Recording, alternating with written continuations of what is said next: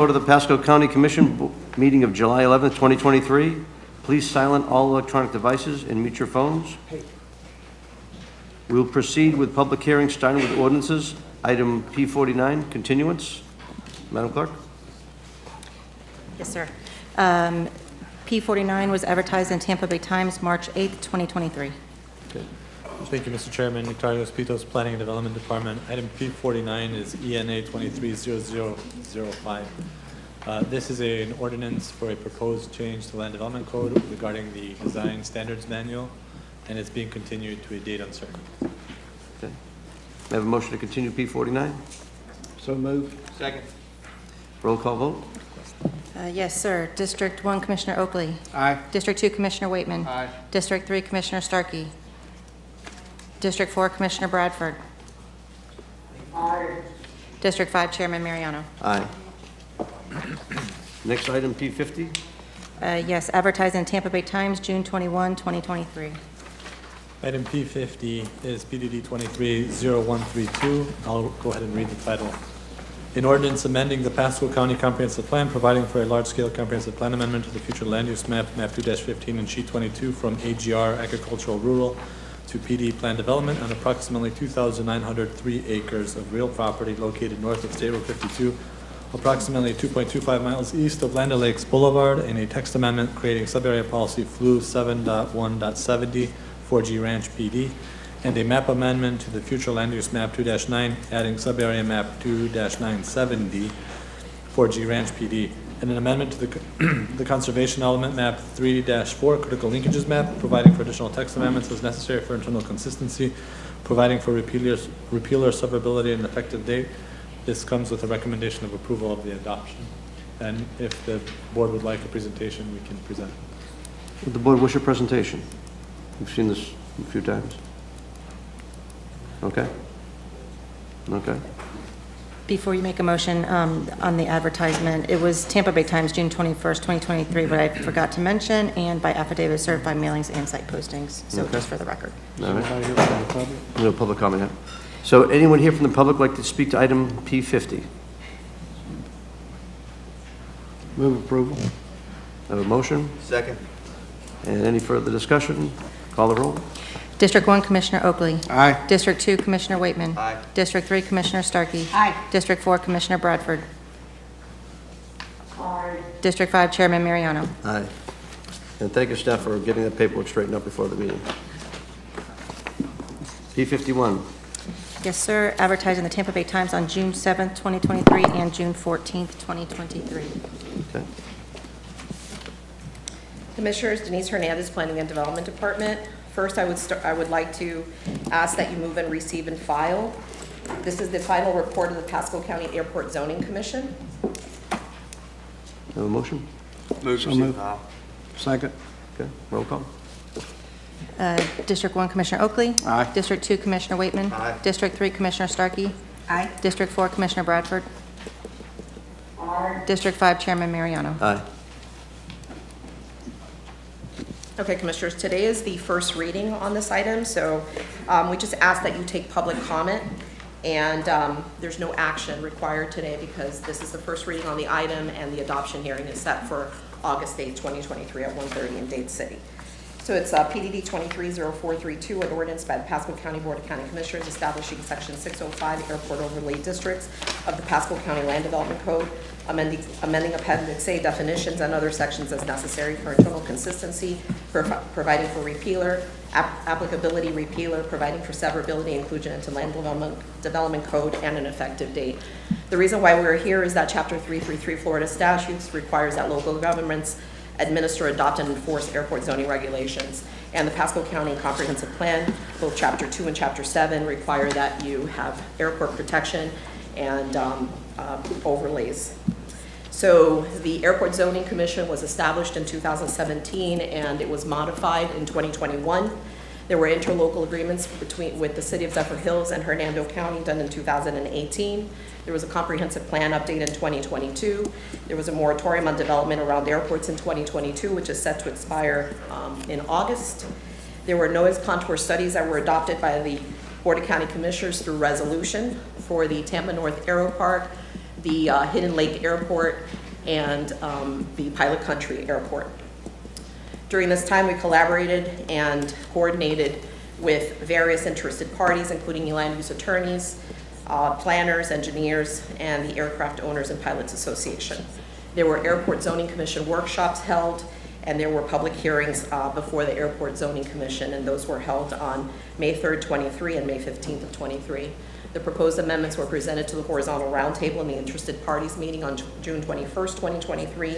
There will be internal trainings on how to deploy this ordinance with the Planning and Development Department and the Building Construction Services. The ordinance will be administered by the Planning and Development Department, and the appeals will be to the Planning Commission. This was presented to the local planning agency on June 20th, 2022, or June 22nd, rather, 2023, and they found it consistent with the comprehensive plan and recommended approval to the Board of County Commissioners. So the Section 605 establishes overlay districts, which include the airport influence area, which goes out 2 miles from the center of the runway. In that area, we're going to be looking at height. It establishes an airport zone, which is half a mile, from the center of the runway. The approach surface floor, which is the area coming into the approach, and that's approximately 5,000 feet for visual runways, which most of these airports are visual runways, and also the runway protection zone. And all these areas will be mapped in GIS Pasco Mapper for all the airports. And this is just to show you the noise contour maps that was adopted by resolution of the board in 2022. So again, we ask that you take public comment. There's no action required. This is the first of 2 public hearings on the item, and the adoption is for August 8th, 2023. Denise, great job on this one, especially to hear the Airport Zoning Commission unanimously approved it. So those are the people who have been in the trenches looking at this for a couple of years now Yes. to get it all done. So great work on that. Any comments from the board? Echo the chairman's report. Thank you. All right. Yes, and I do want to say, I'm sorry because I'm here so I can speak on the microphone. I do want to say a special thank you to Elizabeth Blair, who's been amazing throughout this process. So I'm very grateful to her and for her direction and her help. She's been your proverbial wingman? Yeah, I think I'm her wingman. No, great job. You guys made a great team going through this. Your diligence, performance was excellent. So as a public item, anyone here to speak on P51? Anyone on WebEx? There's no one signed up Okay, for this item. to the board. This would be your, conclude your first hearing, and it'll be back before you on August 8th at 1:30 or sooner. All right. So you may All right, be- thank you, Denise. We'll move it. Item P52. P52 is advertised in the Tampa Bay Times on April 16th, 2023. Item P52 is PRN 23014. I'll go ahead and read the title. It is an ordinance by the Pasco County Board of County Commissioners amending the Pasco County Land Development Code to increase parks and recreation impact fees beyond the phase-in limitations in section 163.318016 Florida statutes, amending section 1302.1 uniform procedures and provisions, section 1302.4 parks and recreation impact fees, appendix A, definitions, and other sections as necessary for internal consistency, providing for applicability, repeal, or severability, inclusion into the Land Development Code, and an effective date. This comes to you with a recommendation of approval as the adoption. Okay, thank you, Terry. Any questions from the board? All right, There is someone signed up on their public comment. okay. No questions? Okay. Let's go to public comment. Okay, Joe Farrell is signed up for this item.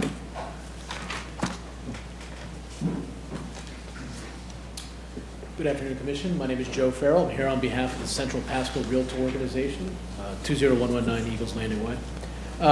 In general, we are supportive of impact fees. We understand that there are needs in our community. The answer to almost all the time is money to those needs. But one thing we would like to see maybe more expressly identified or lined out in this ordinance is in the fee schedule area, that there would be an exemption for affordable housing. The cost of housing is going up. That's not news to anyone. What is unusual is that when interest rates are going up, the prices are either stabilizing, staying the same, or going up too. That's unusual, and we're seeing that throughout Tampa Bay. And that means that there's still going to be an increased need and increased cost for home construction in our region. So we are really looking out for those folks. It's just basically for our workforce and first-time home buyers. It's getting harder and harder, and they're getting pushed out more and more of our community. And having it in that fee schedule and expressly put there would be more obvious to home builders, especially smaller mom and pop home builders that may not understand that and build in multiple jurisdictions. They may not know to go and look and where to look in the code. So having that exemption for them and also having it lined out in the fee schedule will be very helpful. Thank you. Thank you. Anyone else here for public comment for P52? I did get a few emails and did talk with David Longspar, prominent realtor who's on the housing board, and he did express concern about it for the affordable housing aspect. A few years back, when we put the school impact fees in place, we put something in there where there was language, if it was affordable housing, they could go before the school board to ask for the reduction. What is the board sentiment? We're trying to structure something like that. And I'm not even looking for a full exemption, but maybe a partial. Commissioner Waitman. I'm opposed to the exemption until we understand the full impacts of the Live Local Act. I don't think we need to be giving any further exemptions to fees to affordable housing until we know, 12 months from now, what we know the impact. We have 5 in the pipeline, significant amount of units. I think we need to wait. I think we need to wait 12 months to understand the impact of this bill and what it can mean to our tax base before we make any decision on this particular exemption for the others. Okay. And it's something we could always bring back and make that change if we chose to. I'd be willing to have a discussion and review it after we understand 12 months, so maybe next year. All right. You feel we should go forward with it, though, just because the parks? I think we need to move forward as is. I mean, everybody uses our parks. We're so far behind on our parks. Yeah. And whether you live in an affordable housing style or not, you're going to be probably using our parks if you have kids. So I think everybody needs to have some skin in the game. Okay. Commissioner Bradford. I concur with I think everybody in the game. Yeah. Commissioner Oakley. I'd like to move approval. Yeah. Well, Well, we have a motion. I'll second. We have a second discussion. Commissioner Starkey. Yeah, so I too am very in favor of, I am in favor of trying to figure out how to help workforce housing. And I agree that we just don't know what is going to happen here with Live Local yet. But my understanding in talking to staff is that once we really understand what's going on, that we can bring this back and figure out ways that we can help, because I do think we need to. So I'm going to be in support of this today, with the understanding that we're going to relook at it when we understand a little more about Live Local. Yeah. And it's I think that's good. I think it's a noble approach. I think it's the right approach. So we have a motion and a second. Call the roll. Yes, sir. District 1, Commissioner Oakley. Aye. District 2, Commissioner Waitman. Aye. District 3, Commissioner Starkey. Aye. District 4, Commissioner Bradford. Aye. District 5, Chairman Mariano. Aye. Motion passes 5-0.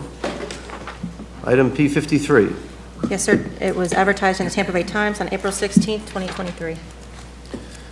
Item P53 is PRN 230155.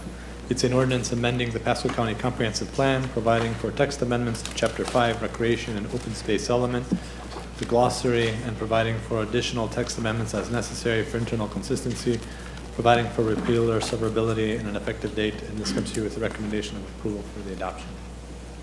Okay. Any questions for staff? Okay, we'll go to public comment. Anyone here for item P53? There's no one signed up or on WebEx. Move approval. Have a motion? Do I have a second? Second. Call the roll, please. District 1, Commissioner Oakley. Aye. District 2, Commissioner Waitman. Aye. District 3, Commissioner Starkey. Aye. District 4, Commissioner Bradford. Aye. District 5, Chairman Mariano. Aye. Item P54. Are you going to move P54? That's Oh, I'm going to move 54, yes. We're going to move P54 to the end of the meeting, right before we're hearing the The MPD request? the MP reject request of P68. So let's go to P63. P63. We're jumping from 54 to 60. We're gonna- yeah, That we're would gonna be, skip- we're that gonna would be get the a couple of TEFRA changes. hearing. You're skipping a lot there. Okay, so P63 was advertised in the Tampa Bay Times on June 14th, 2023. P what? 63. Jump to him. We're going to just make a couple of changes. Jump to 63. Now? Yes. Hello, the item you have before you here is Gulfside Healthcare's application for a TEFRA loan. TEFRA loan is a conduit loan, which means the money is not being borrowed from the county, it's simply flowing through the county.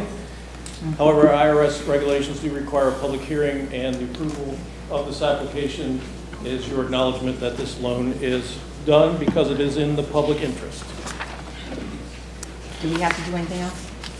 But just, if I can, oh, nothing here. And so Gulfside is seeking to borrow $12 million for the construction of the Gulfside Center for Hospice Care, which is located on Deer Park Drive in Newport Richey.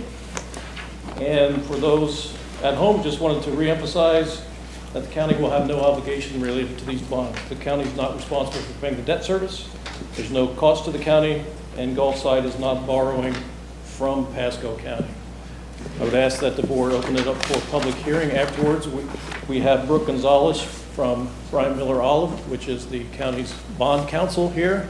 Linda Ward, CEO of Gulfside Healthcare, is here, and of course, Mr. Steinsnyder's been deeply involved in this deal, and we are here to answer any questions after the public hearing if you have any. Okay. Any questions? All right. Pass through. There was no one signed No one up? signed up? No one signed up? Anyone here to speak to item P63? Move to approve? Anyone on WebEx? Second. I have a motion and a second. Roll call vote? District 1, Commissioner Oakley. Aye. District 2, Commissioner Waitman. Aye. District 3, Commissioner Starkey. Aye. District 4, Chairman, Commissioner Bradford. Aye. District 5, Chairman Mariano. Aye. Thank you. Motion passes. Congratulations. Thanks for the great work you do, Linda. And we'll do item P66, Denise? No, we're going to do P55. P55, okay.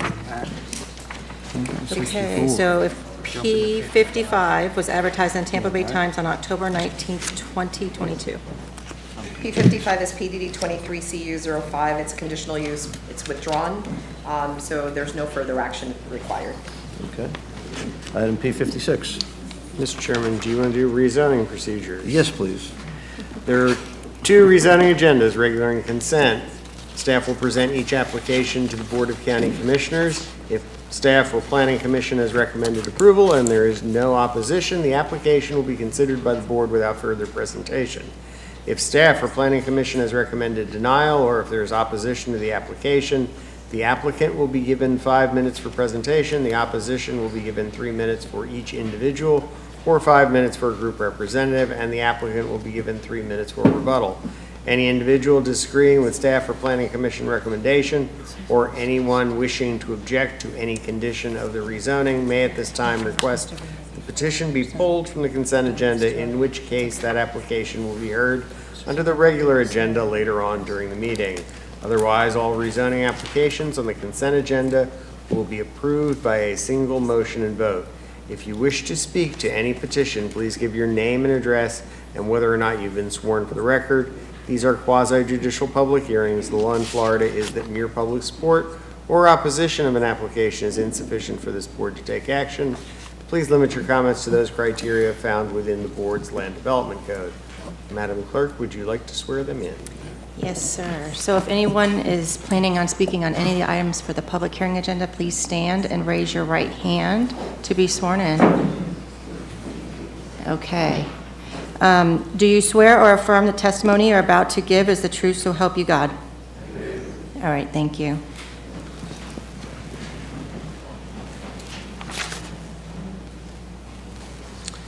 Now we've got item P56. Where are we? 56?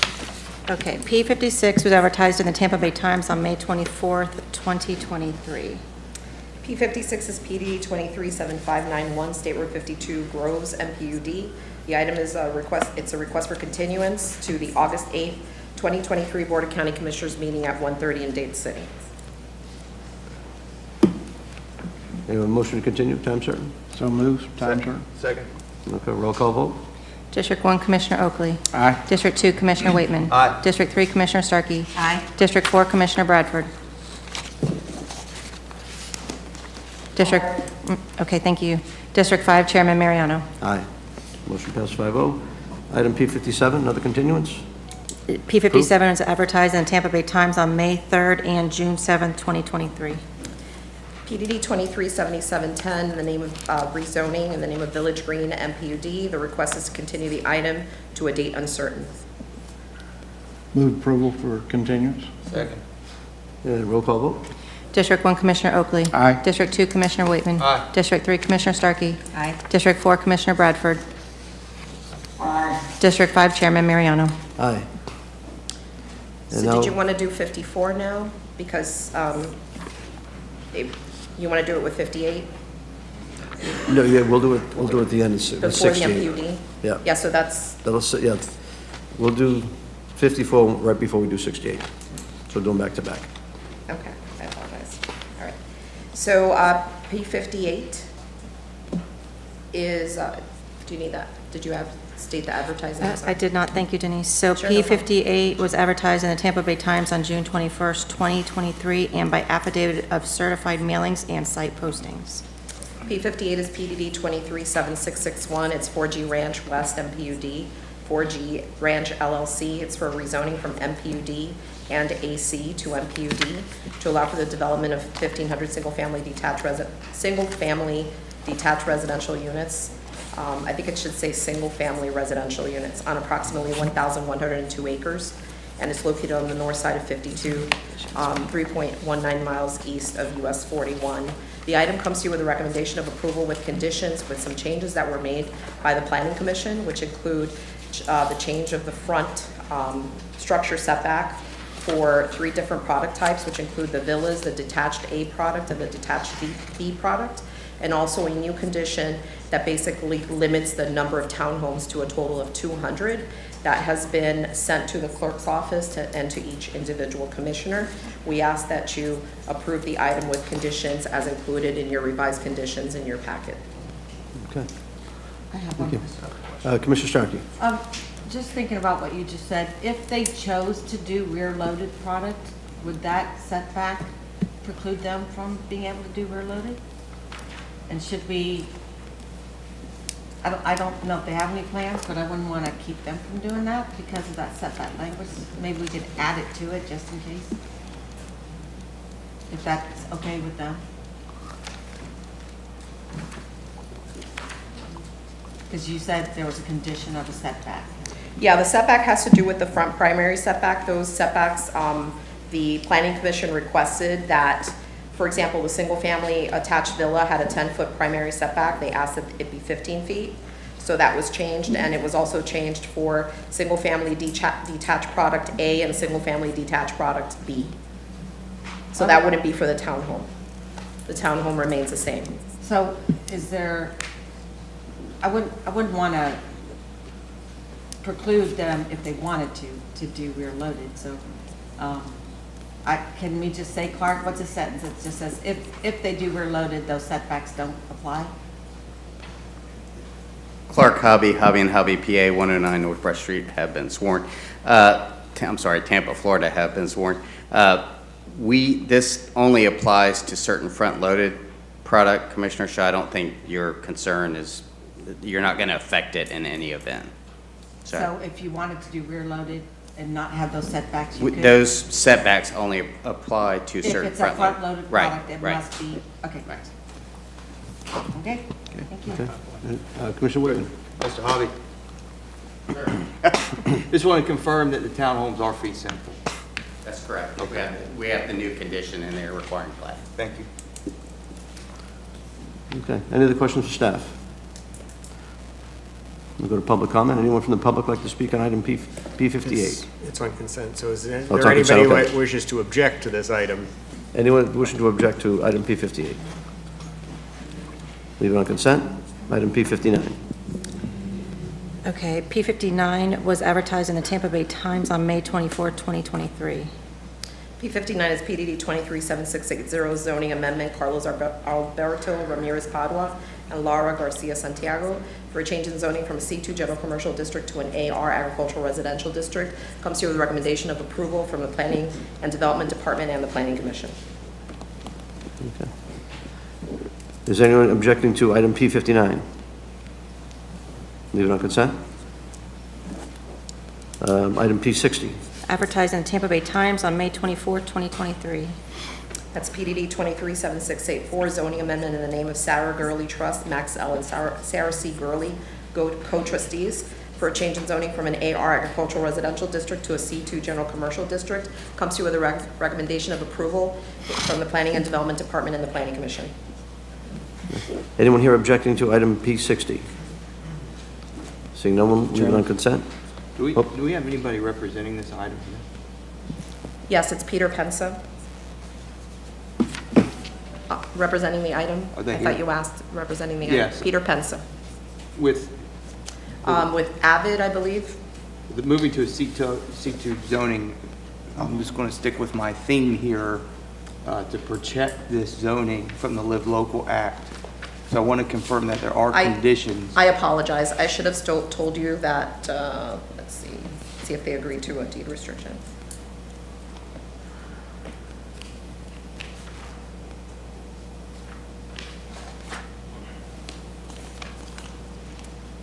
I don't see that they agreed to a deed restriction, but I do want to say that I'm fairly sure that this one has already submitted a pre-application meeting for a commercial development there. With there not being a confirmed deed restriction, I move to continue this item until we can confirm.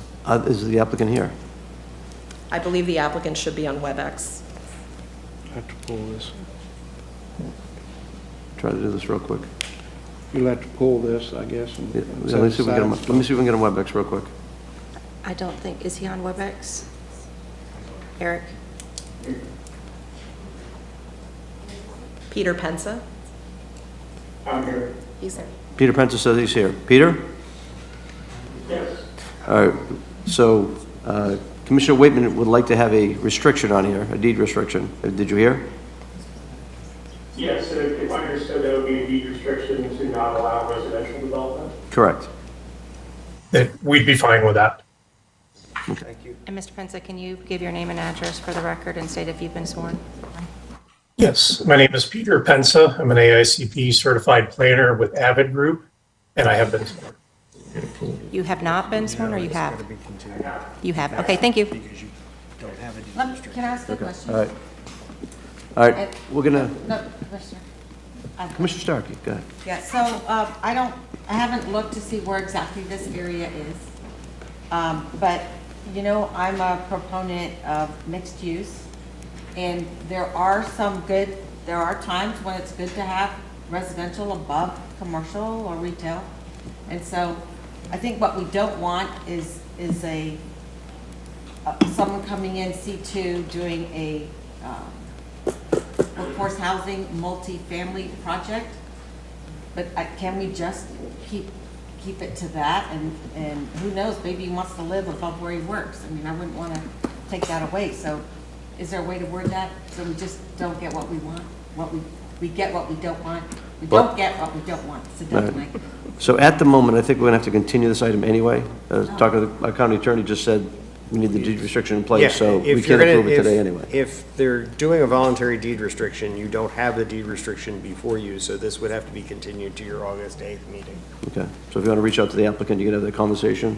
We'll go for that motion to go forward. So we're going to pull item P60, and we'll continue it to, Well, why don't you just pull just pull it? pull 60 for right now and continue with your consent agenda, since Okay. that's... All right. Item P61. P61 was advertised in the Tampa Bay Times on May 24, 2023. PDD 237693, Clyde A. Bastone, Buckman Highway, for a change in zoning from AR Agricultural Residential District to a C2 General Commercial District. This does have a voluntarily agreed upon deed restriction, that it will be used for C2 employment generating uses. Okay. Anyone here to object to item P61? Seeing no one, leave it on consent. Item P62. P62 is advertised in Tampa Bay Times on May 24, 2023. That's PDD 237714, in the name of Jeffrey S. and Lydia Curtis, for a change in zoning from an AR agricultural residential district to an R1MH, single-family mobile home district. Comes here with recommendation of approval from the Planning and Development Department and the Planning Commission. Okay. Is there anyone in opposition to P62? We'll leave it on consent. Can I have a motion to approve the consent agenda? So moved. Does that include the revisions on P62? No, we're going to pull that out. Okay. All in favor, say aye. Oh, no, Aye. roll call vote, sorry. Roll call. All right, District 1, Commissioner Oakley. Aye. District 2, Commissioner Waitman. Aye. District 3, Commissioner Starkey. Aye. District 4, Commissioner Bradford. District 5, Chairman Mariano. Aye. So we're going to go back to item P60 now. From over the phone, the applicants agreed to put that deed restriction in, but we need to continue it. I'm comfortable continuing it to the next meeting, whether it be in Dade City or not. If the board's okay with that, Joe? The next meeting is Dade City. The next Dade City, meeting anyway? is Okay. Dade City, yeah. Yeah. Okay, so I'll we- abstain. I'll So, make the motion. Second. okay, and is that okay with the applicant to continue it? Yes, that would be fine. What is the new date? August 8th, 2023, 1:30, Dade City. August 8th, 2023. We thank you very much for your cooperation. Roll call vote? Okay, District 1, Commissioner Oakley. Aye. District 2, Commissioner Waitman. Aye. District 3, Commissioner Starkey. Aye. District 4, Commissioner Bradford. District 5, Chairman Mariano. Aye. Can we that move took to care of 56? 58. Did we do 50? I thought we did 58. 58 was for the consent, so did that. 58's good. Okay. So that motion included the changes. Okay. Yeah. Okay. All right, so I wanted to pull up just we have no one for public comment on it, but P66, Denise, We need the advertised notice. advertise? P66 was advertised, Tampa Bay Times, May 24, 2023. P66 is PDD 237706, the name of Pittman Andrew V. Heritage, TR Pittman Massey Happy Hill, for a change in zoning from an AR agricultural residential district and C2 general commercial district to a C2 general commercial district. This does come with a voluntarily agreed upon deed restriction, and this comes to you with a recommendation of approval from the Planning and Development Department and the Planning Commission. Okay. Any comments for staff? Well, I guess I'm gonna, during commissioner items, I'm gonna talk about this just to make sure. So you're familiar with Hyde Park in downtown Tampa, where there's shops and restaurants and residents. And I don't want us to have such a broad brush that we don't allow that kind of opportunity here. So, but I will approve this, but we need to have a discussion and maybe a lawyer speak on how we can keep live local stuff out, but not preclude live works and things like that. So. Okay. Commissioner Waitman? She said leadership, I was just confirming, I confirmed with the hobby about the live local piece, so, thank you. Okay. Anyone here from the public would like to address item P66? Anyone on WebEx? No, sir. Okay, it's to the board. Move through. Second. And roll call vote? District 1, Commissioner Oakley. Aye. District 2, Commissioner Waitman. Aye. District 3, Commissioner Starkey. Aye. District 4, Chairman, sorry, Commissioner Bradford. I know, I'm sorry. All right, District 5, Chairman Mariano. Aye. Motion passes 5-0. All right, item P64. Advertised in the Tampa Bay Times on July 2nd, 2023, and by affidavit of certified mailings and site postings.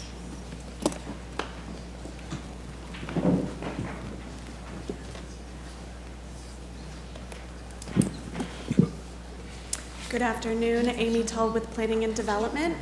Item P64 is CPA 2209 in the name of Greenfield Del Webb River Reserve PD. The subject property is located in the South Market area and urban service area. A little history for the background of this. So the proposed amendment is an amendment to PD in the name of Greenfield Del Webb River Reserve. The existing future land use does have a sub-area policy already associated to it in the name of Belle Fruit Zenada. So in 2010, May 25th, 2010, the board actually approved that change to allow for the levels of density and intensity shown up on the screen, as well as defined in your agenda packet, being 1,316 dwelling units of residential, 144,000 square feet of office, and an industrial component to it that includes a 616,200 square foot business park and 103,265 square feet retail. So again, this was approved in 2010 and currently in place. In November 12, 2014, the Board of County Commissioners also approved a rezoning petition from AC Agricultural District to MPUD Master Plan Unit Development. In that master plan unit development, the following densities and intensities were defined. Single-family detached attached being 712 dwelling units, multiple family apartments and condos being 604 dwelling units, again 144,000 square feet of office, 548,000 square foot of a light industrial business park, and 171,454 square feet of a mixed-use area being retail, office, and public services. And lastly, there is an existing mixed-use trip reduction method plan or measure plan that was approved in 2015 and currently in place. This is the visual that accompanies that. And so the applicant has actually come in. This is, I don't want to say a companion, but almost like a phase 2. You already heard Greenfields Industrial Park, which is located on the west side of Suncoast Parkway. That was approved for approximately 300 acres of light industrial. So the Greenfield Del Webb, which is located on the east side of Suncoast Parkway, is owned by the same property owner, and their proposal is set forth on your screen, as you can see. The reason why I'm saying this, I wanted to make note, is there is a reduction or proposed reduction in industrial or employment generating uses by the applicant. However, because the property owner was agreeable to amend the future land use on the west side of Suncoast Parkway to an industrial site, which was approximately 300 acres, there was a net gain of over 8 million square feet of industrial that was already previously approved approximately a month or so ago. So now we're coming forth with the component on the east side of Suncoast. So what you see here is a proposal reducing the already existing entitlements or residential units from 1,316 dwelling units to 1,205 dwelling units. The office is being reduced from 144,000 square feet to 21,600 square feet. The industrial is being compacted with the business park being removed and just strictly industrial uses is being quote unquote increased, I guess you'd say, to 160,000 square feet. And then the commercial retail component or the retail component is being converted to allow for commercial uses as well. And that is being reduced to 32,000 square feet. So with that being said, the applicant is proposing a comprehensive plan amendment. This is going to be a large-scale amendment. The hearing before you is the transmittal hearing to send it to the state for review. The proposed future land use change is IL. Existing future land use is IL, light industrial, office, residential, or Res 12 being a residential 12 dwelling units per gross acre, Res 3 being residential 3 dwelling units per gross acre, and existing conservation lands. The proposed change is to PD to compact that all under one future land use classification, as well as conservation lands to retain the component or the conservation lands located above the critical linkage. The applicant's proposal is to allow for a mixed-use development of 1,205 residential dwelling units, 12,600 square feet office, 100,060 square feet of industrial, and 32,000 square feet of commercial retail. The subject site's located on the west and east side of Shady Hills Road, approximately 1.15 miles north of State Road 52. And again, there is already a sub-area policy in place in the name of sub-area policy FLU 7.1.10. It was previously or currently in the name of Belfruit Zenata. The applicant is proposing to rename that to the Greenfield Del Webb. There is also an accompanying MPD rezoning that will be heard in the near future. So here's your site location. As you can see where the subject site is located, Shady Hills does bisect the proposed amendment, and it's located on the east side of Suncoast Parkway. Your current future land use, as previously stated, you have residential on the east side of Shady Hills, with your employment generating being light industry and office on the west side of Shady Hills. The applicant's proposed amendment to PD FLU and CON, as you can see, the conservation lands are being retained. And here's a conceptual plan that we have identifying where the proposed areas are being located. On the left side of the screen, the purple to the top is going to be your light industry. The pink is going to be your mixed use, and to the south is going to be your multifamily. There is also on the right side of the screen a proposed Mutram plan that they are still going to align with in this project. They're going to what? The Mutram mixed-use trip reduction measure, so they are still keeping that component on the right side in the pink area. And so the proposed amendment's consistent with the following comprehensive plan policies. And with that, we recommend you authorize transmittal of the proposed comprehensive plan amendment to the Department of Economic Opportunity and other reviewing agencies. And I'd be happy to answer any questions you have. Amy, I have a question. I was working with the applicant, and we had put some language together. Correct. Not worried about the Del Webb project coming in. There's not many trips to be added. Picking up 300 acres of industrial was known this was coming afterward. But we did talk about the roadway of Shady Hills Road not having a trail running all the way down.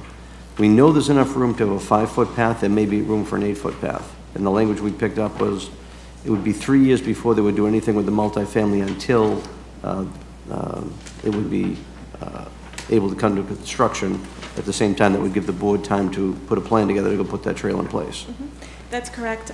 We are well aware of that condition. It has been received and approved. So I can let the applicant speak a little bit more to that, but that will be set forth in the MPD conditions of approval. I believe that's coming to you within the next month. Okay. The applicant. Any questions for staff? Mr. Waitman. Mr. Waitman, go ahead. Well, continue my broken record here. There, I guess Ms. White does. My conditions on the remaining commercial pieces, those solidified. Barbara Wilhite, 6327 Grand Boulevard. For the applicant, I have been sworn. Yes, Mr. Goldstein very carefully reviews all of our conditions, and they're consistent with all of your policies, up to date, including that one. Thank you. Mr. Stark. Well, following along that, I don't want to try and figure out how you do this legally, and Clark said he's going to send me some language on how to preserve what I'm talking about. What you're talking about preserving is already preserved, because They can do commercial, they can do residential above their commercial? so now you're in an MPUD, but in what you just brought up, the C2, the deed restriction says they're limited to C2 uses. Vertical Mixed use. mixed use is a conditional use under C2. So that, your previous issue is consistent. I'm assuming that, given David's review of these conditions, your conditions in this MPUD would allow for the same thing. It's my understanding, but I will double check because the MPUD is not before you today. So I will make sure that the language is clear. Okay, sorry, I always get those mixed up. We love all direction. It's actually why sometimes it's good to do the transmittal hearing on a big project like this, but without the MPUD. So we will double check it. All right, and I want to talk about trails. I did meet with the applicant and talk about actually the large trail that we contemplate coming down the edge of the wildlife corridor. And one day, we're going to give you the presentation from Bentonville, I promise. But in looking at this and talking with the applicant and talking with Keith and looking at the big picture, we think that trail is going to come down the other side of the corridor, of the wildlife corridor, not the west side, but the east side. So I'm okay. I think you guys are preserving 100 foot of the, what do you have? Yeah, 100 feet of uplands outside of the wetlands, and the total is about 145 acres that's being put in a conservation easement of my client's property. Yeah, and so we don't talk about lot size here? Or is that the next? No, we don't talk about lot size here. That would be in your MPUD. All right, we'll talk. Okay. Any other questions? Do you want to carry on, do your presentation? Okay, all right. So this is a comparison of the existing approved entitlements and the proposed, and I think Amy went through those very well with you, so I won't belabor those points. This is just a preview to the MPUD plan. Again, you can see the large ecological corridor area, 145.9 acre commitment of our property owner, who will speak here, by the way. A very long family's owned this property for a long time, and this is one of their legacy projects. So we're happy and proud to have Del Webb as a part of our project. They're award-winning senior communities, and this is their illustrated plan along with photos from their homes in Bexley. This is one of their amenities. Just off the charts beautiful. It is beautiful. $13 million investment, maybe 15, a very large investment in the amenities of these projects.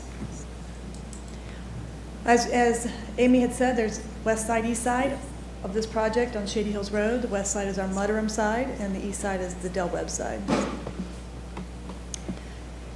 As Commissioner Starkey had just mentioned, this is a piece of your Starkey, I don't know where that name came from, to Crossbar Ecological Corridor, and we're a piece of that. We're 145.9 acre piece of that conservation effort that started long ago when I was here at the county.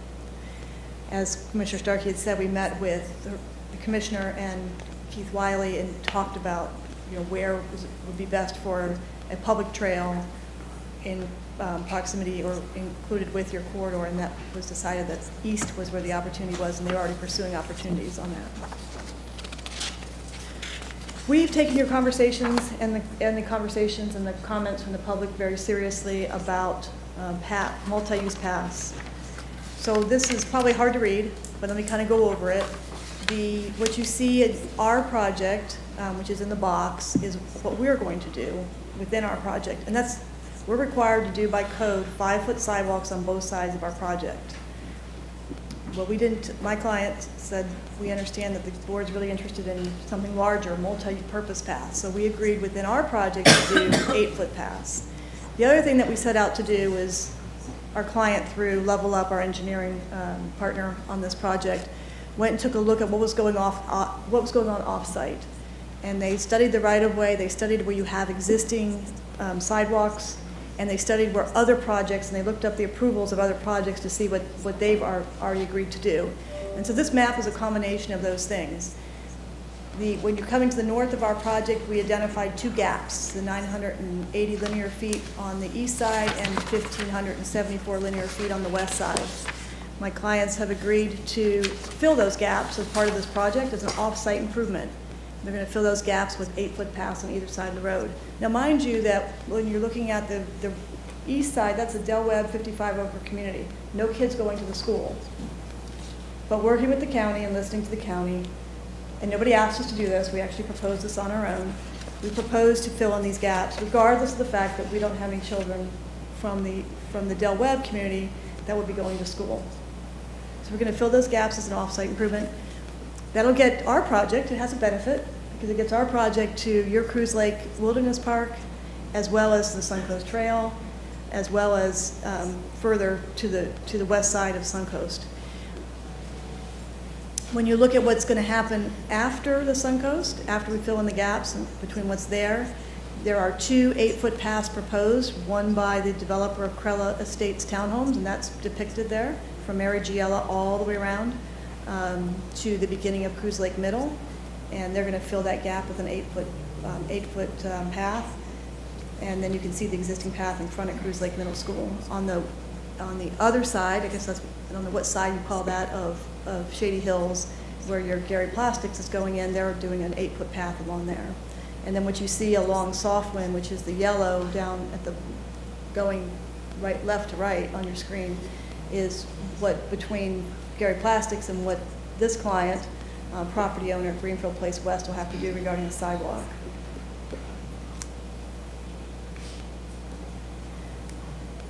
We have reduced, by this project that we're bringing forward, we've reduced the trip generation for your future land use amendment, which is what's before you today, by 64%. We've reduced our MPV traffic generation by 608 to 608, a 74% reduction. Our student generation, this project, we've reduced by 66%. If you take our residential before, what's approved today, and what we're requesting, it's a reduction of 8.4% for this project. Most interesting is when you take this property owner's full commitment to you, which is modifying the land use and the zoning on their 300 acres west of the Suncoast Parkway, with this project, and how many residential units are coming off your books, which is about 1,000, this is a reduction of 45% in trip generation for this area. I'm proud of this. This is by working together that we're achieving a very good plan between the industrial on the west side and a location where it will happen and it will be successful, and then really making this project the right project for this side of the Suncoast Parkway. As the commissioner alluded, we do understand, as we understand our portion and what's happening in our area regarding the lack of paths and the gaps, we do recognize what's occurring north of Mary Giella, no, it's Cruise Lake, excuse me, north of Cruise Lake. I guess let me put my pass back on here so I can go backwards for a second here. So as you can see there, Cruise Lake Middle School, there is a sidewalk existing where you see the blue line there. This is the very north left-hand side of this graphic. The sidewalk stops. So the concern that's been raised by your chairman, as well as the residents, is, well, there's nothing to the north. And I know that the county has a CIP project to extend either a sidewalk or a path from Cruise Lake up to Bosley and to also signalize that. But I think that what the county needs to look at as well is getting that path all the way up to County Line Road North. Not something that our project can do. The gaps that we're filling in there likely exceed our mobility fee credits. So it'll be out of pocket in addition to the mobility fees paid for this project, which are about $3 million, by the way. But in working with the county and looking at a condition, and it's a condition that'll come forward, you'll see it in the MPUD, but the thought is to slow down the west side of our project where we'll have multifamily apartments. By the way, we're already approved for 604 multifamily apartments, and we're cutting those in about half with this approval. But to slow down any of the multifamily apartments and to wait for the county to, by 3 years, to wait for the county to catch up and get a path in that goes from Cruise Lake north. As the commissioner said, the staff has looked at, there's enough room for probably 5 feet, but ultimately I think you all would be looking for 8 feet. So that's something that we'll bring forward in an MPUD condition that we've already proffered and staff's already reviewed and the county attorney's office already reviewed. And that is my presentation. I do have the property owner who would like to say a couple words to you, if that's okay. Absolutely.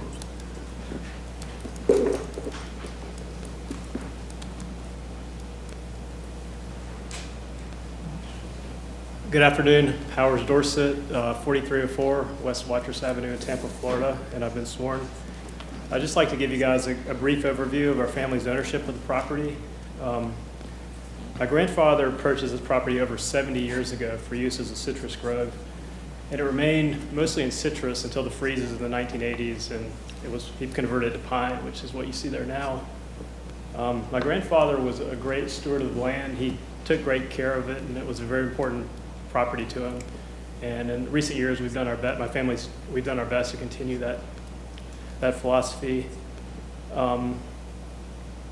When Pulte approached us a couple of years ago about Del Webb, as we began to research it, the Del Webb project just really stood out to us. We thought it was a great project and something that my grandfather would be proud of. And we're excited about it, and then also bringing the industrial to the west. We've also got 300 acres of industrial, and part of that's in the PEDC Ready Site program too. So anyway, thank you guys for your help, and thank you. Powers, thank you. Thank you. Our team's available if you have any questions. Okay. And Barbara, you'll have the MPUD conditions we talked about to wait 3 years before the other residential comes in? The multifamily, yes. Before the trail gets done? Yes. Okay.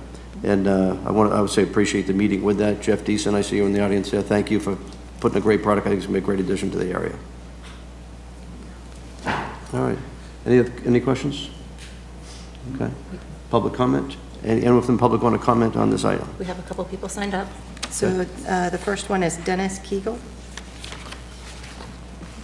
Mr. Kegel, when you come to the mic, if you can give your name and address for the record. Dennis Kegel, 18205 Bosley Drive. Thank you. So You've been sworn? Yes, sir. Yes, sir. Thank you. So I've seen that since the last time that we made comment, some of the concerns have been addressed, and we're happy. We're grateful that they're talking about putting in a trail. But as we know, Shady Hills Road is a very old road. It was never intended for the traffic that it has now, more or less the traffic that we still have coming in with all these other subdivisions. We're not just looking at this subdivision, we're looking at the other subdivisions that are around in the area. We got 4 schools on a 2-lane road. For 2-mile radius, the kids have no buses. They have to either be driven in or they have to walk. There's not one crosswalk for any child or any lighting on that road. So it's not just the trail or the sidewalk that we're looking for. We're looking for a little bit better road and some access for the children to be able to cross safely. And then the second concern is, I don't know if any of y'all have been out to Cruz Lake lately, but it's not a lake anymore. It's a mud puddle. That's a major area, especially for the river in Newport Ridgey. That's the head of it. We're running out of water, so we want to know where all this water is going to come from for all these more residents and for their yards, because we know when put properties in like this, they all take a lot of water to keep their grass green. So we're grateful that they're lowering the amount, but we just have concerns with the road getting widened, some crosswalks, and also where the water is going to come from. Thank you. Thank you. Okay, and then the next one is Jen Kurovac.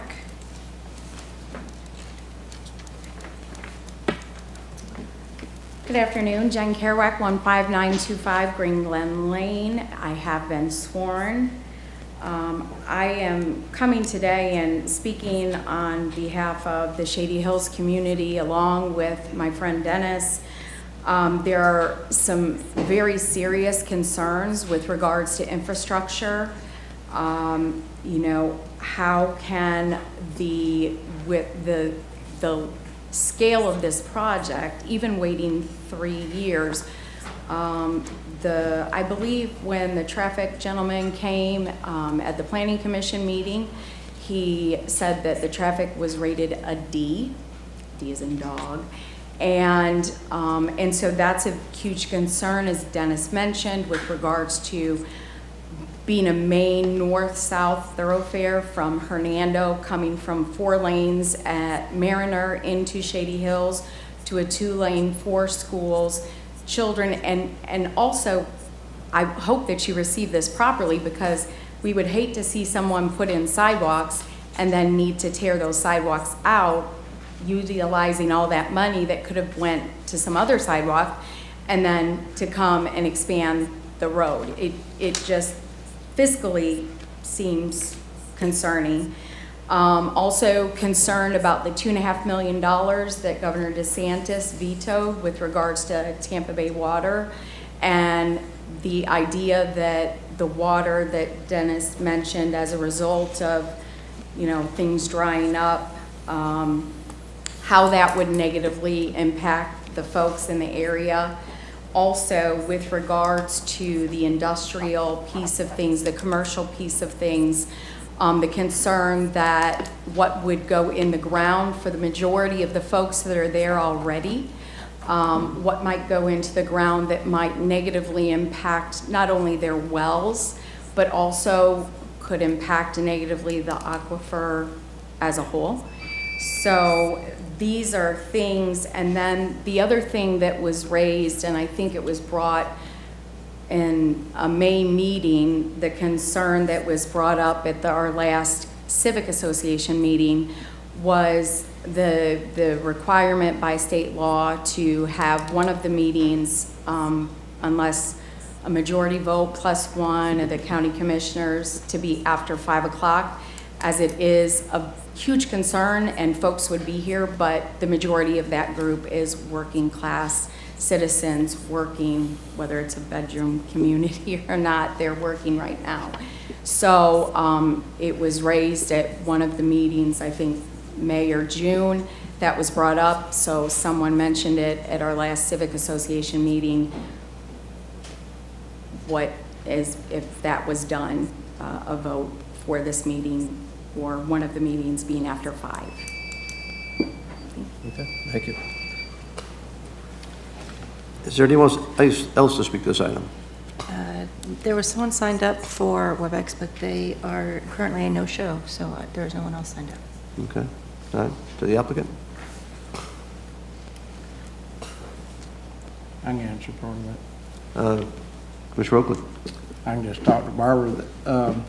The fact about the water, this is a central system coming from Tampa Bay Water, I'm sure, to Pasco County. That's The water correct. for all the housing. That's correct. So you're not drawing from the aquifer or anything in this area or doing any additional pumping. And we've prepared, I'm the chairman of Tampa Bay Water at this time, and we're prepared to provide water to Pasco County citizens way into the future without any issue. And I'll just address Cruise Lake a little bit as well. That water level is known to go up and down different times. Right. There's one time we had it as a top priority to the state legislature to get that funded so we could put money into it. And while we were going up there, we're showing it was dry. And it turned out over that year's time, it actually filled back up again. Right. So we're going up there saying our lake is dry, we need water, and it's actually Yeah. full, and we had to pull it back off the list and move forward. So it does fluctuate, but yeah, Tampa Bay Water will be supplying the water. Right. Go ahead, Bob. Okay. So I think we've kind of broached a lot of these subjects that were covered. I do have Steve Henry, if you want to talk traffic. I mean, this is a 64% reduction in traffic from what we're presenting to you today, which is already approved. So it's at the pleasure of the board. I know you have a long day. Steve can talk to you traffic if you'd like. If not, we're available for questions. All right. Let me ask one question. They did mention, one of the emphasis I have is to make sure that the kids all the way from this Del Webb property all the way to County Line Road actually have a way to travel on the sidewalk. There's right of way between 5 and 8 feet. I want to make it a top priority of the board to do this, because if it's not going to be done, I don't want to approve the whole thing. I mean, Del Webb, I don't think is a factor whatsoever, but the Dorset family has held it for 70 years. They've committed to all sorts of industrial. It's going to create all sorts of jobs, which is what we want in this county. And I don't want to take back from them to do their next part of it, which they're even saying, as far as multifamily, they're leaning to go the townhomes as well, as opposed to just apartments, which I'm excited about. So I don't want to hurt what they're trying to do. At the same time, I want the board to know we need to get that done. One of the things mentioned is these kids traveling up for 2 miles or so. In your property going up where the trail is going to be, will there be a lighting system for sidewalks going up and along the road? I'm pretty sure I got to look at my mapper, or somebody can bring up Pasco mapper, but I'm pretty sure there's a light there that everybody uses to access those schools. I mean, like a lighting system along the roadway. Streetlights. Streetlights. Streetlights?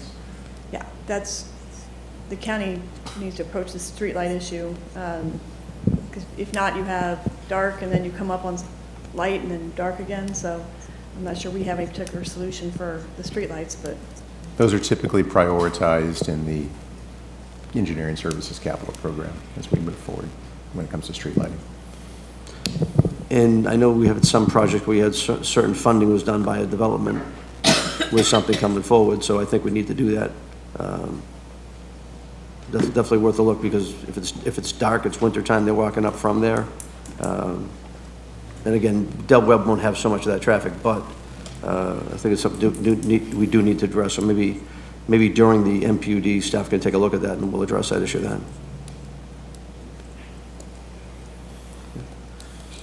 All right. Any other questions for staff? Okay. Or the applicant? And public comment is closed. To the board. Move approval. Second. Roll call vote. District 1, Commissioner Oakley. Aye. District 2, Commissioner Waitman. Aye. District 3, Commissioner Starkey. Aye. District 4, Commissioner Bradford. District 5, Chairman Mariano. Aye. Okay, so we're going to go to P65, and then after that, we're going to do R48. R48 after 65. Okay. So P65 was advertised in Tampa Bay Times on May 24, 2023. Good afternoon, Tammy Snyder, Planning and Development. Today we have the Seven Oaks MPD, PDD 237487. Proposed is a zoning amendment from an MPD to an MPUD to reconfigure parcel S12 into parcels S12A and S12B to reflect the current ownership and to add additional office uses to the existing office building on the proposed parcel S12B per a mediated settlement. The site is located on the north side of SR 56, west of Bruce B. Downs, south and east of SR 54, and east and west of I-75. Just a real quick brief history. In 2018, the applicant presented a similar proposal, except that they were requesting all office uses. And the board denied that request, stating reasons as outlined in your agenda memo. This request now comes as a result of a mediated settlement agreement. There's the location map, site location. As you can see, the surrounding area is mostly MPUDs in that part of the county. And here's the master plan, which depicts the inside. The inside is depicting the split of parcel S12. And with that, the PDD recommends approval with conditions.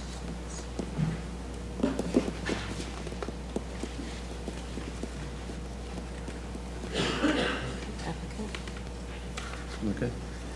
Any questions for staff? Chairman, I have some ex parte communications to submit Okay. on this item. Okay. Yes, there were a number of ex parte communications. They've already been sent to the clerk's office. Okay. All right. And no questions? So the applicant. Barbara Wilhite, 6327 Grand Boulevard, for the applicant. There's been communications today about some ideas of maybe a resolution of some of these issues. So I would normally stand here for 10 minutes and give you a presentation. I think in the interest of time, if you'd want to hear public comment, staff has given you the overall presentation, their staff report of what's before you. I'm happy to do anything, it's your pleasure. But if you want to hear from any of the residents that want to comment, and then I can react to those comments and we can see if we can maybe bring this to closure. Is that acceptable? Let me just ask a question, because all these people that are here for public comment, we've got a lot of emails on it. From what you've heard, do you want to talk about that a little bit? Sure. What I've heard is that they're interested in whether we would support asking for PO1 uses. Right now, the way it's brought forward to you, on our 1.2 acre parcel, we have the existing building, 3,600 and change square foot building that Crown Community Development occupies. And then there's the vacant property. And what's brought forward to you under the settlement is that the vacant property will remain with the permitted uses today, which the county has determined has a whole list of recreation uses, and that the building will be limited to certain professional office uses.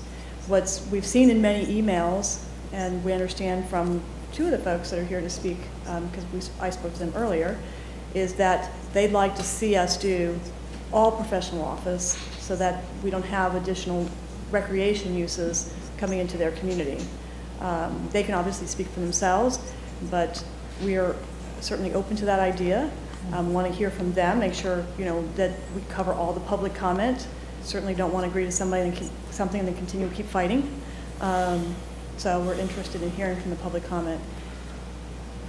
And you're comfortable if we did get to the matter, we heard had some public input to actually continue this for 30 days and bring it back then?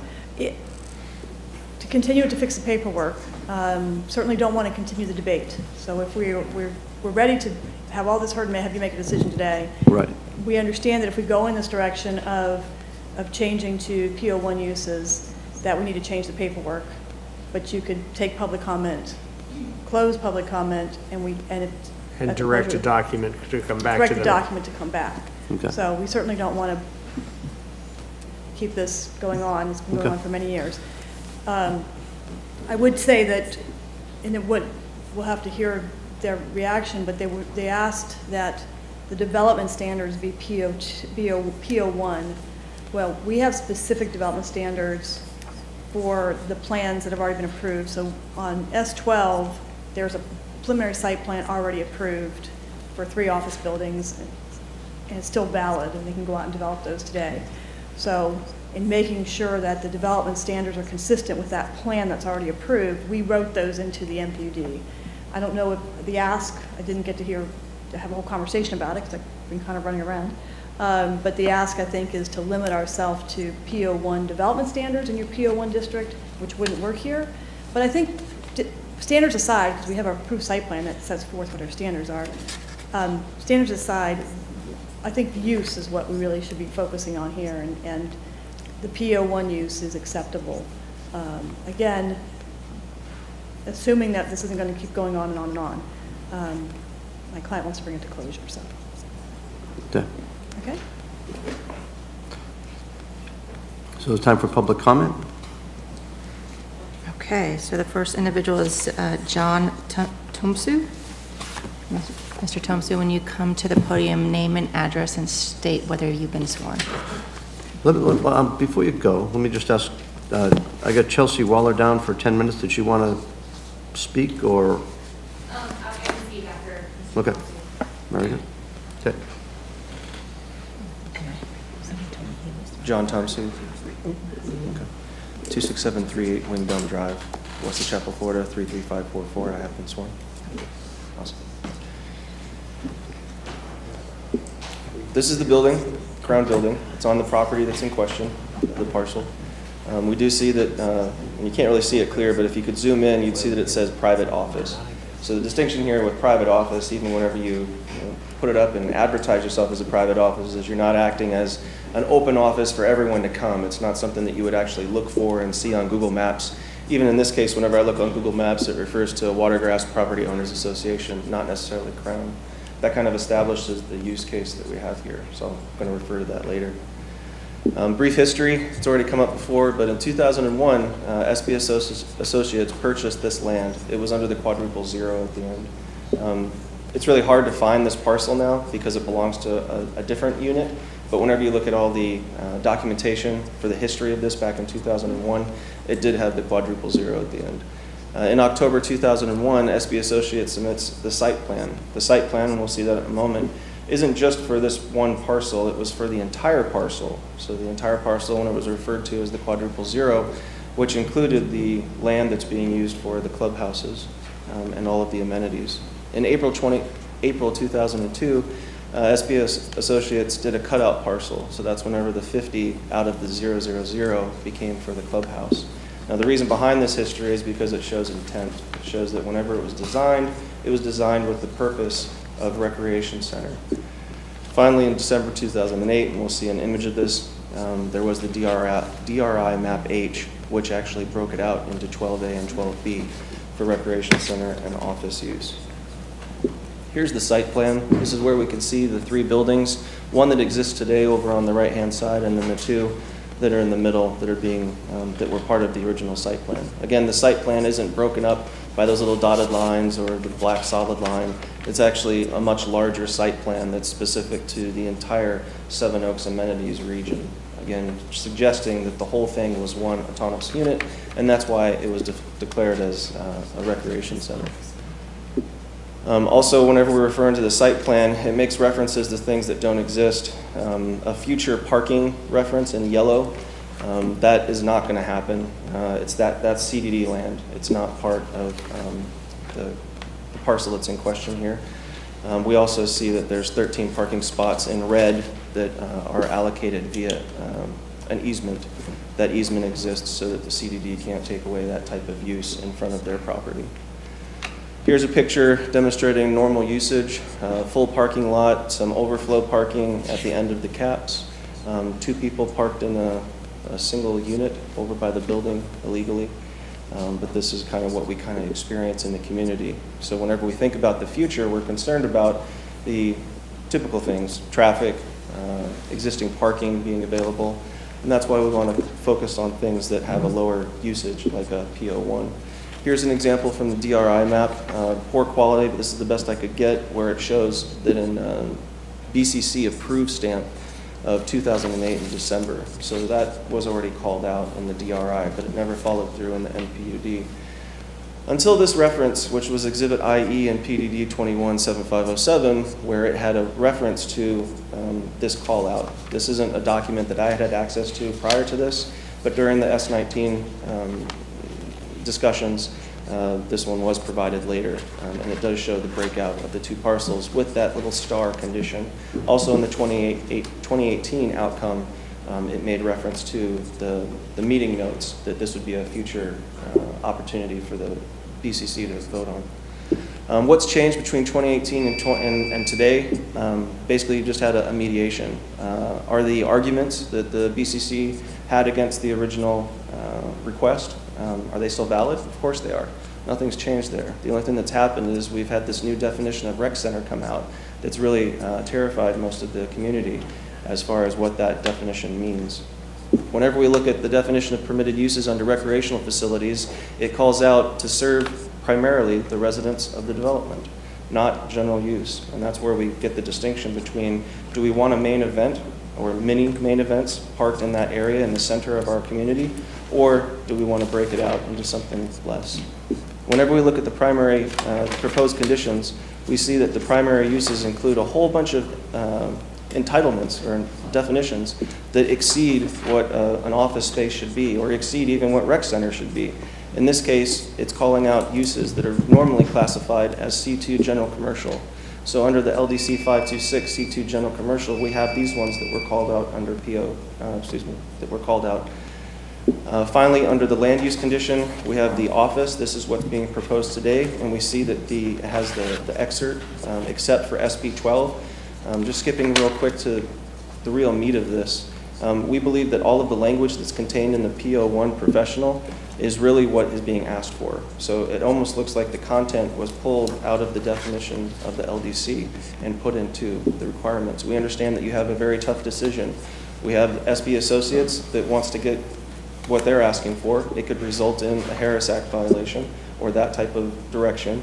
And then we also have Seven Oaks that, we'll have community members that come against the county and say, hey, we've got LDC and FLU reasons why this should not go forward. We understand the decision that's before you, but we also think it's a great opportunity. And that opportunity would be to reuse Section E office and make a slight modification to propose PO1 office use. Now, I know that the type of use is the big concern here, but also the dimensions and the usage of the property going down to a PO1 limits you to a footprint size of 35%. We do believe that that's in agreement with how the property has been used today and why it would be the most advantageous for both the seller or the applicant and the community as a whole. Thank you very much for your time. Appreciate it. Thank you. Okay. So, sorry. And Chelsea? Yeah, Chelsea Waller. Good afternoon, Chelsea Waller-Dother with Waller Law, 38038 Meridian Avenue, Dade City, Florida, 33525. I have been sworn. I represent the Seven Oaks CDD. It has been in discussion this morning about a possible resolution of making the entire parcel office use PO1. I'm in a predicament here because without my clients having a special meeting, I don't have a client to agree or disagree with anything that's been discussed as a possible resolution. I think it would be beneficial if we did continue this to the next meeting so that I would be able to have that special meeting and get approval from my clients to do so. Also, it would be beneficial to get some clarification on the dimensions and potential site plan. Okay, thank you. Thank you. Is there anyone else to speak to this item? There, Shiraz Irani should be on WebEx, I believe. Mr. Irani, are you there?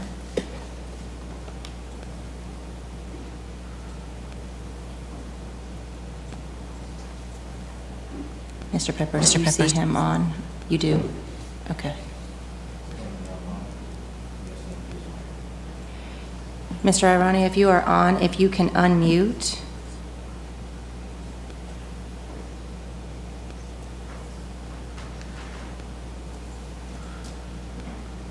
While we try to that, who's the next? That is all who we have signed up. Okay. All right. In light of that, Barbara, come on up.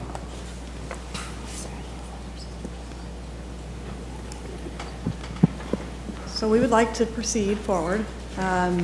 We are fine with the PO1 uses and with our dimensional standards that are in the MPUD before you today. We'd ask for you to approve that, close your public comment, because we have been going on for this for years. And as the county attorney will tell you that the settlement agreement was sent to the CDD, never commented on it, and David Goldstein's the best one to talk about that, but this has been going on for a very long time. So to ask us to concede again and then to say, oh no, we got to continue it so we can see what everybody else is going to do, we're coming here, you saw the emails, you saw the presentation about PO1 uses. We're okay with those uses. The dimensional standards need to be consistent with the plan that's already provided. So what we ask for you to do is to close public comment and move forward so we can fix the paperwork to allow for that. But it's just really not fair to continue us and to continue then whatever position they're going to take. You've heard them, they had a presentation, you've received all the emails. We're making another concession. We made concessions in the settlement agreement to get us to this point. We're making another concession here on the record today, and we'd like to move forward if we can find a way to do that. Sir, are you saying that you don't want us to move this to the next meeting to look at PO1? So there's two different ways to do it, and your county attorney can probably jump in and explain it better. So the question is whether you're going to take public comment at the next hearing, or we're going to bring back paperwork consistent with what the applicant is willing to amend their application to. So we're willing to agree to PO1 uses instead of that whole list that includes recreational uses and then uses for just the office building. Those uses would now say PO1, and then the rest of the documentation would say the dimensional standards that we have in there, because those are the dimensional standards that we need for those buildings that are on the site plan that are approved. So what we're asking you to do is to close public comment, make a decision what you all want to do, and if you want to continue to do the paperwork consistent with what's being proposed here, then you continue it. It's just a question of how you proceed from this point forward. All right, so let me stop you. I'm comfortable to look to get a motion to make it all go PO1, but when it comes back here, there's a whole bunch of people that don't know this is going on, that was being represented. Now it's a big change for them as well as for what they had told their representation to do. So I'm not comfortable closing public comment when it comes back. How does the board feel? I'm comfortable with moving forward with PO1. I very much trust John's comments. I wish we'd have some reassurance from Ms. Waller's client here.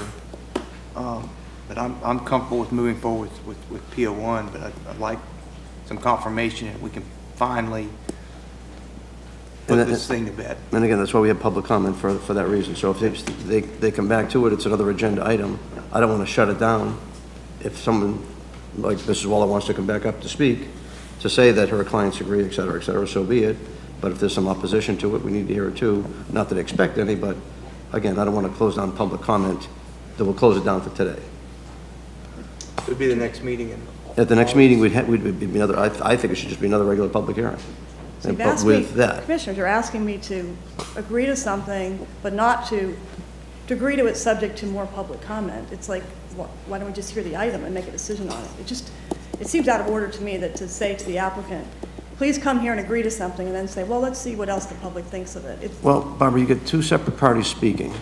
One saying they're okay with it, the other one's just hearing about it now. Well, Sounds like we got a situation to John's a go member of forward. the CDD. Sounds we got a situation to go forward, but just in case, the representation of the other group, which is a major group, if they have an opposition to it, because it is a significant change, it's 2/3 of the property now being zoned instead of just one piece. So I think it's reasonable to have the public to be able to speak at the next meeting, and for you to even insist that is really disturbing. Commissioner, I'm going to. Commissioner Starkey. Thank you. I'm going to be in agreement with Seth. I think PO1 is a really good compromise and I think that's brilliant, and whoever thought of it, good for you. So I'm okay with PO1. I'm not saying I have opposition to it too, but if it's So going to come. there's no reason why to keep dragging. I mean, he's probably taking off work. I'm just okay with moving forward today. Yeah. So. I'll make a motion. Mr. Chairman, if I could get David to weigh in, because of the way this is currently situated with a settlement agreement and. Yeah, so I think you could close public comment, and you could vote to approve PO1. You're gonna have to make sure it's clear on which dimensional standards you're approving. But we have to at least continue the item to fix the paperwork, fix the resolution, to fix the conditions, to fix the settlement agreement. Those all have to be modified to say PO1 instead of what they say today. Does that answer your question? Yeah. So Chairman, If the motion is for PO1, you probably need to make that clear that it's PO1 with the dimensional standards that Barbara has proposed, because otherwise we're going to have a fight next meeting about the dimensional standards. Yeah, I don't want to do that. Chairman, thank you. That's That's my Commissioner Wayman. concern. I don't want to lose what's going on right here, right now. So I'm comfortable with hearing what John say. So if we can vote to approve PO1, but essentially we'll come back and vote to do a final ratification of it next board meeting. Is that what you're saying? Yes, you would be voting to approve a new rezoning for PO1, a new settlement agreement with PO1. But to get the paperwork right, we do need to know what the board's direction is on the dimensional standards. Because we got to fix all this paperwork to make it so that you can vote on some final approval at the next meeting.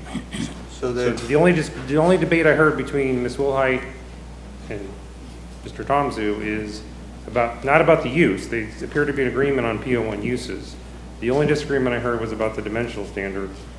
I think Barbara's offer is to use the dimensional standards that are in what's before you today, and I believe are consistent with what the DRC approved for the office buildings. Is that right, Barbara? So Barbara's asking that you approve the dimensional standards that the DRC already approved for these office buildings and that are before you today. And that's for 35%. Barbara, do you want to? We're trying to craft a motion here, right? So. Now, before we craft, I want to bring up. Well, I just want to hear. I want to bring up John and Chelsea too. Yes, Go ahead. yes.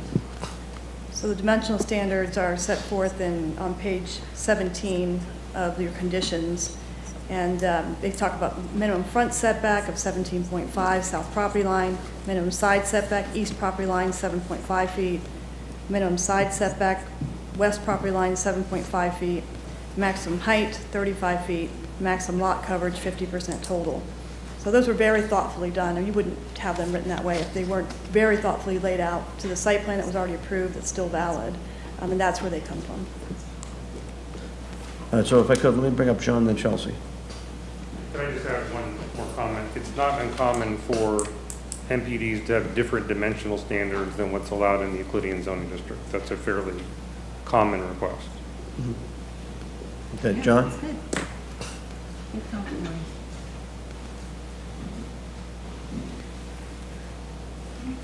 Thank you, Commissioner.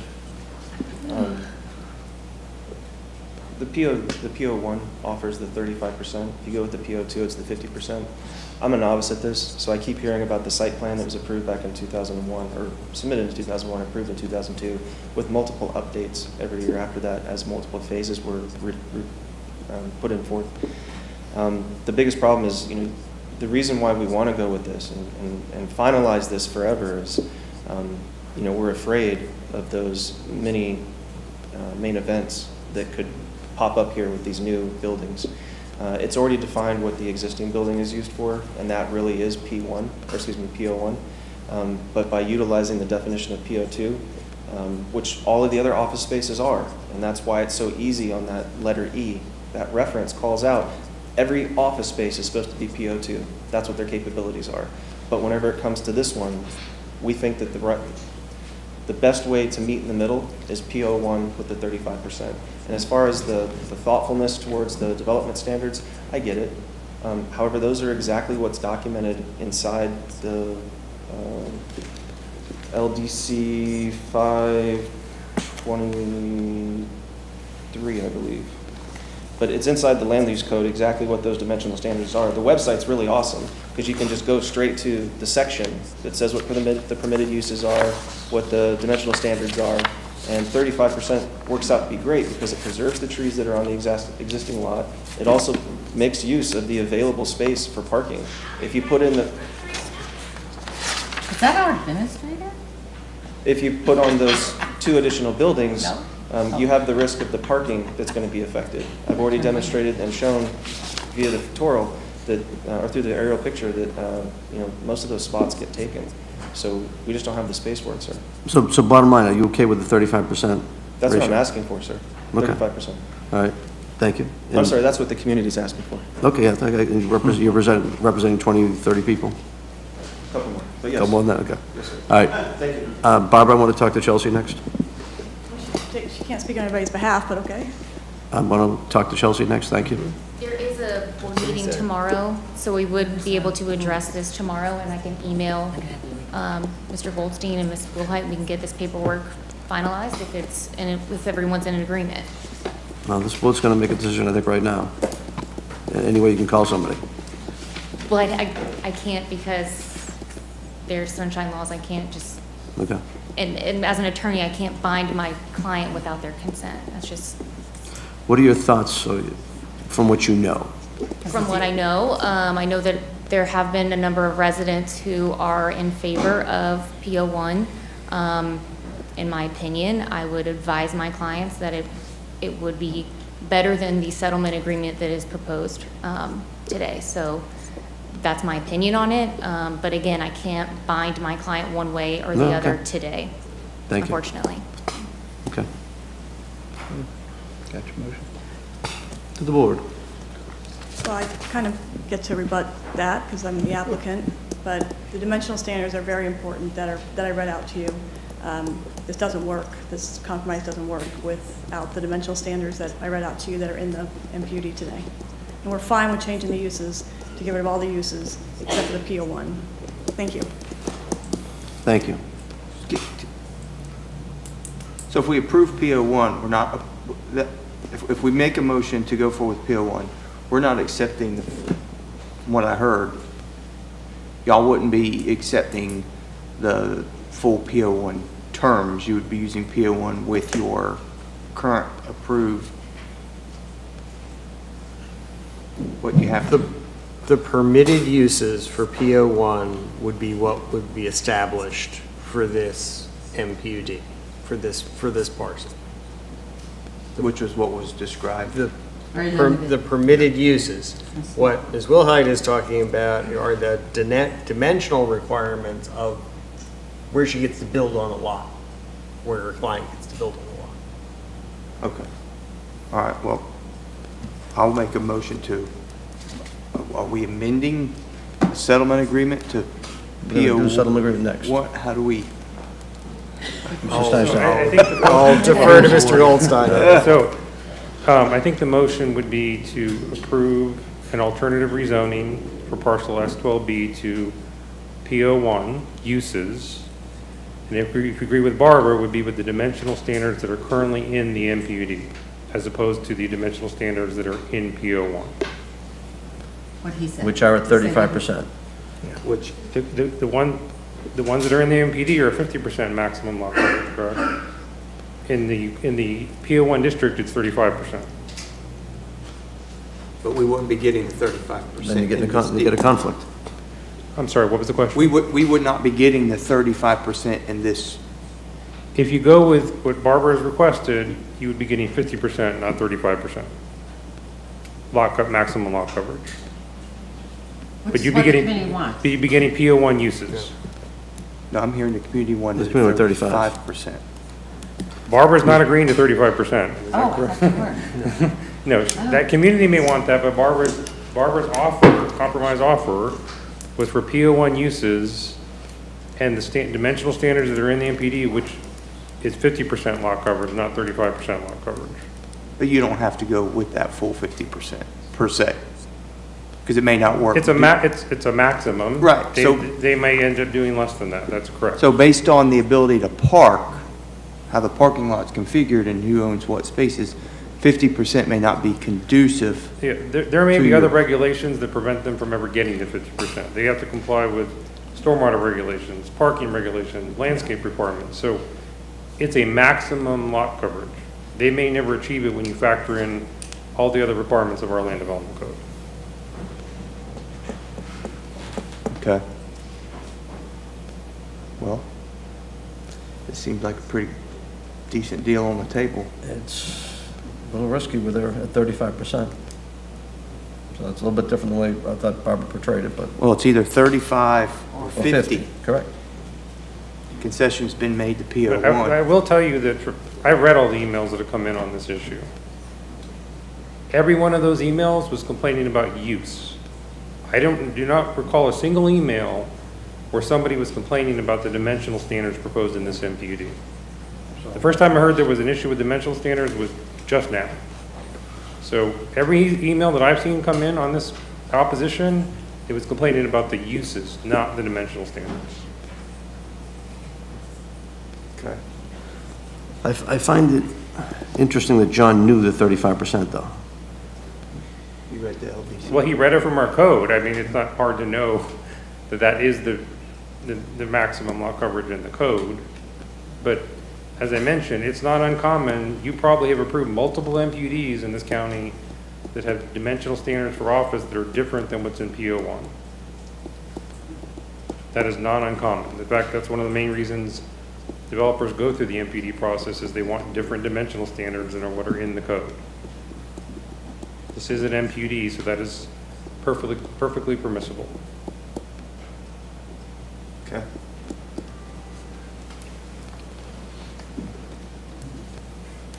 So we're not, this is a buy it now, Ms. Wilhite? We're really 35 versus 50? Yeah. You know, I'm telling you that we need, 50. That's what our dimensional standards are. We already have an approved building, we have approved site plan, we have all these things. So, I mean, I hate to see it. I feel comfortable, like David said, that all the emails that I considered and talked to my client about all talked about use. Our dimensional standards have been here. They're in this document. They've been in this document. I didn't create anything. They've been here. They've been actually sitting here for a very long time. So I'd like for you to move forward, but I also don't want, Well, I might have some help for you. Okay. The building that you have right now that we're going to look at today, is that at 50%? is the building today at The 50%? one that's, the parcel that we have right now, is that building the way it was set up at 50%? So there's three buildings on that site plan, not just Right, one but building. the one parcel we're looking at of the three, With the three buildings, what coverage do they have? the one parcel that we're looking The at actual, today. I think with the actual That's construction. 8. So you're talking about the Crown's current building, Correct, but it doesn't sit on its own. I can't give you a coverage because it doesn't sit on its own because it's in the whole parcel. thing. When we create this parcel. Is the dimension the same as what the other buildings are going to be? The 50% lot coverage is consistent with what those three buildings that are already approved on your site plan, on that site plan, the county approved site plan. So That's already what you have. You've already approved that. But like I say, this comes into play because we're now splitting, and we're calling this its own parcel, so it has to have its own dimensional standards, and that's where we Right, so, had to so make sure. the building that's built right now along that, is that the same dimensions that's going to be built on the other buildings? Is that what you're trying to get? Trying to get the dimensions consistent with that plan With- that's approved for those 3 office buildings. Which includes that one building's already built? Correct. So they're all the same? Correct. Okay. Correct. So Okay. that helps you that? It does. that So was I'll consistent. make a motion based on what Mr. Goldstein has said. Maybe Mr. Goldstein To go will to restate the motion for you. So the motion would be to alter the rezoning request for it to be PO1 uses on parcel S12B with the dimensional standards that are proposed before you today in the existing MPD today. And then we would continue the item till the next meeting in Dade City to redraft the resolution and redraft the settlement agreement to be consistent with that direction. That's your motion? That's my motion. Okay. Second. Second, okay. Any further discussion? Roll call vote? District 1, Commissioner Oakley. Aye. District 2, Commissioner Waitman. Aye. District 3, Commissioner Starkey. Aye. District 4, Commissioner Bradford. District 5, Chairman Mariano. Aye. Mr. County Attorney, does this mean we're not going to do R48 then? Because that'll come back to us. That's right. Okay. You would continue that to come back with the, Move to continue our 48 until Okay. August 22nd. no, No. August 8th. August 8th, sorry. Second? So, yes, second. Any further discussion? Roll So, call vote? so within this process, to be clear to understand, so the county will be, we're working with Seven Oaks Council in redrafting, like what's the process of redrafting what we're talking about? So I need to work with staff and counsel for the applicant to redraft the zoning conditions and redraft the settlement agreement to make them consistent with PO1 uses. Currently, they all say that the long list of recreation uses is within all the documents currently. We have to remove all that and replace that with PO1 uses. Okay. And we have to do that in both the rezoning resolution and the settlement agreement, which is why they both need to be continued. Okay. And for that, we have a motion to continue, motion and a second to continue R48. Roll call vote? District 1, Commissioner Oakley. Aye. District 2, Commissioner Waitman. Aye. District 3, Commissioner Starkey. Aye. District 4, Commissioner Bradford. District 5, Chairman Mariano. Aye. And I'll go to P67, resolution of assessment of liens of local paving projects.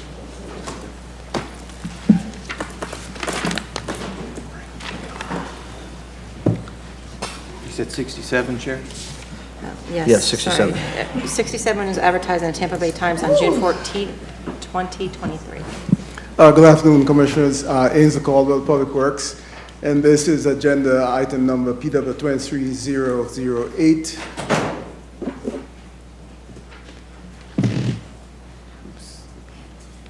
Okay, thank you. It's a PVAS non-ad valorem assessment, and it's for the east side of the county, which means it's east side of US 41. There were 3 paving assessment projects, 8 streets, 1.15 miles, and there were 135 assessment notification letters mailed. There were no written objections. In summarizing both the east side and west side tax roll, there were 8 paving assessment projects, 53 streets, 9.62 acres, just over $1.32 million in total assessment. In terms of what is added to the tax bill this year, it's $311,952.67. There were a total of 1,082 total assessment notification letters mailed, 4 written objections, and those were on the west side, and we responded to them. And in terms of the west side approval of this tax roll was on June 20th. Staff is recommending approval of this east side tax roll. Okay. Any questions for staff? There was no one signed No up. public comment? Okay. Correct. No one signed up, no one on WebEx? Correct. I don't To know the if there's- board. I don't know if there's anyone in the public. Oh, does anyone here in the public want to speak to this item? Seeing no one, will close public comment. Move to approve. Second. Roll call vote? Okay, District 1, Commissioner Oakley. District, Say yes. District 1 Commissioner Oakley. Say yes. Motions for approval. District 2 Commissioner Waitman. Aye. District 3 Commissioner Starkey. Aye. District 4 Commissioner Bradford. District 5 Chairman Mariano. Aye. Okay, are we going to 54 now? We're going to item P54, to be heard right afterward, will be P68. Does the board want to take a quick 5-minute break? Yes. Okay, we'll start in 5 minutes. Another break.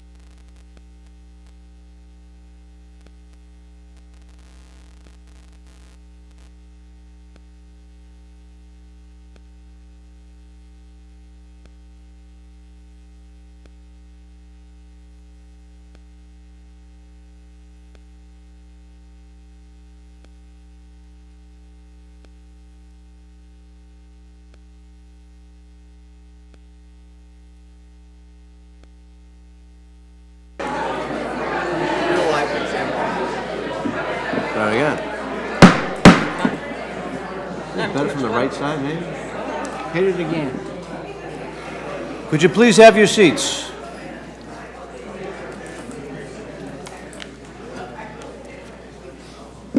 Call the meeting back to order. Item P54, Madam, do we have proof? We do. Tampa Bay Times, July 2nd, 2023, and by affidavit of site postings.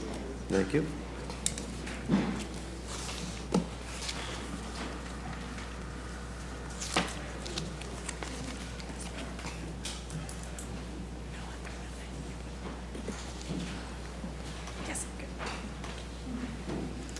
Good afternoon, Amy Tull with Planning and Development.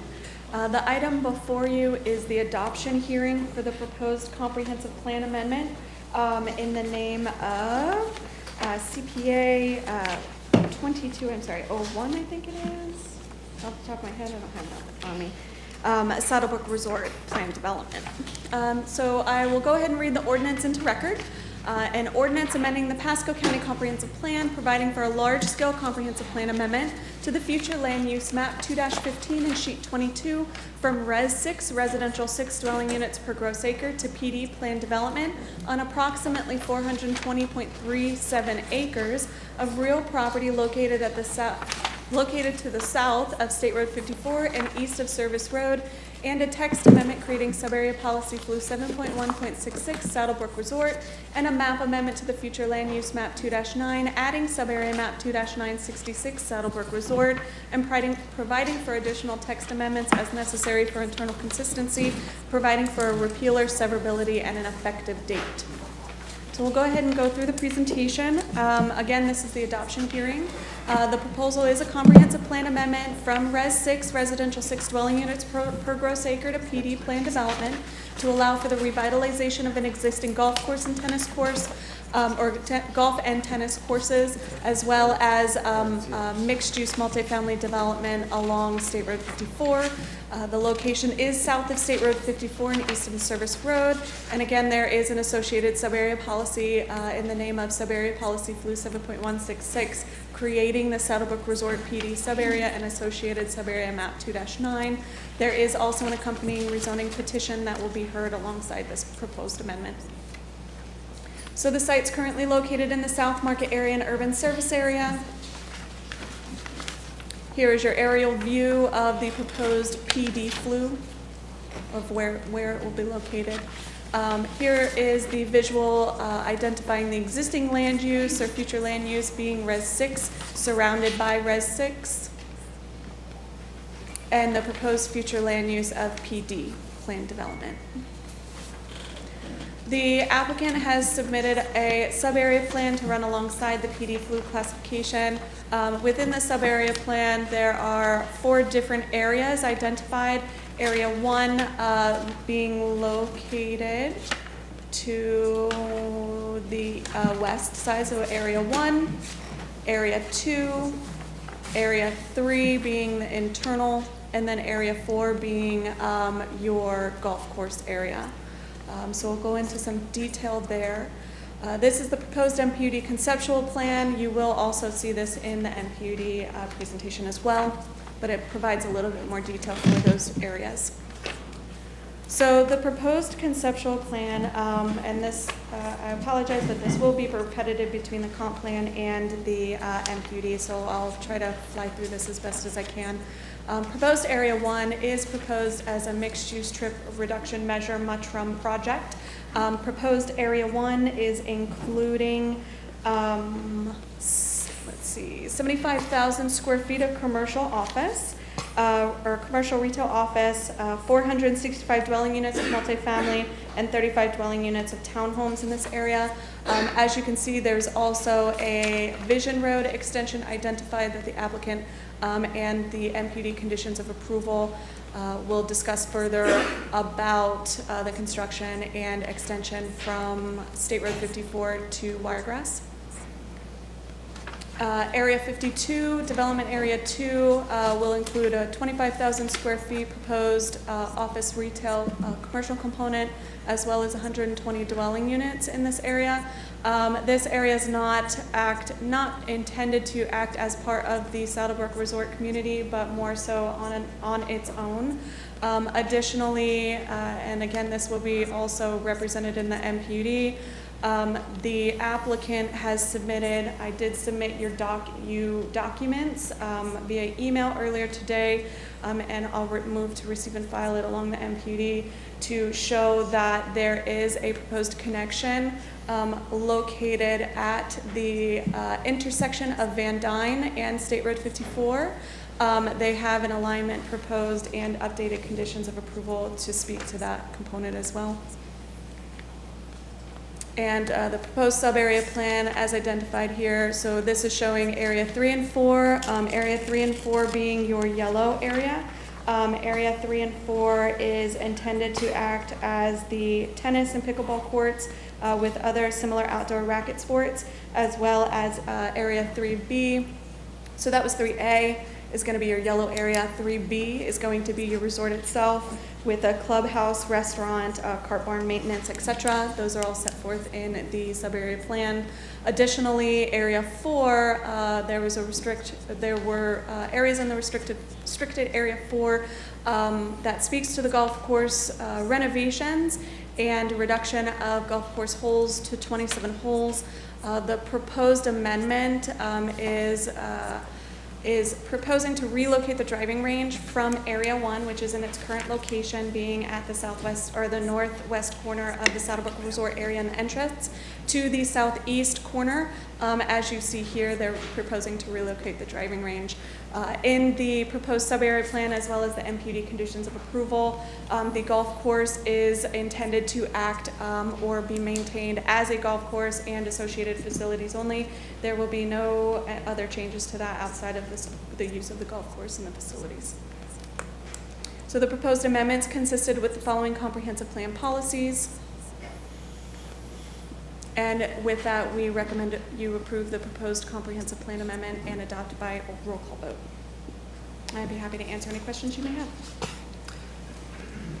Amy, you sent us the other night we just got the new plan for the new golf course layout. Correct. That was just a proposed, just to be clear, that was the proposal for a pre-app that's scheduled for next week. Mm-hmm. So it could change, but that's just what they have submitted for the pre-application for next week. Okay, thank you. Any questions for staff? Okay. To the applicant.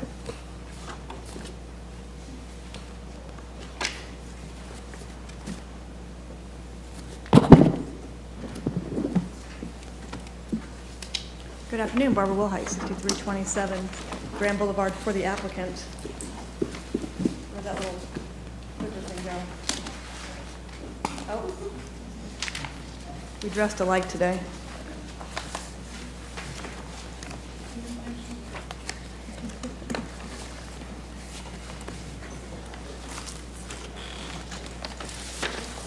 I guess I could fill this time for a moment, but we do have some things for the record that I've already given to the clerk, one being the PowerPoint presentation you're about to see, and the second thing being the comprehensive plan transportation needs assessment documents that are in the county's file, nothing new that the county doesn't have. I've given those to the clerk if you would receive and file before I forget about them. Have a motion? I'll make that motion. In a second? Receive and file? Roll call vote? District 1, Commissioner Oakley. Aye. District 2, Commissioner Waitman. Aye. District 3, Commissioner Starkey. Aye. District 4, Commissioner Bradford. Commissioners, we've had District, quite a... Sorry, Barbara. Hold on, Barbara. And then District 5, Chairman Mariano. Aye. Thank you. As you can see here, we've been at this for a while. We've had quite a bit of community outreach, and that's the listing of the 31-plus meetings, 7 town hall meetings, 15 meetings with 3 different groups since your BOCC hearing on 2/7. We have reached an agreement with the Saddlebrook Condo Association Board of Directors. They represent 657 unit owners, and they have formally approved the private restrictive covenant between the association and my client. The agreement that sets forth my client's obligation to record this restrictive covenant upon approval, assuming approval here, and that becoming effective, was signed by MAST and the condo association yesterday. So assuming this all moves forward and this becomes effective, that community will be protected forever from the ability of what has happened in many other places where a golf course is converted to a non-residential use or another residential use other than golf or open space. At each public hearing, we send out 1,000 notices, probably reach about 2,000 people. We do that each time for every hearing, and we update them with plans and narratives so they can see exactly what we're doing. I just described the private restrictive covenant. Why are we requesting to amend the comp plan? We are not, the comp plan amendment is not needed for the townhomes or the apartments. We can seek those under the comp plan as it exists today. The current comprehensive plan maximum is 1,779 residential units. Those can be single-family townhomes and or multifamily. The comp plan amendment is needed to allow for the resort and commercial retail office uses because the current residential land use conflicts with these uses. The other thing this comp plan does is overly restricts my client, but we're agreeable to that. And we volunteered to do that to ourselves. So we took a land use that would allow 1,779 residential units, including units from a comp plan perspective on the golf course, and restricted those units off of the golf course, not only through the comprehensive plan, but also through that private deed restriction. Are there existing entitlements under the MPUD? Yes, and they're listed there. Walking Village, Lakeside Village, Fairway Village, and commercial, 100,000 square feet.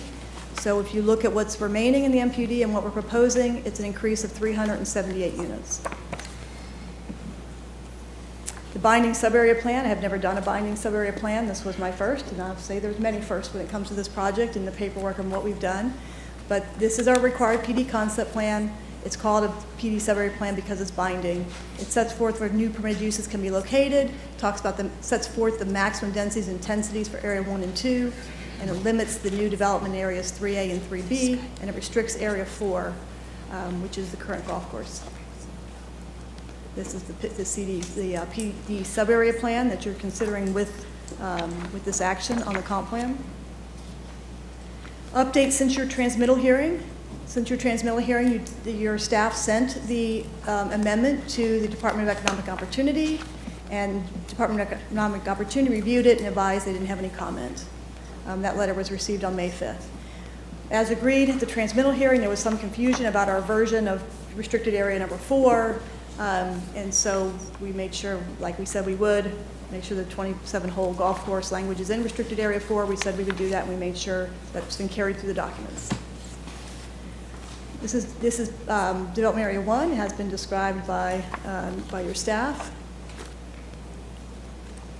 What I want to talk about with regard to Development Area 1 is how it fits into context. Development Area 1 is set forth on State Road 54, which is a major arterial roadway. But not only that, it also is next to your Vision Road. And in the documents that we gave you up at the dais, there is a map that looks like this. This is just a piece of that parallel vision system up there. This map here, this exhibit here, shows you what this actually is going to be. And you're talking about a major parallel road. And we're the red piece on here, so we're like the missing leg. Wiregrass is only obligated to do the Vision Road H up until Wiregrass Boulevard. So not only are we at 54, we're actually at a major intersection. Traffic can come from Hillsborough County when the road's finished, come by our project, and then up all the way to State Road 52, as you can see on this exhibit. The other thing that's kind of significant too is that we're not only going to do the missing leg that Wiregrass doesn't have to do, but we're also the missing right-of-way. Because normally you would split the right-of-way for such a road between 2 property owners.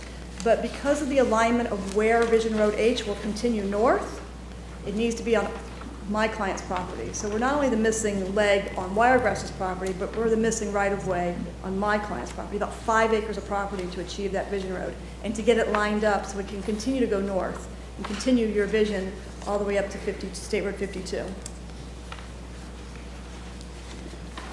And this is the missing link going through Wiregrass of your Vision Road.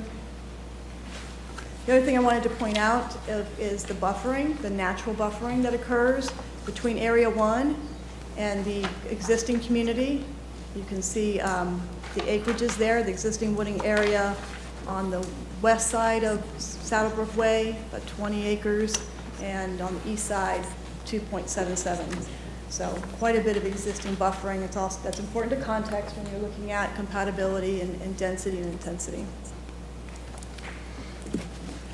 Subarea, this is the development area 1. It's a village center, mudroom, 75,000 square feet of commercial retail, townhomes, multifamily. Multifamily has to be located behind the non-residential.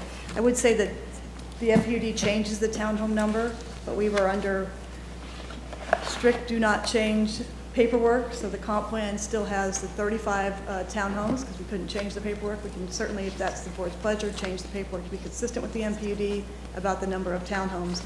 What happened with the townhomes was when we were asked at Planning Commission to do a specific and enhanced buffer plan for Saddlebrook Way, my client took a look at the concept plan, took a look at the townhomes, and one of the questions we were asked, what is our buffering going to be for townhomes that back up, directly back up to Saddlebrook Way? So not asked by Planning Commission, not asked by staff, but looking at it and coming up with the best buffering plan for Saddlebrook Way, we eliminated those units. So those townhomes that would have backed up to Saddlebrook Way are now gone, and those will be additional green space as well as landscaping. Development area 2, townhomes and commercial retail office, townhomes being behind the commercial retail, consistent with your policies of how you want to see development along State Road 54. You don't want to see the residential on 54. You want to see it behind non-residential uses, which is the same thing that we're doing over in Development Area 1. Area 2 is being added to the boundary, and our only access will be to and from State Road 54.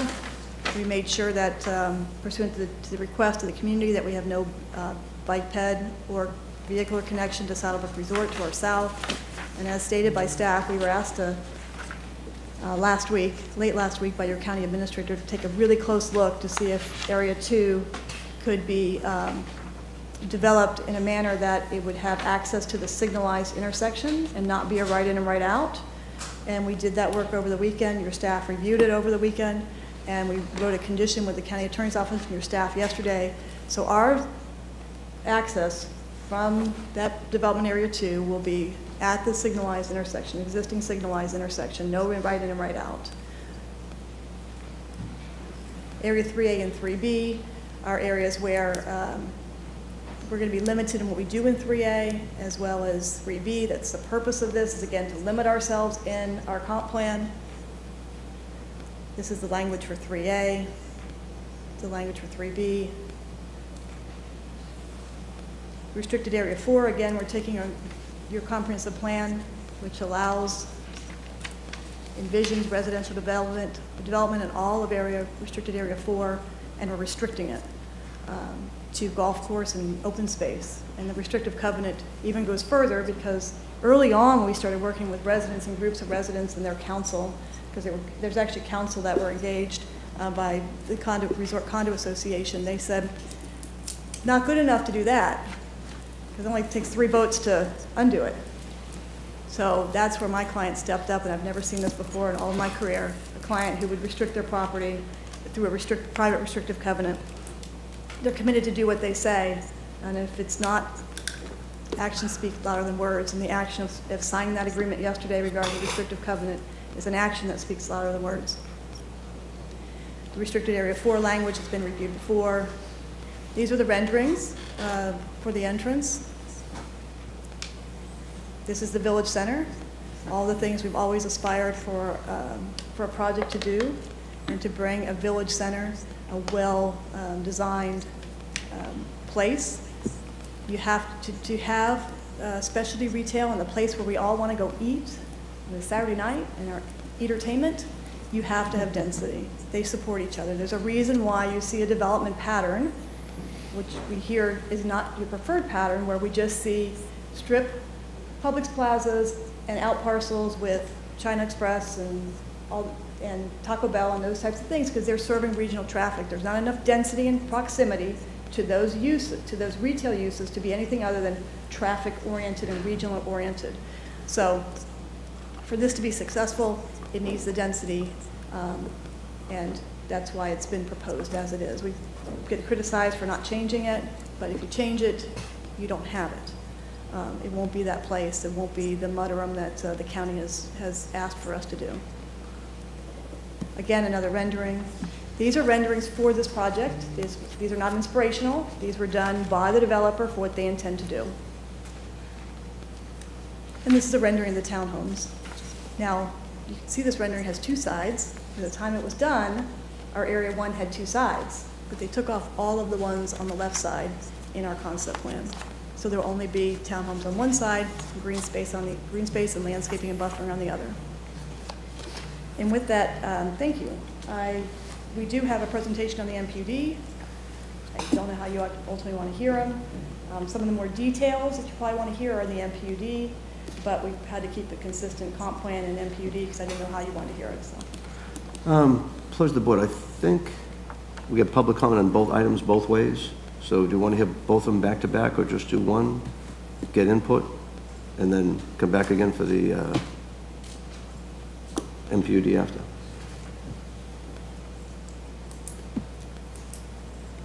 The two, I mean, they are separate. They're going to be different arguments to each one, so however you want to do both. I would prefer, from a legal standpoint, I would prefer you take them separately. But if there is something that you think would persuade you one way or another in the zoning that you want to hear about, but it's just clearer if you just do the land.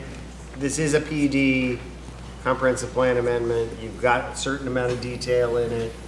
Hear your public comment on it. So let's do it that way, and we'll give you time to rebut as well as the staff to rebut. I've seen go after it. I've seen the other presenters, and they have separate PowerPoints, so it'd probably be easiest for all of you. Okay. But Commissioner Starkey. So we all have in front of us Rule 10 under public comment. I would ask the county attorney to read 10.3. Be happy to.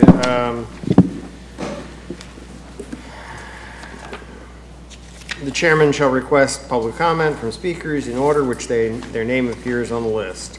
An individual speaker shall be given 3 minutes to present his or her comments to the board.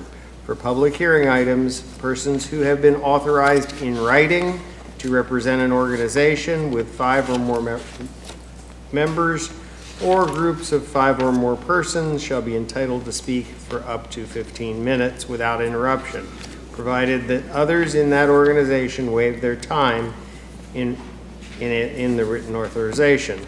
Upon approval by the chairman or majority vote of the board, a speaker's time may be extended.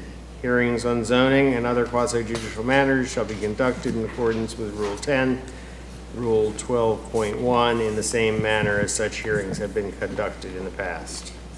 And so I have been asking the attorney representing, what's the name? Safe Saddlebrook Coalition for the members of the coalition, but the attorney's office has asked, we've asked, I've gotten nothing except that she represents a group. So we don't have, so our requirements here say that it's supposed to be authorized in writing to receive 5 minutes or more, or anyone speaking for a group. These are our rules. So, I don't understand the reluctance to give us the names of the people in the group. But I just wanted to bring this to your attention. Okay, so to help the board with that, I'll answer for you. The people she represents are afraid of retribution. They wanted to remain secret. Why? Because they're going to speak against the developers trying to change the quality of life. So having said that, they asked when they signed up to be able to remain anonymous to go forward. So for that reason is why they're not giving you names. That's like getting an argument in writing from someone, they don't sign it. So, I mean, you got something, but it means nothing without a signature. Okay. Well, I'm going to say the list of people that wanted extra time, I'll go through them. Mr. Swope has spoken before. Andrew Pines and his wife and their kids had spoke before. She's not feeling well. He wanted to speak. He actually sent an email yesterday. I don't have him on the list. Is there a different list? No, he didn't make the list, but he did ask me, and his wife was not sure if she was going to be able to come or not, so I says, well, if she can't come, I'll get you 6 minutes. Well, couldn't we do this? We could ask them not to take 10 minutes because Well, if they're bringing to us what we've heard already 2 and 3 times, we don't need to rehash that. We want to see where we are today because there's a lot of things changed since the other times we've spoke on this item. I think what we're going to hear is be a lot of changes. I mean, all of a sudden, when the Planning Commission didn't get a presentation on the golf course, they've now submitted to Amy Heiler, which sent to us, that they've now submitted what the golf course is going to be. We've been looking for the renovation program for how many months now? About a year? 7 months? That we heard it was coming from before that. It was just submitted last night at 5:30, even though it was dated July 7th. So evidently they're holding stuff back for us to get it last second so we can see them all disjointed. I'm just trying to make it where these people that our lives are going to be dramatically changed get a chance to be heard. So I got Andrew Pine for 6 minutes, Mr. Swope for 5 minutes, Patrick Hogan, he's going to have a presentation about what could have been done instead, Jane Hagan, the attorney, Larry Barbetta, he's spoken a few times, his wife doesn't want to speak, he's going to speak, and that's just for item 54.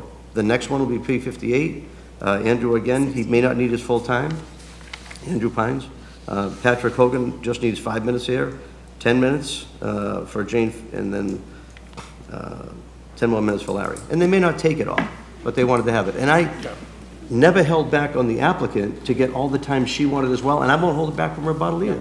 So I just want to get it open. We're here, it's early, let's get the dialogue going, let's talk it through, because it's been very disjointed across the board. Because that's what we're here for. I'm okay with the 3 minutes for each one, other than Jane, even though she didn't submit the names, she can get extended time.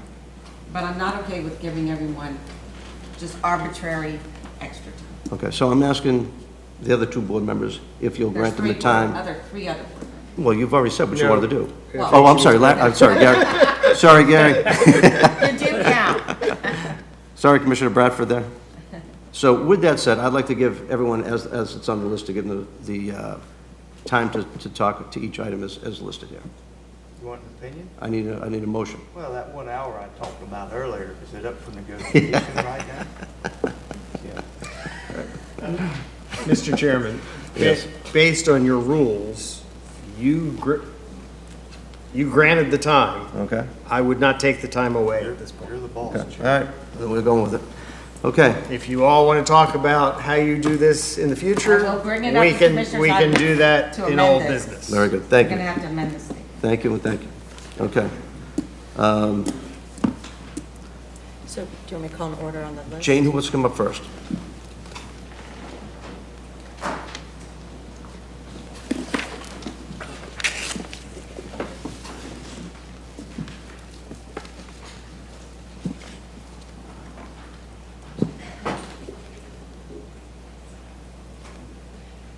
While you're waiting for that to come up, can you give your name and address for the record? Yes, good afternoon, Commission. My name is Jane Graham, attorney and founder of Sunshine City Law, 737 Main Street, Suite 100, Safety Harbor. I do represent the Save Saddlebrook Coalition, a Florida nonprofit open to individual residents and homeowner associations within the Saddlebrook Resort community, which includes both Fairway Village and the Saddlebrook Property Owners Association, as well as over 120 individual property owners. We have appreciated the opportunity to work with MAST, and today you're here, this is your final decision. This is big picture and specifics, and so we want to walk you through things, and we will not be duplicating the same presentation as before. We appreciate the extra time, and we're going to make this go fast. First of all, I'd like to talk about something that I just learned 5 minutes ago, that apparently there's now going to be a signal in front of Development Area 2. Now, we have had meetings with the county staff who had said that and MAST as well, who said one of the reasons you can't shift density from Development Area 1 to 2 is because there wasn't a light.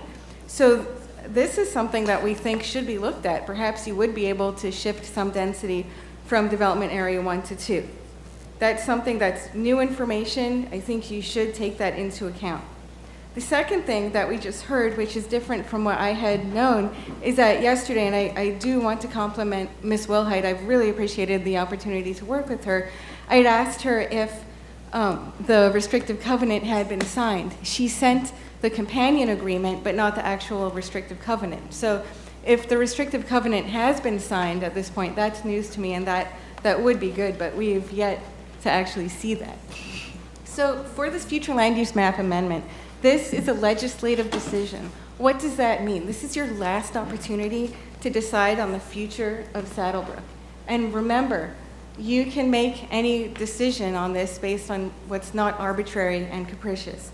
The county has a strong public purpose to renovate Saddlebrook and keep it as a unique tourist facility and economic driver in the area. The amendment, as you all know, replaces the driving range with 465 apartments, now 25 townhomes, and retail. As a cascading effect, the driving range will be relocated to the golf course, and the golf course will need to be rearranged and reduced to 27 holes. This result will impact the quality and profitability of the resort.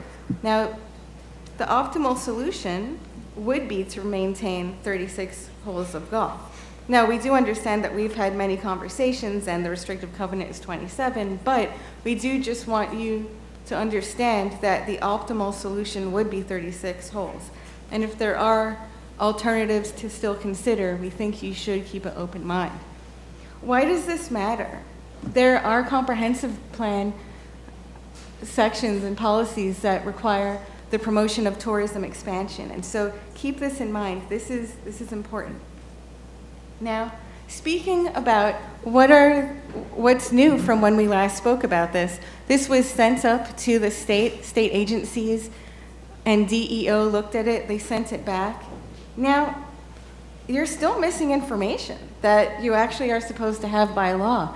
Based on Florida statute, you need to have the future land use plan amendment based on surveys, studies, and data involving these various items. There were no comments received from fire and emergency. When you first voted on it, there were no comments, and today there's still no comments on it. Meanwhile, it is in the news that fire is under stress in Pasco County. On top of that, there are impacts to police, and actually in your agenda item, you do see a comment from Mr. Chase Daniels regarding the stress on Pasco County Sheriff's Office. I'm also including, and I'm going to provide you a copy of this, a memorandum from 2021 from Sheriff Noco about just how stressed multifamily development can cause, what that can cause on the county infrastructure. And I mean, here's the quote here. Similar to what I hear about your county services, the Sheriff's Office has a difficult job keeping up with the current demand for services that our current citizens ask for and deserve. Quickly approving multifamily developments only exacerbates the problem. As many of you know who sat up here several years ago, you did have an apartment moratorium. Now that moratorium, the boundaries were outside of where Saddlebrook is. That's true. It's not exactly where it is, but it's very close if you look at the map. And it only expired in 2022, where this is still, an ongoing issue. And again, it's the burden on to have information that shows that this housing is actually supportable as far as the apartments versus having things like townhomes. People being able to purchase, have their ownership experience. Another issue I wanted to mention, and I know I'm running out of time, is where's the green space? This is the updated project, which, we are grateful that there were some townhomes that were turned into green space. We think that that's good. However, I think ultimately, if you look at all the parking in the multifamily area, that looks like that's really a big issue, and perhaps maybe townhomes should be relocated somewhere else and rethought. I'm also going to provide you a copy from Southwest Florida Water Management District, which I do not see in your information that had been provided. It was a letter from May 1st in regards to the amendment that said that, based on the environmental aspects of this, there should be clustering development in upland areas, retaining naturally vegetated areas, and preserving previous, I think they mean pervious, surface areas. This is also important based on the PD land use that you are approving. It's, you know, taking away recreation areas, disrupting the golf course, which actually is exactly the opposite of what FLU 2A asks for, to create flexible and creative site design and sites for recreation, providing an area-wide benefit for the community. I've already gone through these multiple inconsistencies with the comprehensive plan. I'm not going to talk about that again. I think that you have that information already. Density and use, I mean, all of this said, because of the strain on infrastructure, we do urge you to look at what options there are to continue to reduce density in development area 1. And focusing development, again, on the core of the resort to the best extent of your abilities. This is known as a mudroom project, which is supposed to be mixed use, promoting interconnected compact development. My client is very much in favor of that. I think the question is, how does it play out throughout the whole resort? They would like to see other options that still have more within the core instead of outside at the periphery. Again, the density is too high. Ultimately, what are we asking you to do for this future land use? We want you to prioritize Saddlebrook Resort's unique role. It's an elite athletic facility. We know that it needs to be refurbished. We want to ensure that the new development is compatible and supported by the infrastructure. The coalition wants to be a good neighbor and make sure that that everyone flourishes in the future.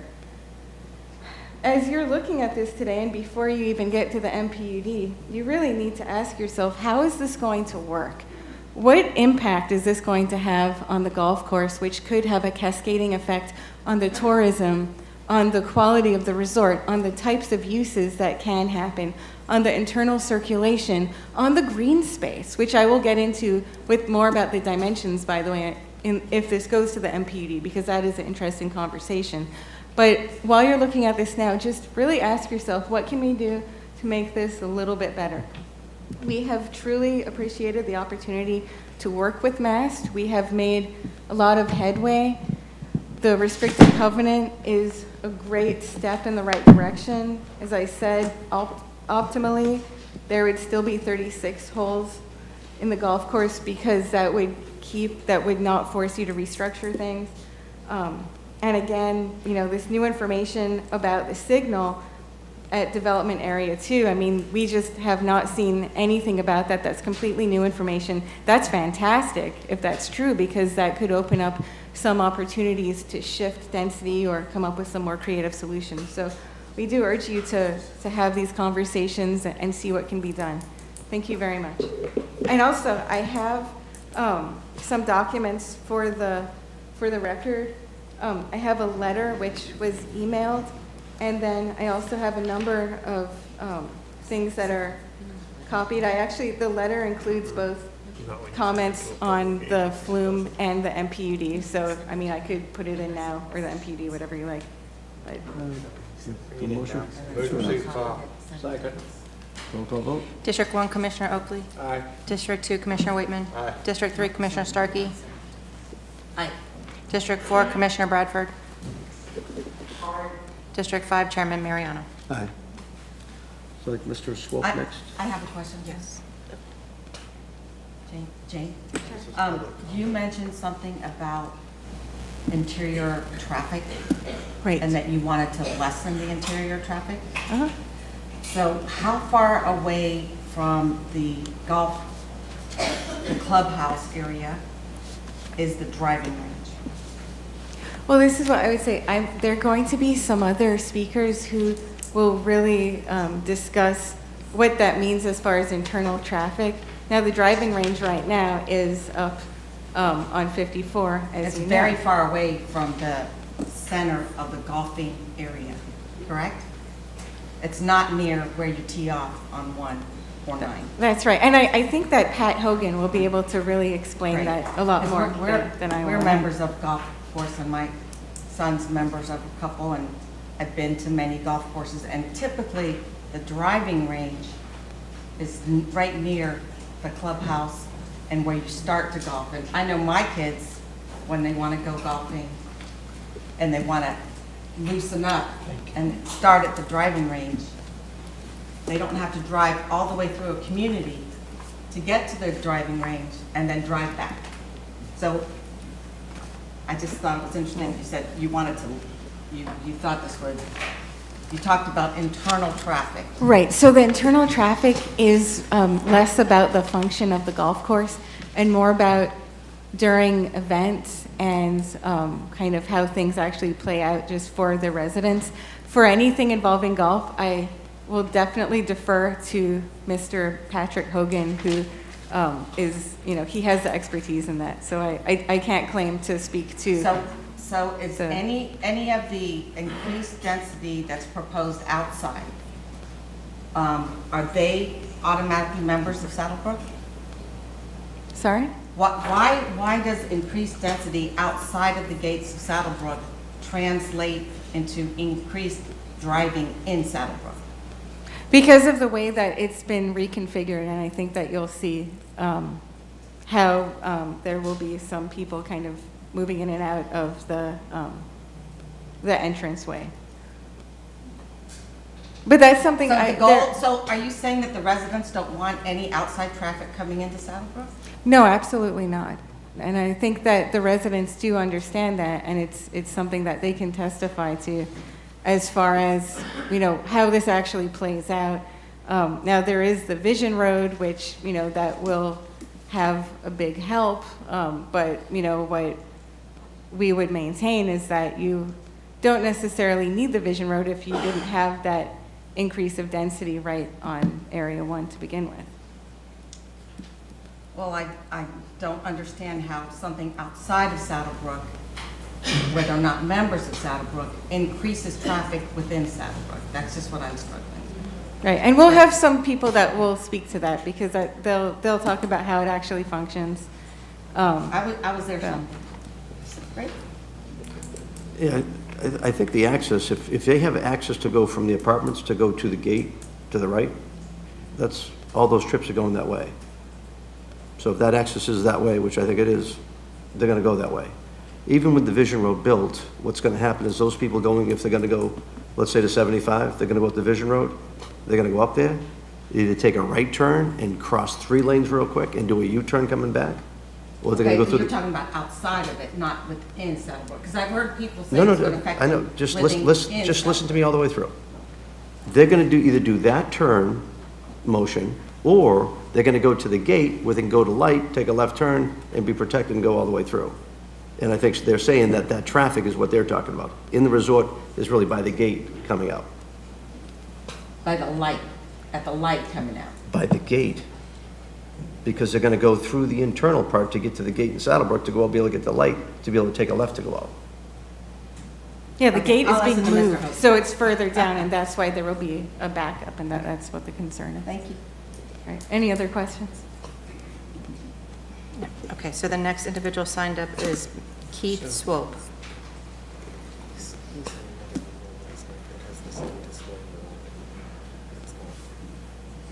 He's got 5 minutes. Oh, okay. You have listed as 10? Yes, you are correct. Go ahead. Hi, my name is Keith Swope. I live at 5066 Foxnut Drive. I've been in Florida. Got out of order, but I originally bought in Saddlebrook in 1980.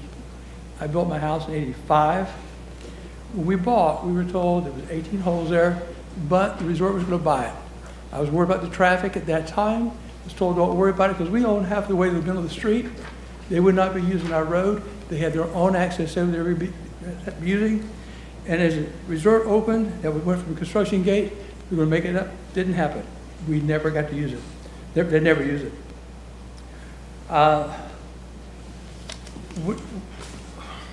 of the important things about Saddlebrook is it was a peaceful, quiet lifestyle. As soon as you turn off the highway, see for yourself the mad traffic on Highway 54, it looks like that's going to be changed now, and that's not going to be for the better. I'm doing myself all sorry. You've been shown the traffic problems at the front gate. Everything has been shown that happens. The resort is empty. But I've been there when the resort was packed. I've been there when you could not pull into Saddlebrook. I've been there whenever an event was going on, and there was a couple of blocks backed up down 54 because you couldn't get in. You could not turn in there. Matter of fact, we didn't have a light back there, but a lot of times, but you couldn't pull in or out. One of the things that I don't think anybody's aware of, because it's not been talked about in any of these meetings I've been talked about, when a resort is active and they have an event, they don't have parking.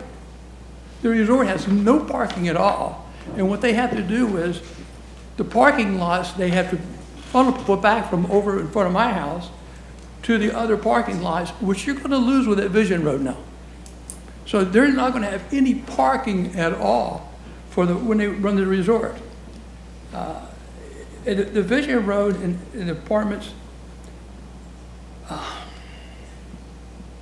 throwing myself way off, and I'm sorry. The Vision Road, as I understand, I just heard, is going to be on Saddlebrook property.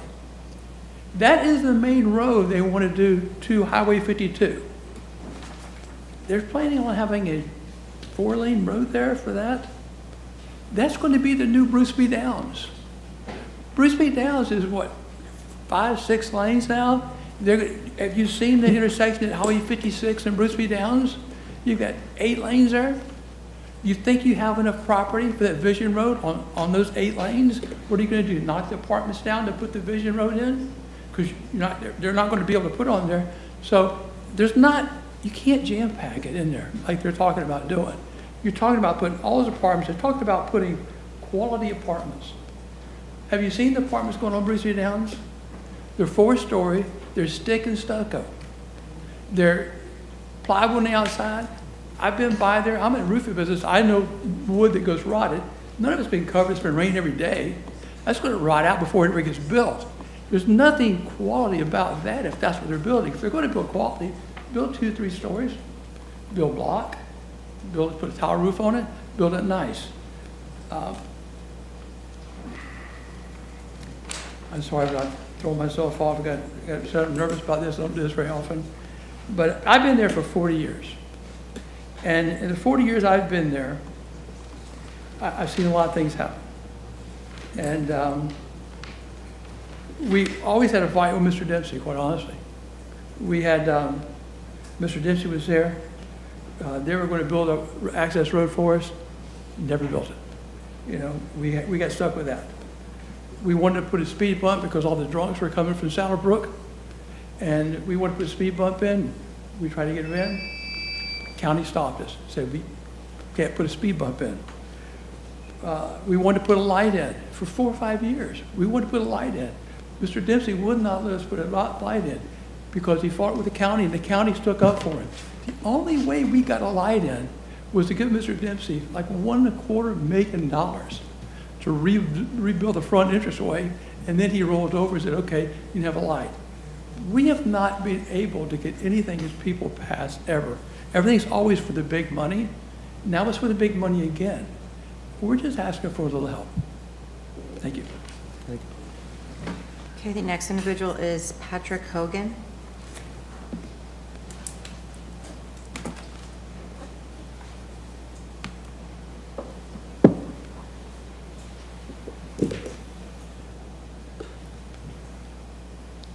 Thank you.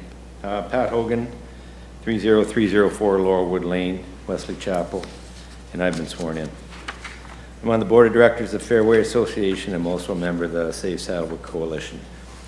Today I'm speaking to you as an owner in Saddlebrook as well. When you go to the Saddlebrook website, you're invited to dream and play at Saddlebrook Resort on one of our 2 Arnold Palmer signature courses. The Palmer name is worth mentioning as it carries weight in the minds of golfers. There's an expectation of quality. Arnold is considered the king of golf. He had a hand in designing the courses. They're part of the legacy of Saddlebrook. With the plans that are before you today, the Palmer name will disappear from any future Saddlebrook marketing.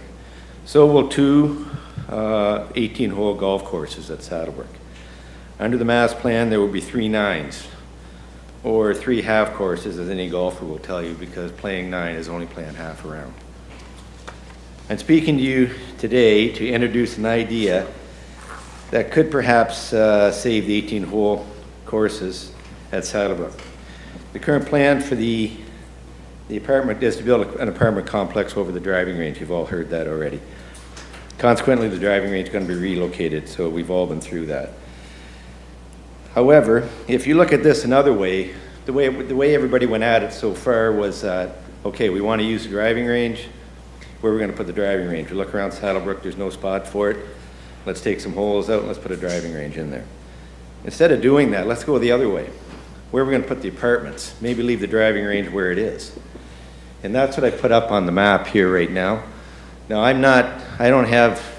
had a graphic artist work with me who happens to work for us, and we put this together quickly yesterday. So instead of the apartment buildings facing the 54, the apartment buildings are facing the division road that are going to happen there. What we did is we tried to be as close as we could. I can't say that everything is exactly the scale there, but as you can see, the apartment buildings will fit in there. If you change the use of the apartment buildings to mid-rise multi-use, you can see what happens. Now, the plans, the sketch shows the apartment buildings are located on the current footprint of the maintenance buildings. So we haven't ripped down any trees, we haven't affected the wetlands, we haven't done anything like that. So I'm just suggesting that there is another plan here that hasn't been considered yet. And with this plan, you can see that the driving range stays there, 18 holes of golf stay there. There's many, many benefits here, and I can have a small list of 16 here that I came up with. One is that there's less impact and more compatibility with the existing neighborhood of Saddlebrook. The sense of arrival at Saddlebrook stays the same. The golf experience stays the same. There's two 18-hole Palmer courses there. Tournaments can be still hosted at Saddlebrook. You go down to 3 9s, 27 holes. It's difficult to have a tournament and also have members and a golf academy have access to tees. Potential golf revenue stays the same. He's still working with two 18-hole courses. The development of the apartment complex is no longer tied to the construction of relocating the driving range and renovating the holes. Now I'm getting into the MPUD there a little bit, but that's still part of the impact of it. That's number 7. Number 8, construction on the new apartment complex can start immediately. You don't have to wait to renovate the course or anything. Number 9, golf renovations can be timed to maximize their impact on the golf experience. So take certain holes out of play in the slow season, renovate them and put them back in so that you have a full complement for the high season. The overall project time for all of the construction can be compressed. Number 12, the apartments can be built with even more floors without detracting from the natural beauty of Saddlebrook, because if you look at that, and Ms. Wilhite mentioned that I think it was 22 acres of green space there between there and the residents of Saddlebrook, that stays intact. That's all there. So we're actually moving it more into an area that's even further buffered. Wetlands on the southeast corner of the resort will not have to be torn up and relocated to relocate the driving range. Traffic from the apartment complex is concentrated only on the Vision Road. Right now, with the current plan, there is an access from the apartment buildings to what we call the Y entrance into Saddlebrook. You can see that. Hang on a minute. I don't even know how to run this. Oh, there we go. Whoa. Uh-oh. Maybe I shouldn't. I should have practiced a bit. There you go. Back up. At any rate, there we are. If you look in the top right-hand corner, you can see where the townhouses stay there. You can see there's a note for townhouses in the platted with 25 dwelling units. There is an entrance there in the proposal. There's an entrance there, and that's what causes the traffic issues, because a lot of traffic that's going to go east are going to go out that entrance, and that'll stop the entrance. And even yesterday when I was driving around the course, certainly the low season, there was 8 cars waiting for the light there as it is right now. The plan also adds a service entrance down where the red line is. You can see there's also a service entrance that's in that mass plan. That's a service for service vehicles. to keep it out of the normal traffic coming in there. And lastly, the membership could be offered to the apartment residents so they could enjoy Saddlebrook as well. So there's many other benefits, I'm sure. That's just 16 that I happened to come up with the help of my wife. I offer this plan as an alternative to the current plan. Changes to a plan often come at an inopportune time, which this is. Here we are at the adoption hearing, and you got somebody that comes up with, and a light bulb went out, you know. So I worked with Commissioner Mariano on this plan, and it seems like, you know, it's the final hour, but here's the plan. Here's an alternative. Saddlebrook deserves a plan that preserves the legacy of the golf course. The legacy of the golf course, the Saddlebrook Resort is with 2 Arnold Palmer courses. In my opinion, it's a win-win-win for all involved. Thank you. And Pat, just for the record, I did meet with Pat over the phone. Actually, met him in person, met with Larry, met with Jane, other coalition members as well. So I've had constant communication whenever I got ideas. This idea come up after actually I left Sunday from the resort and kind of drove out the service road. I go, you know, let me go take a look at this. So I kind of drove it down, took a video of it and said, you know what, let's take a shot, let's take a look. I salute you to reach out to your friends to draw this thing up and come up with it the way you did, so great work. Thank you. Thank you. All right, the next individual signed up is Larry Barbetta. Larry's going to wait. Larry is going to wait. Yeah, he's going to go last. Okay, then Andrew Pines.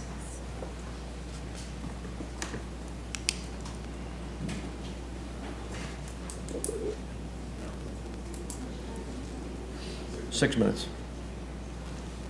It's a heck of a picture you brought today.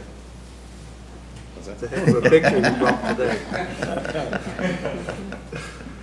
I'll teach Commissioner Bradford not showing up. You're in the spotlight, Commissioner Bradford. You said that was a great picture they brought today.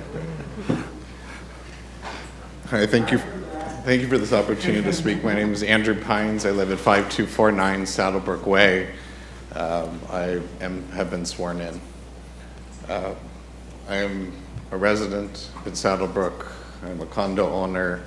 I'm on the HOA board for the SPOA.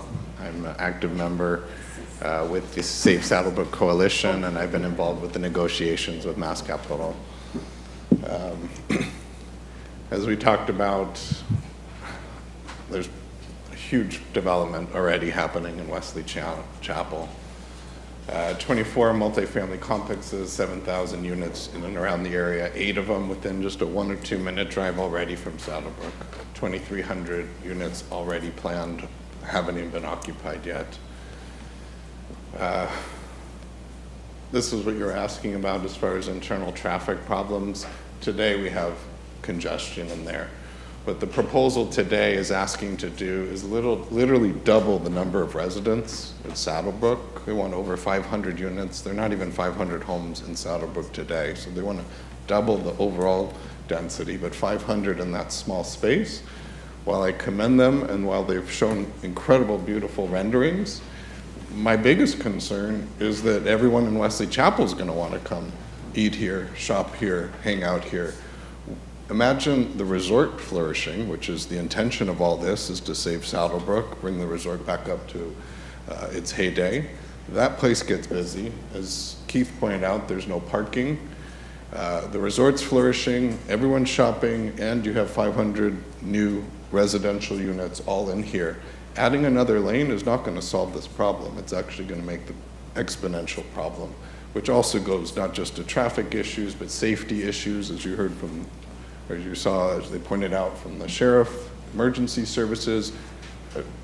A huge nightmare could literally happen, the worst case scenario, when people are trying to get in and out of the resort, in and out of shopping and restaurants, and another 500 homeowners, forget about us who already live there. We wouldn't even be able to evacuate should we needed to. The new Vision Road really is just there to solve the problem that they're creating, but the truth is they said it's mostly for service vehicles, so yeah, it might help a little bit, but the problem we're talking about here is way beyond what the service road will be able to solve for. Commissioner Mariano pointed out that they really haven't solved for the flow of the traffic coming in and out of there. Major rigs would still have to try to U-turn on the 54. They really haven't proven how the traffic issue is really going to be solved when you're forced to turn right onto the 54 coming out of there. You know, we see this all the time already internally, again, to the point of this is our life now. I mean, and construction hasn't even begun yet. And they are also, their route for all this additional is going to be right next to the school. I mean, all the poor students that are there are going to be seeing big rigs flying through here every day, literally on the road, you know, feet from where they go to school every day and where they're expected to walk to school. But those of us who walk our dogs, ride our bikes around the Saddlebrook Loop, I mean, this is what we're going to be living with. This is what we're dealing with, just to, you know, support, you know, the huge development in Area 1 that they want. I don't need to rehash any of this. This is pictures of existing traffic. I had a video that shows how much traffic there is today. You know, at the end of the day, it doesn't work. They haven't proven that there's not going to be a major impact on the safety, the traffic flow, the existing residents, our investment as homeowners and people who live there and already make this our home. It just doesn't work. And please, as it's just shown to you, there are other proposals, there are other opportunities. We can certainly look at density issues. We can look at solving some of these problems. We need a little bit more time to get there. I'm going to stop here. Thank you for your time. Look forward to speaking on the MPUD, a whole separate issue around the condos as well too. So I'll wait for that. I'll save the time. Yeah, thank you. Okay, then I'm going to call the next two individuals signed up. First is Nancy Foster, then Barbara Thurberg.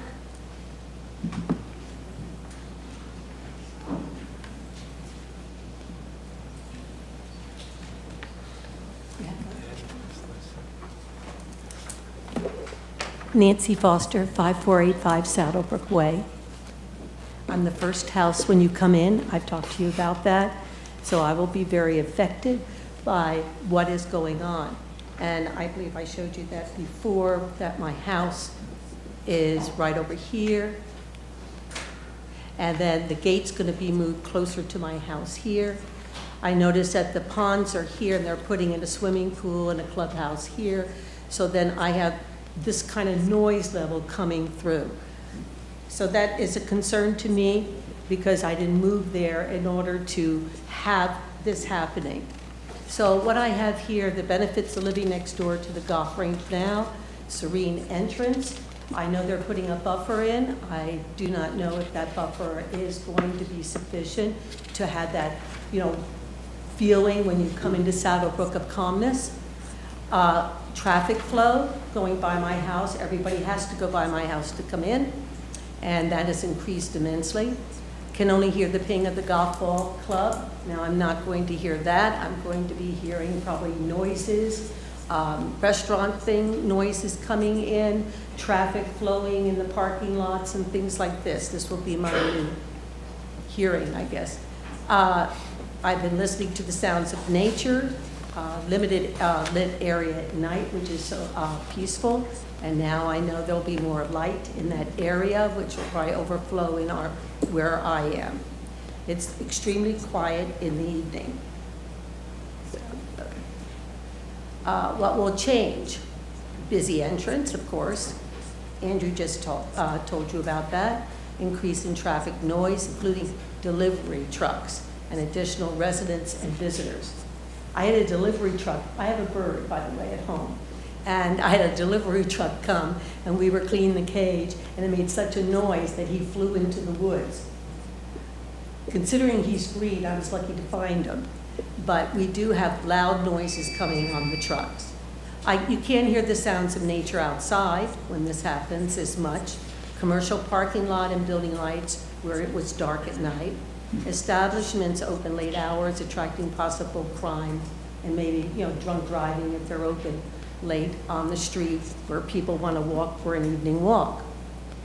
Also, I kind of wonder with all these apartments coming in and houses, and we hear about, you know, how Pasco's going to grow, these people want to play golf too. Will they want to come to Saddlebrook if we only have 27 holes? Is that going to make them want to come? I mean, I'm sure the adults coming in would like to have their entertainment, and they go to an Arnold Palmer golf course and here it's not what they expected. Are they going to enjoy this resort? I would love to see the resort flourish to maybe it's upgrading and maybe add some things. Let's attract more people who are moving into Pasco County to want to be here and enjoy what we enjoy living here. Thank you very much. Thank you.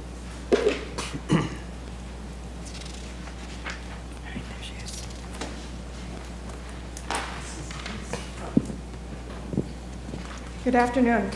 I am Barbara Thunberg. My husband Alan and I have been living at 5132 Pine Lake Road since July of 2002.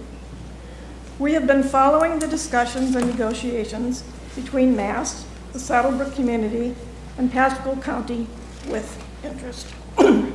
Negotiations have progressed with good outcome, including the deed restriction, the relocation of the Golf Academy, and the need to address traffic issues that development will cause at the entry to Saddlebrook and the community. The agreement to transform Division H into a real road will be key to the success of the development. We note that the resort is considerably busier than it has been in the past several years, and that some cosmetic improvements have been made, and really this should please most of us. The continuing concern of the Saddlebrook residential community is the impact of Area 1, particularly the planned density in the proposed plan. A number of suggestions have been offered. One, maybe the number of apartment units could be reduced, maybe 300. This would decrease the amount of required asphalt parking for the residents. Two, if 460 apartments are absolutely necessary, perhaps it could be redesigned to provide 4 5-story buildings with planned parking on the first level of at least some of the buildings. This would reduce the acreage needed for asphalt parking and allow for more green public area. It's hard to understand why it is desirable to transform so much of Wesley Chapel into an urban complex dominated by so many, and I do mean many, apartment complexes. If Saddlebrook residents wanted to live in a densely populated area, I think that most would have chosen to live in Miami, Orlando, or downtown Tampa. Yes, MAST owns Saddlebrook Resort, including Area 1, and they will proceed with whatever they are allowed to do. We ask that the Planning Commission assess the project carefully. Can a compromise in density be pursued? Given that concern, we recommend that the board votes to approve this application. Thank you. Okay, the next individual signed up, I'm going to call the next two, is Robert Reel and Lily Zhu.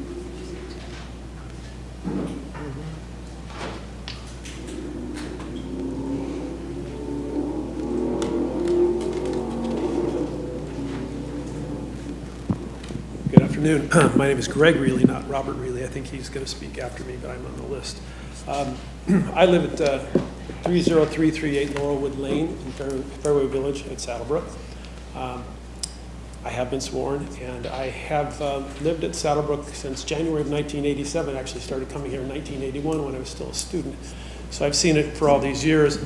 As well as being a resident for all those years, I'm a member of the Dempsey family, Tom Dempsey family, and I have worked at Saddlebrook for over 30 years in a variety of capacities: executive vice president, general manager of the resort, president of Saddlebrook Sports, including the school, and general counsel. So I've seen things come and go over the years, and I know the history of Saddlebrook, and I know the business model of Saddlebrook probably better than anybody at this point. What I I've already written to you and expressed and spoken before about my support of mass development plans, as well as provided you a letter from Mr. Dempsey with the same meaning. I'm not going to reiterate all of that, but I did want to say a couple of things about it. We still own, the family still owns 8 properties within Saddlebrook, including a lot right on the entrance road at the intersection of Fox Hunt Drive. That's where the T intersection is as you come into Saddlebrook. We own that, so we're basically next door to Nancy Foster here.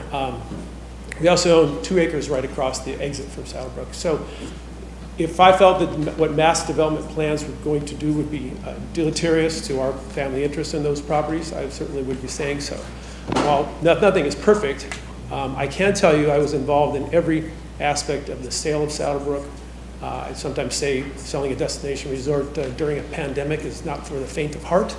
It was quite a difficult thing to get through, but I knew what every buyer wanted to do. And one of the reasons we selected Mast was they were going to try to maintain the legacy of Mr. Dempsey and Saddlebrook, and I think their plans do that very well.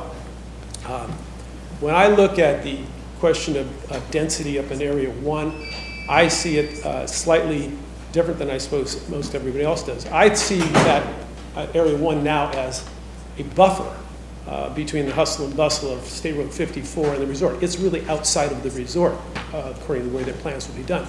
And I will add, too, about some of the comments about the driving range. Driving range location there on 54 was never the long-term intent of the legacy owner of Saddlebrook. We always intended to buy land to the south. We were unfortunate to do that. And insofar as the 36 holes issue has been concerned, which Mr. Hogan and others have spoken about, 36 holes is simply not viable at Saddlebrook. It hasn't been viable. It was trying to maintain 36 holes was one of the things that made a lot of financial stress upon it. It's just too expensive to run a golf course. Couldn't maintain the rate. Couldn't maintain the number of rounds that you needed to make it successful. And I would also venture to say that with respect to traffic inside of Saddlebrook, as you mentioned, Commissioner Starkey, those golf carts are a real problem driving around Saddlebrook. I lived in the very far back of Laurelwood subdivision, the very far back of Fairway Village, and I constantly am stuck behind golf carts when I try to go in and out. So it is important to get those golf carts off the roads as much as possible. Insofar as density, again, is concerned up in Area 1, what I said to you before and what I reiterate again today is the most important thing from my perspective is that Mast is successful with its development plans. I want to see that village center built out there at Area 1. I think that is going to be crucial to the value of the properties we own as well as everybody else's. And I think that density is necessary in order to accomplish that particular objective. I would also differ with some things my friends here have said regarding the traffic light. That was something Mr. Dempsey fought very, very hard for. I just want to say on the record that went to the state and I was involved with it. We did quite a lot of work to try to get that traffic light put in there 20 years ago. The traffic was far, far worse back at that time. And let me see if I've forgotten anything else to say. Yeah, I guess the last thing I would just say is that I feel like whether there's 365 units in Area 1 or there's 465 units in Area 1, frankly, from my perspective, it's immaterial. It'd be nicer to have 365 or some other lower number, but from my perspective, it's more important, the need for the financial success of Mast to do this development is more important than another 50 or 100 units out there. I think it's in the scheme of things, it's just not a big enough consideration. Thank you very much. Thank you. Thanks, Greg.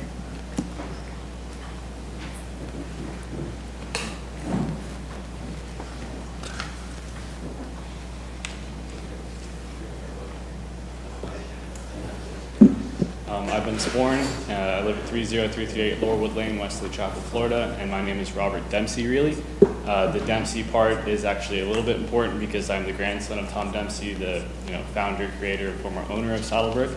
I don't think there's anyone that has done more to build Saddlebrook, to see its success or sacrifice than our family has. Obviously, we've owned it for over 40 years. Our entire family owned it as a family business. I've worked there since I can remember. I started at about 16 years old. I attended the golf academy. Everything that my family's ever done, every meal we've ever eaten has been a business meal, talking about what's going on at Saddlebrook. So it's been a big part of my life forever, and I'd like to reiterate, I don't think there's anyone that cares more about Saddlebrook than myself, which is why I have not spoken at any of these meetings, even though I've attended all of them, because I was trying to see how things were going to play out. But I think this is the right time for me to say something, because I have seen mass plans. I think that what they're doing is crucial and essential for the success of Saddlebrook, which is all I want to see. Everyone in my family, except for 2 of us, have left Saddlebrook. I'm one of the only 2 that are left. The only reason that I stayed is because I want to see the legacy continue. I want to see it grow and prosper. And I think that the growing Saddlebrook with this development plan is the only way to do that. I went to the golf academy. I played golf. I'm okay. I was, like everyone else here, hesitant to go down to 27 holes. But if it means that the 27 holes that we're left with are better condition, they are a prime golf course with the same, you don't lose the training facility because it's shifted. I know from our business, as my father just stated, that running 2 golf courses is very expensive. So when people come up here and say, well, having 36 holes is more profitable, no, it's not. It definitely isn't, and I don't understand how you could say something like that if you did not actually know that. We've worked in it our entire lives. That will save you money by only having to maintain 27 holes. And one of the other things that I noticed on the other proposal that was shown by Mr. Hogan is that actually is the academy and the employee parking, which Mr. Swope pointed out there is not enough parking, so you're going to have to get rid of the academy and the parking if you wanted to do that. So again, I don't think that proposal actually works. And again, if I thought that this plan was not in Saddlebrook's interest, I would be the loudest voice against it. But all I want to do is see Saddlebrook succeed, and this is how Saddlebrook succeeds. Thank you. Okay, Ms. Sue? She asked to waive her comments. Okay, so then the last individual signed up is Larry Barbetta. So is there anyone else going to speak to this item? Why don't you ladies come on up?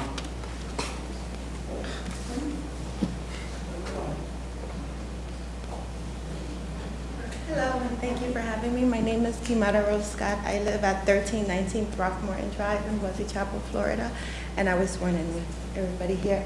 I want to talk basically about my experience with Saddlebrook. I'm going to be celebrating my bicentennial anniversary of being a resident of Wesley Chapel, so that's 20 years. I have also been a business owner for about 10 years in Saddlebrook. So I raised my daughter, I have grandkids coming around, and one of the things that we always remember is going to Saddlebrook for Mother's Day and different things, and my kids like going to the pool, and so it's always been part of our traditions. And everybody here talks about traditions and how long we've been here, but we want to keep it here. And one of the ways that we best keep it here is with change. One of the changes that they did was to bring me in. I am now the spa director at Saddlebrook, and one of the things that we worked really hard, Mass and I, is to keep the tradition of the spa itself while refreshing it and bringing it back to life. And I think that's basically what the whole project is maintaining it, but bringing it back to life. Being able to give it the best possibility for success without having to change too much on it. But the change is inevitable. Wesley Chapel has changed. I've come from a time where Wesley Chapel was cows and manure to 3 malls. So it's not that change is bad. Change has to happen for us to grow and for there to be vitality in our community. We've had different golf courses that have gone under because they didn't want to change. We had Quail Hollow, went under. We had Pebble Creek, went under. If we don't want to go under, if we want to maintain our community, we have to change. We have to embrace it, and we have to work together. I've worked with Mass now It's going to be going on a year. It was 6 months of courting and 6 months of working together. And I will say that they are very receptive to opinions when you have them, as long as they make sense. There were things that we battled back and forth, and then we would sit, and it's like, this is how it makes sense, and this is how it's going to be best for the overall group.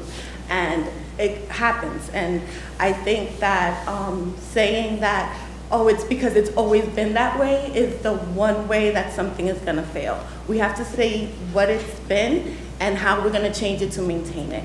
And that's it. Thank you very much for listening.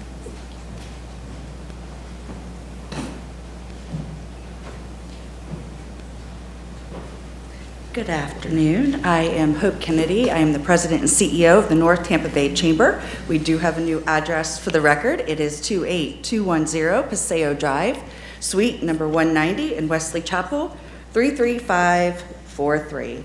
I am here today on behalf of our board of directors and our 610 members advocating in support of this project. This is a type of project that communities around this country are dying for. They would be thrilled to have this kind of investment coming into their community. Saddlebrook literally put Wesley Chapel on the national and international map. And they have been a contributing force in tourism and commerce. As with any asset, it must be nurtured and constantly improved upon. For us to continue to prosper as a region, we must evolve. We, the Chamber, applaud Mass Capital for their vision to improve the crown jewel of Wesley Chapel. They have gone above and beyond to ensure the legacy of Saddlebrook continues. We thank them for investing in our community and ask you to approve this project and remove any bias or bureaucracy from further delaying the vital improvements needed. Thank you. Is there anyone else?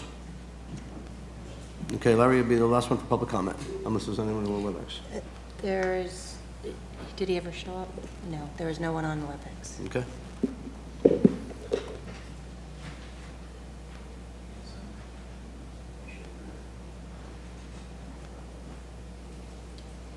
Hello, everyone. My name is Lawrence Barbetta.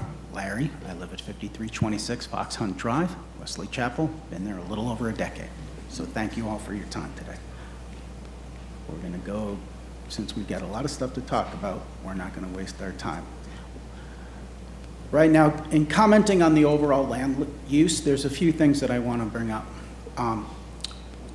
Probably the biggest thing that is new information that we're really excited to hear about is the greater access into Area 2 that was just shared today. I think that opens up some interesting opportunities for us to consider how to have a win-win where we get the density, but possibly measure it or manage it in an appropriate way. Currently, Area 1 has about 35 acres, roughly 32 buildable, and there's 75,000 square feet of commercial. There's, now there's just under 500. There's 490 apartments and townhomes. Plus there's parking, and I believe the rule is something like 2.2 or something. Spots per unit is my understanding. I could be wrong. But in other words, more than 900 parking spots in the current configuration. Again, we're concerned about what that does for the gateway into a 4 to 5 star resort. We're concerned about the impact on the community, and we're concerned obviously about the loss of green space. And again, I don't want to come across inappropriately, but if we were building a 4 to 5 star resort from scratch, would we conceive that the way we'll enter it is through an apartment and retail complex? Okay. I mean, and when we look at the comps cited by Mast and who they compete with, that's not the same experience. So that would be something I believe in progress. We are thankful for the time we've had to work with Mast. We're thankful for the collaboration. We mean that sincerely, and we're thankful to the commissioners for giving us that opportunity. At this point, we're at, the 11th hour. Later, we'll talk about the MPUD and rezoning, but at a high level, there are some bigger issues here, and there might be some interesting opportunities where we make this still beneficial for Mast, but also more sensitive and compatible with the Saddlebrook Resort and make sense for the community as well. We also would encourage things, and we'll talk about this more in the rezoning, about accelerating the pace of the renovation of the resort, because that's what this is about. Nobody bought empty land. They bought the Saddlebrook Resort, which has worked hard to establish a world-renowned reputation. We all know its current state. We're all saddened by its current state. We all support Mast's efforts to bring that back to what it should be. We want to help accelerate that, and we think plans and conditions later that we'll talk about that accelerate that and align that would be in the best interest of everyone as well. I'm going to be very short right now. If you have questions for me, feel free, but I want you to consider that as you look at the broader land use, and I look forward to speaking with you later about the MPUD. Any questions? Okay. Well, I would Go ahead. just, I guess I do have. Commissioner Starkey, go ahead. So, you know, when you guys are proposing, I guess the thought is you would put apartments along the road and leave the practice, what do you call that area? Driving range. The driving range up front, away from the clubhouse. Doesn't that mean you're taking away all the parking?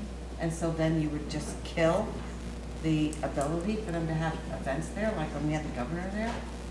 So I just think that idea just sinks Saddlebrook into closure. When you can't have events like they can have. Are you addressing that toward me, Commissioner? I'm just curious. In general. Okay. I'm not sure I'm the best to answer it, but what I would say is what I think Mr. Hogan presented as a resident was just the idea that there may be some other possibilities and that this is a very big decision. We're not trying to act like amateur land planners, okay? And I think Pat was speaking to that. Pat can speak. How long is the drive from to the driving range, Pat? Roughly 2 minutes and 50 seconds. So when you look at the other course, which I think Pat will talk about in the layout, there's going to be other driving challenges as well. What we're trying to say Quick is... question, I think Pat knows the answer too. What was the driving distance from the new to the new driving range? Is it like a minute 90? It just... You can't answer from You can't answer from there, sorry. He said over a minute, from... So it's cut in half. Correct. There's other places, again, with the routing that Pat will discuss, I believe, and the distances between holes, and that is a significant change and adds time too. Again, what we're just really trying to say, I think what Pat was trying to convey is that if there's an opportunity where we could have less intrusion in terms of the impact on our community, existing compatibility, nice entry, and end up with 36 quality holes, that would be even better than 27. That's what the idea was with that communication. And that's, again, a broader statement. Okay.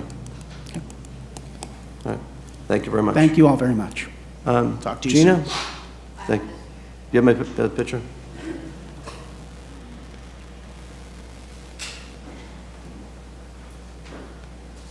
So one of the groups of people I met with at one time playing out there was from Coral Springs, and they've been coming to Saddlebrook 16 of the past 24 years. And they tried a couple of the courses, but they always kept coming to Saddlebrook, and they loved it. They played the Palmer course, and then they played it again because they liked it so much. When the new design we've been trying to get, it finally got released to Amy. Amy, you just got it the other day, or how long have you had this? Amy Heiler, Planning and Development. So our team reviews pre-applications every Monday. So we were aware of it on Monday. So it was scheduled, I don't know when it was scheduled, but it's for next Tuesday. And since our team was able to review the pre-applications, we noticed it and figured we'd go ahead and send it out. Okay. So, again, we've been waiting for a plan for a long time. We knew they submitted or presented a plan to the others, but never been a presentation. I'm wondering if Mass wants to talk about this plan. Barbara, you got a chance to come up and talk? Do you want to talk to the plan or have someone talk to the plan? The new routing of the golf course?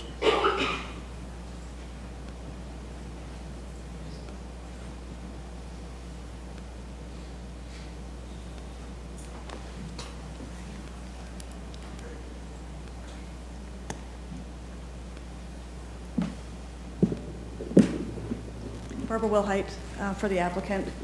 So a couple things. March 31st, around the end of March, there was a town hall meeting with the members of Saddlebrook Resort. This was what's shown to them. So this isn't last minute. At the Planning Commission, Ms. Heiler probably forgets, but the Planning Commission agenda item included this.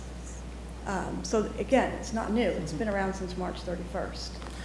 So, but I do not intend on discussing it because it has nothing to do with my land use amendment. The county attorney stated at the Planning Commission that our golf design has nothing to do with our land use amendment or our rezoning. It's not relevant. So I spoke to him last night just to make sure, because I would never say anything that your county attorney has said to you if I'm not sure that's what he said at the public hearing. So Let me again, stop there. it's been Let around me since just March let me stop there for a 31st. second. So let me ask the county attorney a question. So back in 1974, 1985, this plan gets adopted as an NPUD. The people see what they're going to get for a plan for a golf course. Even gets changed later on, another part of an NPUD. With what the people saw and what the people had rights to, do they have certain expectations to expect they're going to see a 36-hole golf course? Do they have rights? Or is it just one way? Most decisions on golf course conversions have not gone in the homeowner's favor unless there were specific covenants and conditions that were granted to them in their approvals. And that would be a civil matter between the homeowners and the golf course redeveloper. Okay. Go ahead. Okay. So may I do rebuttal? Yes. This would be your I'm opportunity. going to ask about the golf course, so you can either So who- have them talk about it, or I'll just talk about it. However you want to do it. Yes, I see that you're testifying here, Commissioner. What's that? I see that you're testifying here. So I guess that'll continue, but yes, I do Okay. want to note it for the record. Very unusual. So I don't know what order you want. Normally after the public speaks, then staff has a chance, and Mr. Carballa has said that he wants to make sure that we follow proper order. So I know there's been a lot of comp plan consistency conversations, so I don't know if Mr. Pitos is going to talk to that. But I would like to keep it in some kind of order here. I'm not in charge, but I do Okay, have then certain you rights can as the you can have a applicant. seat, and I'll have staff come up. Okay, thank you. Sorry to take you out of order.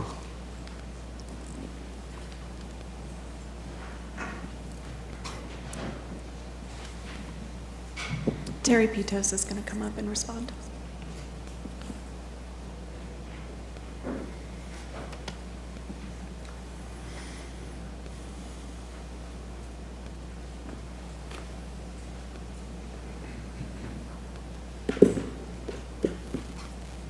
Good afternoon, Commissioner. Nectarios Pitos, Planning and Development Department.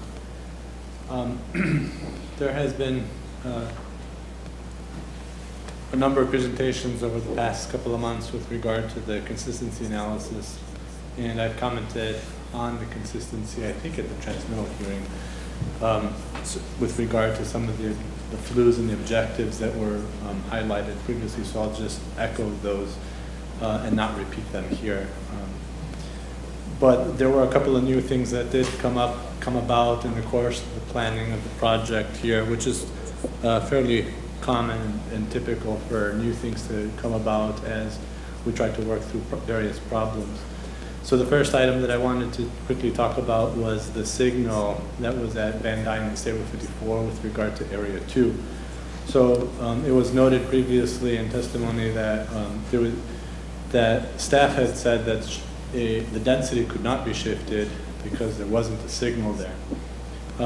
Actually, the intersection was not studied at the comp plan level. That's typically not something that we're looking at in terms of that sort of detail because, well, we don't go into that detail, but staff had noted that one could put density at Area 2, but we would need to pay close attention to how access would take place on State Road 54. During the course of the deliberations and the negotiations on the conditions of approval for the MPUD, which is the next item, therein, we did look at, because we do craft conditions of approval that attempt to address turning movements and access movements to the subject properties that are before the board for zoning considerations. And we looked at the Van Dyne and how we could potentially require the south leg to that intersection. And so that was part of the weekend work that took place, where an exhibit was provided to us. We assessed what the geometries of the exhibit generally work, and could the site plan accommodate the land uses that they were proposing, and it looked like it could, and the condition was crafted and was thereby included in the revisions that are part of the MPUD record now. But we still maintain that the greater Dade City should locate at State Road 54 and Bruce B. Downs, at the future Bruce B. Downs intersection. That's the better location because there are multiple ingress and egress options for that area. So whatever traffic may occur within that little mudroom node is going to be better dispersed on 54, on Bruce, and on Bruce B. Downs, ultimately to Wiregrass and beyond Boulevard. In terms of the commentary from the public safety agencies. Terry, let's stand up just for a second. So I met with you and staff on Friday. We looked at a lot of different items. That was one of them that came up. Yeah. Over the weekend, I actually got to hear the planning commission would actually brought up the same items that didn't seem to take any work. So I appreciate your work on Friday, going through to get that approved to make that light intersection, because it would have made no sense to have the intersection or the entryway any further to the west, because that would have made people just going out there, crossing 3 lanes, taking a U-turn. And with that lineup the way it was, I'm glad to see these guys acted on that to get that to happen. And I appreciate the applicant actually looking at that and making that happen. But that's as that came out. So that's an improvement. When you talk about the traffic, now let's go talk about, you just said the access in and out. When you have a development over 600 units, you have to put in a second entryway, correct? That's correct. Now, I don't know if you consider that second part of the thing as part of the traffic that you need, because nobody can get there.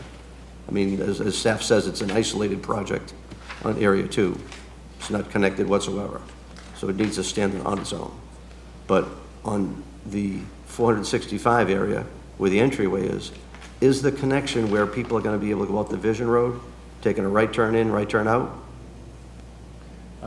The connection is, yeah, the connection would be to the west, which would be onto the future Bruce B. Downs. From there, somebody could travel north to 54 and do the right in, right out until that becomes a full proper intersection with signal, et cetera.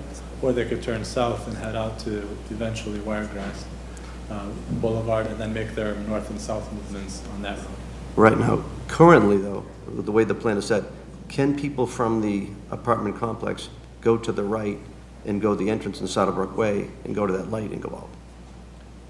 I think on the way it's designed. That's what the conceptuals are showing. The way it's designed, okay.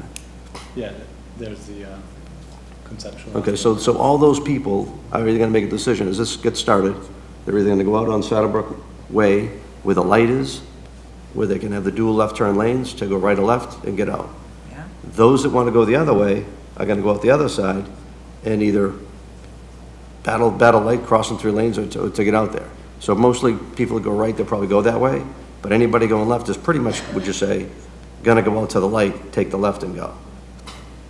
Right now, you've got a lot of trips out in front. And I know we had a long battle and talking about with traffic studies with the whole team about the data, the 2%, et cetera, how it accounts for everything. And even though the data says it's okay for traffic, when you look at the reality, when you look at the testimony of people here, and you see all the traffic that's out there, and now you're going to add 464 more trips, does that affect your decision-making whatsoever?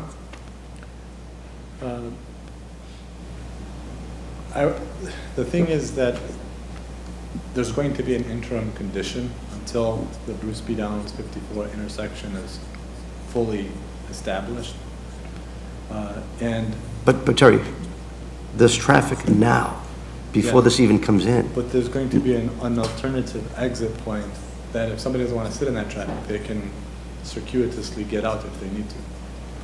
So, and by circuitously, I'm talking about heading out to Wiregrass Boulevard further west. All right, but let's go back. With what's out there right now, not any development going on whatsoever, there's a lot of traffic out in front, right? You've heard the residents say it many, many times. So right now, there's traffic anyway. Now you're going to take and add 464 more units to add into the traffic that's right in the core of everything else as well. You don't think it's a factor? Based on the studies and And again, forget the studies. Yeah. I told you, the studies show we're okay. It can't be my decision, though. It has to be on the studies. He that has have said been that they provided. can go out the other way, and he said it like 3 times. There will be 2 exits, not 1. So I don't know if he, you know, you want to say that 4 more times. There'll be 2 exits, not 1. And there's more traffic already, and it's going to only get more traffic. Go ahead, Jerry. So, just to move on to the next point that was brought up with regard to some of the commentary from the public safety agencies. The reception of no comment does not mean that those agencies did not review. They just did not provide any suggestions to influence the project further. And the no comment, at least on our part, is understood as it being acceptable to that agency by acclamation.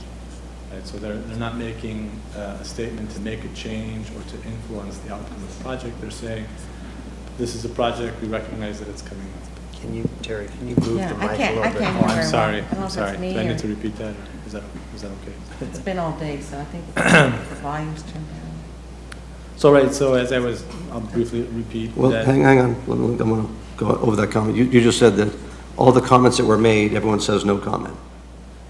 No, there were some comments that were received that said no comment, but that doesn't necessarily mean that they didn't review the project. It simply meant that they accepted the project by acclamation. They noted the fact that the project was going to happen, and they didn't have anything to say that would influence the outcome of the project or to make a change to it.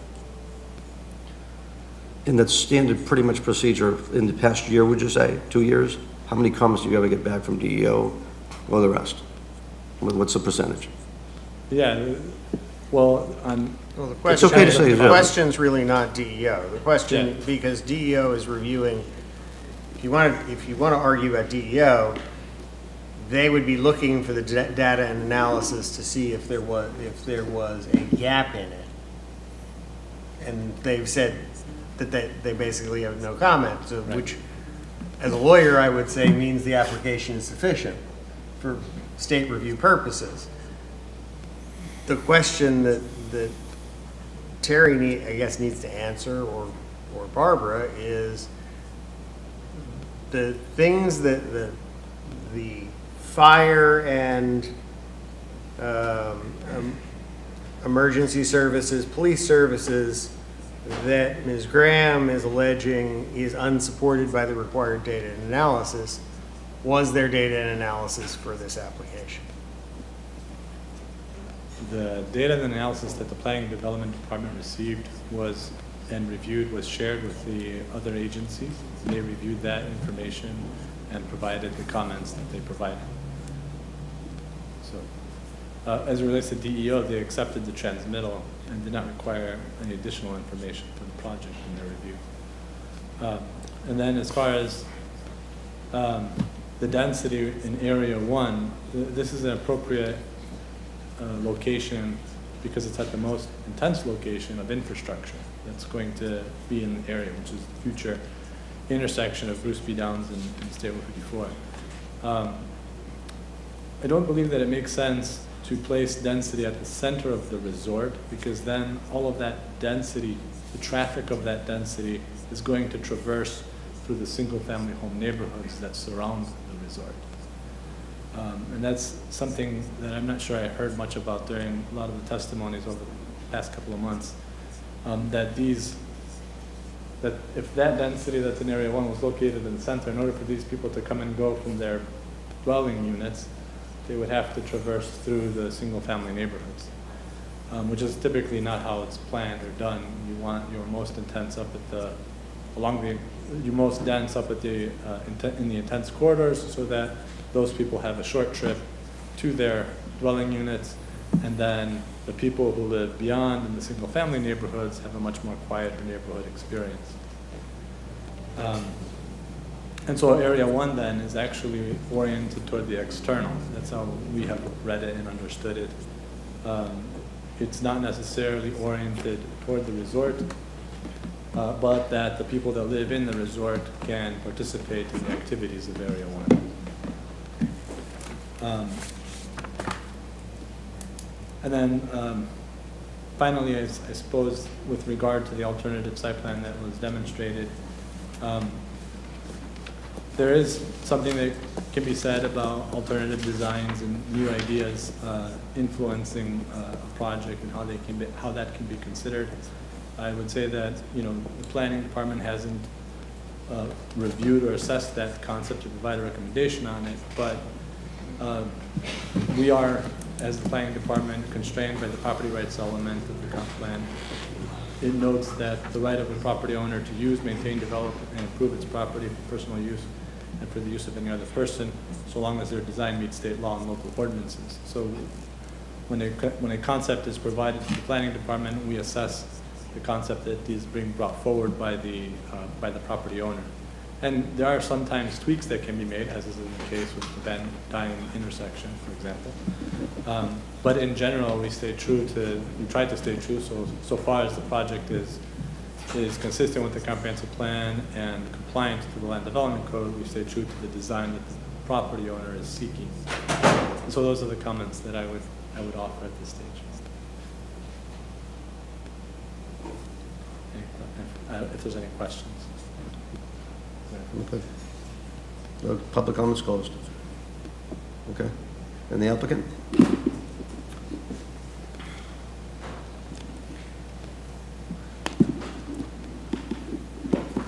Thank you. A couple things, because Ms. Graham brought up some inconsistencies, and I'm an expert on the comp plan. Been doing it for 27 years. Helped have my hand in writing the comp plan and the codes that are being referenced. So some of these things that are said, I just have to say something about on the record. So talking about the PD land use and the fact that currently it's a Res 6 land use, and we're going to PD somehow takes away recreation areas. Well, it actually restricts residential property to no longer be residential property in the comp plan and restricts it to be recreational areas. So certainly not taking away residential area. Disrupts the entire golf course. The golf course is now Res 6. What it does is restrict residential on the golf course or non-residential on the golf course, because now it's being restricted to golf course-related facilities and open space.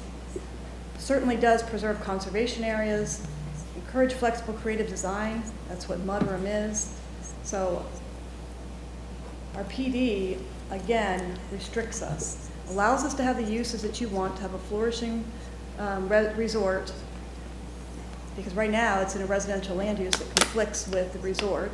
And we talk about the tourism policy, but the current comprehensive plan is not consistent with the tourism policy because it calls for that resort to be a residential use, not a resort or a residential use. So when you talk about what we're now in Res 6 and what we're planning to do, which is to go to this PD land use, we're cleaning up any inconsistency so we can flourish as a resort in support of your tourism policies. We're preserving, we're taking away residential use on the golf course and preserving that. So it meets all the intent of plan development. Again, a lot of talk about multifamily. This comp plan amendment is not needed for the multifamily that's proposed, for any of the residential that's proposed. I think the other thing that we do appreciate very much the residents and their ideas, and we have had so many meetings and we've taken all those ideas into consideration. But at the end of the day, my client has a business plan, a large investment they're proposing here, and they've got certain things in their business plan. They want to have a new driving range, state-of-the-art driving range, close to the resort and close to the current golf courses. They want, you've heard, not from them, you've heard from independent witnesses who know this business better than everybody, that 36 holes isn't viable. So we didn't have to say that to you, you heard it from others. But they know that, and they agree with that and their assessments. It took them a very long time to close this property. They called me all the time with different questions for a very long time. So there was a lot of work that went into them to buying this property. So they have a plan, they have a business plan. And with regard to some of the commissioner statements, because I don't know if I'll get a chance to talk before the commissioner might talk about things beyond what people have said here, so I don't know. But with regard to the renovation plan is a plan between Mast and their resort owners. They're the investors in those hotel condo units. Those are not real estate, those are registered securities, and that's what the renovation plan is. So to bring a renovation plan into this hearing for land use and zoning has nothing to do with us changing the land use from Res 6 to PD. They have worked on the renovation plan. They have been transparent. Yes, they did release it, I guess, last night or the night before. My nights all come together when you work all the time. With regard to the golf, I already explained the golf question of that plan and its relevancy and how long it's been out there. And yes, they've met with their members on that plan. The other thing about traffic is... Let me stop you right there. Just ask you a question. When we heard our first presentations, who was it that talked about the renovation plan? You think I could remember that? Only help you. Mast. They talked about what the renovation plan was going to be, how they're going to talk to the people. They showed us pictures about how it was going to look. Okay. No details were sent until last night at 5:30. The numbers that were talked about from talking to Mr. Pines, don't know, but we can ask him if you want, says the numbers even from the renovation plan have now doubled. So you never showed anybody in the last 6 months from first coming to us the renovation plan. Now the night before this hearing, it's bring it out, and you want to call us out for talking about it? And talking about Mr. Pine sending it to us? It sends a clear message that you haven't been straightforward with everybody every step of the way, in my opinion. Your meetings, you could have had everybody together in one big room, chose not to. You wanted to break them all up, divide and conquer. I don't agree. That's how I see it. We're going to disagree. The plan for the golf course hasn't been shown either, except for that one group. Why didn't we show it to everybody? So don't say that we should be talking about, no. The coalition has I am it. talking. Okay. You said that you don't know why we're talking about the renovation plan. You're the ones who brought it out. Carry on. Because you asked us about what our plans were, so we showed you our plans. It's a very long project to renovate a resort like this. It's easy for people to say, well, you didn't do this, and you didn't do that, and you didn't do this, but this is a difficult project with a lot of components to it. So the criticisms just aren't fair, but I can't change your mind. It has nothing to do with the land use, and I just don't want my client to be disparaged because I just don't think that's appropriate. But I did want to say that one thing with regard to transportation, what we don't hear is about the fact that we're going to have a second access. Forever, Saddlebrook has had one way in and one way out. This development project solves that at a great expense. The Vision Road, we heard Mr. Swope ask about the Vision Road, 4 lanes, 8 lanes. It's not our Vision Road. It's your Vision Road. It's a road that was important to the county, and in their build-out model said this road needs to be there. And we're providing that road and the right-of-way for that road, not only on our property, but through Wiregrass Ranch. So the fact that we go from one way in and out to three ways in and out is significant and is not really discussed. It's interesting to hear that we don't need the Vision Road when it does provide not only the Vision Road, but the service road and the road that'll come from Development Area 1 down into the resort for all the service traffic that now goes through the gates of the resort. Those are significant changes. So again, I appreciate Mr. Hogan and the efforts on an alternative plan, but in the end of the day, my client has a very thought out plan. They've worked very hard on it. I would note that that plan actually includes property on Wiregrasses that we don't own. The way they have it connecting to the Vision Road is through Wiregrass's property. Again, hard to do those plans, so I understand. Ms. Foster, when she shows you her property, I noticed she doesn't do it on top of an aerial, because if she did, you would see all the dense woods in between her property and Development Area 1. So with that, We think we meet all the requirements for the comprehensive plan to be approved, and our team is available to answer any questions. Certainly have lots of details to go over in the MPUD, but as you've stated, you want to have separate hearings, so we'll leave those for the MPUDs, and we would ask for your support of the comprehensive plan amendment. Thank you. Commissioner Starkey. I'm just going to call for the motion, and for my motion, I'd like to use Hope's speech. Hope's speech is my motion, because I think it was very well said. So I would move to approve staff's recommendation for the comp plan changes.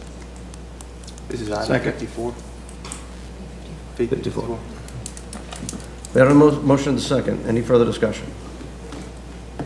Call the roll. District 1, Commissioner Oakley.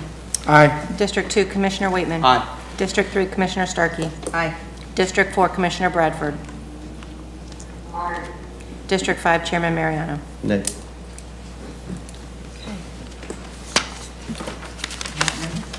Item P68. We approve. We do. Give me 1 second, let me flip the page. Okay, P68 was advertised in the Tampa Bay Times on May 24, 2023, and by affidavit of site postings. All right, good afternoon. Amy Toll with Planning and Development. So the item that you are hearing now is the companion rezoning to the Saddlebrook Resort comprehensive plan amendment. Before we get started, I did send an email out, and I was advised to seek or ask to just have it entered into record, please. So what? Enter it into record. So the 4 documents that were sent via email, just to make sure that they were received and entered. Or a motion to receive and file. Excuse me. The golf course layout one, or which one? The 4 documents, the additional ex partes, the additional emails, and then the changes to we got hard copies here. Yeah, those. Mhm. Okay, I see. Yeah, and then I sent the email out as well. Okay, have a motion? Move to Receive and file. Yes, ma'am. Thank you. Need a second? Second. Is this what we're looking at? No, it was, Oh.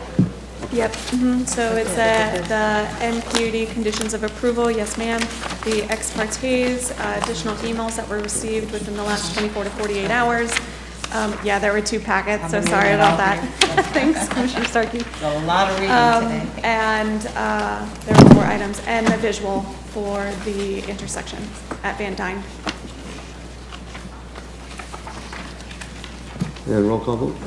District 1, Commissioner Oakley. Aye. District 2, Commissioner Waitman. Aye. District 3, Commissioner Starkey. Aye. District 4, Commissioner Bradford. Aye. District 5, Chairman Mariano. Aye. Thank you. Okay, so the items that were just entered into record, there was a change in the conditions of approval last night to speak to the intersection of Van Dyne, as well as an exhibit that goes alongside that. There are additional ex partes that were received since the last Planning Commission and the publish, and when the 7-11 agenda was published, and then additional emails in support for the proposal entered into record as well within the last 24 to 48 hours that were received. So the MPUD you're hearing now is a proposed rezoning. The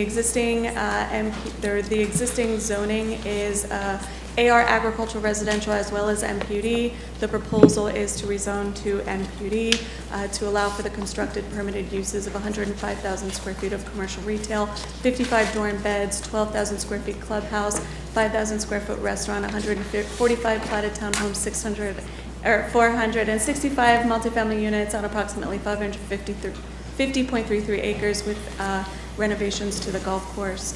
And it is located on the north side of 54, approximately 1.35 miles east of 75. So as previously noted, the comprehensive plan presentation does have repetitive information. So I'm going to try to fly through this as best as I can and just highlight some of the additional changes as it relates to the MPUD itself. So as stated, it's located in the South Market Area Urban Service Area. Here's your visual location map for the aerial.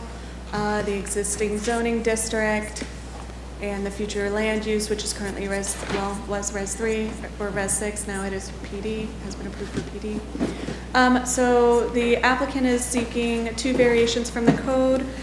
So I'll go ahead and provide a little direction on those. LDC section 901 is seeking a variation at the request of many property owners within Saddlebrook Resort. No interconnection, being vehicular or bike pedestrian, is proposed to or from Development Area 2 to the south, since Saddlebrook Resort is gated. No interconnections to the west of Development Area 2 is proposed because those areas are platted. Additionally, no interconnections are proposed on the southern boundary of the Saddlebrook Resort, since those are also platted subdivision, being Wiregrass Ranch, and then no interconnections are proposed alongside the eastern boundary of the Saddlebrook Resort, since the properties to the east in that area are also platted subdivision. So the applicant's request has been reviewed and supported by staff as it meets the intent of the code. Additionally, section 402 of the code, the applicant is requesting a variation from the LDC to allow for all of the open space, drainage, common areas, landscape areas, wetland areas, buffer areas, preservation areas, recreation, park, and other special purpose areas within the non-residential areas, multifamily areas that are under single ownership within Development 1 and Development 2 to be operated and maintained by the ownership entity, since there's no HOA or CDD for those areas. And then additionally, they are foregoing requirements that do not apply to any portion of the MPUD that's controlled by an existing HOA or CDD. So again, applicant's request has been reviewed and supported by staff as it meets the intent of the code. Additionally, I just want to make sure. So here is the proposed master plan. You guys, you have already seen this, showing Area 1, Area 2, golf course area, and Area 3. The binding conceptual plan, which has already been just shown. Again, Development Area 1, Development Area 2. These are your 3 and 4 areas. And before I asked for this recommendation, I just did want to put into record. So a couple of the changes that occurred before or after the Planning Commission are set forth in your agenda memo in findings of fact number 15. So there were 7 changes that were made between those two, between the Planning Commission hearing date and today's hearing date. So there was an additional condition that was added to require the renovation plan, being condition number 30. Condition number 29 was revised to reduce. Can you review those changes? Oh, sure, I can read them. And do you want me to read the conditions themselves into record, or just? Yeah, let's go one by one. A little detail, okay. So condition number 30. Condition number 30 is quite long. Do you want me to read the whole thing in the record? It's like the entire page. Well, let's get to the key points that were different. Okay, you got it. Okay, so condition number 30 is basically developing or requiring a renovation plan for third-party condo hotel units. So this condition was actually discussed and crafted between Planning and Development, the applicant, and the Office of Economic Growth. And so we do have David Engel here, who is a representative for Office of Economic Growth that can speak to a little bit in more detail. But basically, there are various components of the renovation plan set forth. This is also where, and in the findings of fact, shows the change for the trigger, where the prior to the final building inspection, at the Planning Commission, it was heard being the 351st unit. We've changed that, or it's been recommended to change that to 301st residential units within the development area. Additionally, for third-party condo hotel unit owners who elect to renovate after the deadline, so the first paragraph above, there is a deadline stating within 90 days of the approval, renovation plan shall be provided, and then means for those third-party condo owners to kind of opt in to that renovation plan at that time. So again, the deadline in number 5 above, before completion of the application renovation, shall still follow number 2 and number 3, being a requirement that the agreement to renovate between the third-party condo hotel unit owners include a requirement for application developer to renovate the lobby, food, beverages, pools, grounds, maintenance areas, resorts, et cetera. And then 3 being projected costs of the unit renovations along with the projected revenue increase and resultant ROI. I think for the most part that covers the renovation plan. Again, any additional detail I would say that David Engel could speak to a little bit more detail in that. So I'll continue going down the findings of fact. The second one is a revised condition number 29 to reduce the trigger from when 100% of the existing hotel units owned by the applicant lobby at least one food and beverage area and at least 150% of ground level meeting space will be renovated from the 351st residential unit to the 301st. So that is also set forth in condition number 29. Findings of fact 15.3, amend the land development code variation to not seek a variation from the requirement to provide an interconnection to the east of development area 2.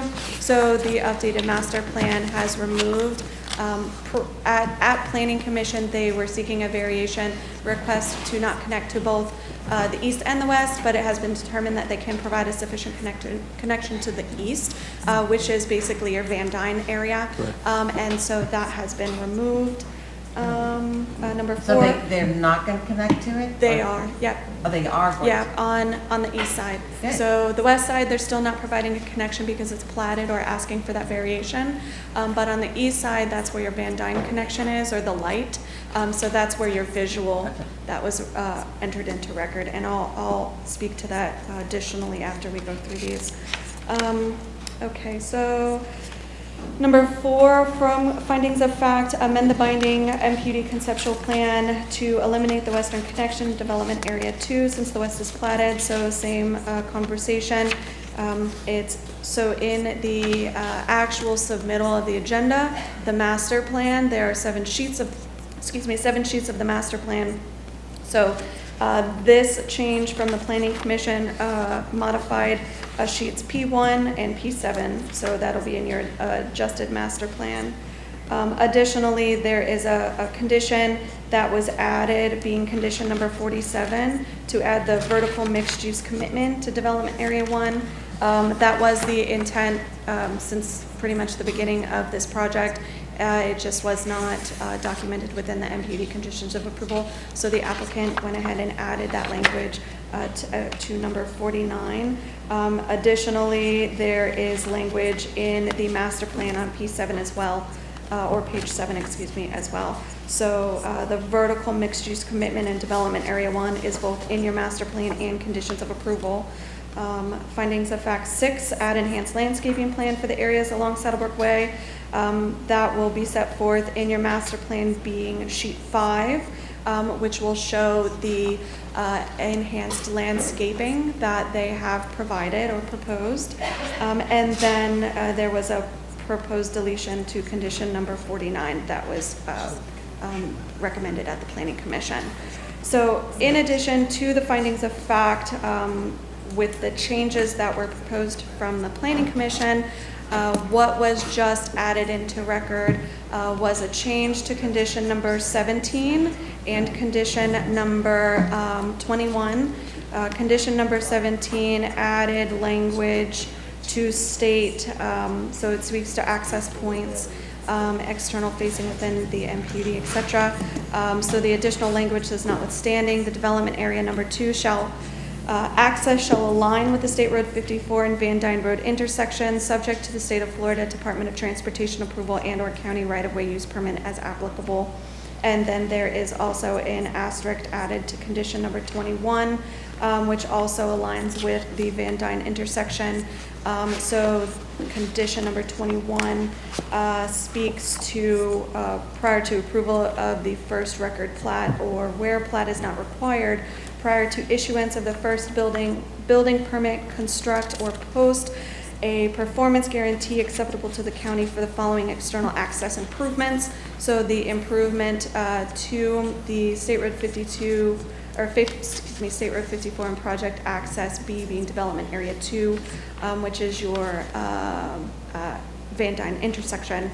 There is an additional condition on number 21 with an asterisk that states, in lieu of access at State Road 54 and Project Access B, Access shall align with the State Road 54 and Van Dyne Road intersection, subject to the State of Florida Department of Transportation approval and/or county right-of-way use permit as acceptable or as applicable. In such event, developer applicant shall submit an access management analysis at the time of construction plan review to determine required access improvements. So between Planning Commission on 7/6 and today, I think 7/6 actually, I'm sorry, June 8th, those changes have been submitted. Quick question on number 20. Okay. It says, developer has provided a substandard road application for State Road 54. There are no substandard road impacts to State Road 54 from the approved land uses that require mitigation by developer. And the next sentence, developer shall not be responsible for any improvements to State Road 54 or any proportionate share payment for any improvements to State Road 54. Never mind, I got it. Okay. I'm good. Sounds good. It's that other than. I got it. That's funny. You start to read it, then you're like, oh, I got it. Third time around. Yeah, exactly. So with that, if you have any additional questions, I'd be happy to answer that, but staff does recommend approval with conditions. Okay. Any questions for staff? To the applicant. Thank you. Thank you.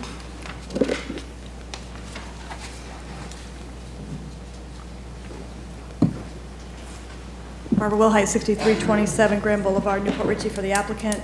Again, for the record, we have this, our PowerPoint presentation has been given to the clerk, as well as our timing and phasing analysis. The timing and phasing analysis is the same document that was sent to the county and reviewed and approved by county staff. If you would be so kind as to move that into the record. Need a motion to receive and file? Move to receive and file. Second. All in favor, say aye. Aye. Roll call. District 1, Commissioner Oakley. Aye. District 2, Commissioner Waitman. Aye. District 3, Commissioner Starkey. Aye. District 4, Commissioner Bradford. District 5, Chairman Mariano. Aye. As Amy had told you, we do have an MPUD binding concept plan, again, a new creation for myself after 27 years of doing this with the county, and then working with clients with the county. That's all the details of how it binds. This is the binding concept plan. I'm not sure if staff has this current one in their presentation or not, but this is the current one. Most notably, we can tell it's the current one because it's missing all of the townhome units that backed up to Saddlebrook Way. Some very good features of this proposed development is an enhanced connectivity. We have a new secondary gated access to Saddlebrook for residents only. We have a new primary entrance for all of our service vehicles that now go through the primary gate. For Commissioner Starkey, we have a new 8-foot multi-use path that residents and resort guests can use to go to and from.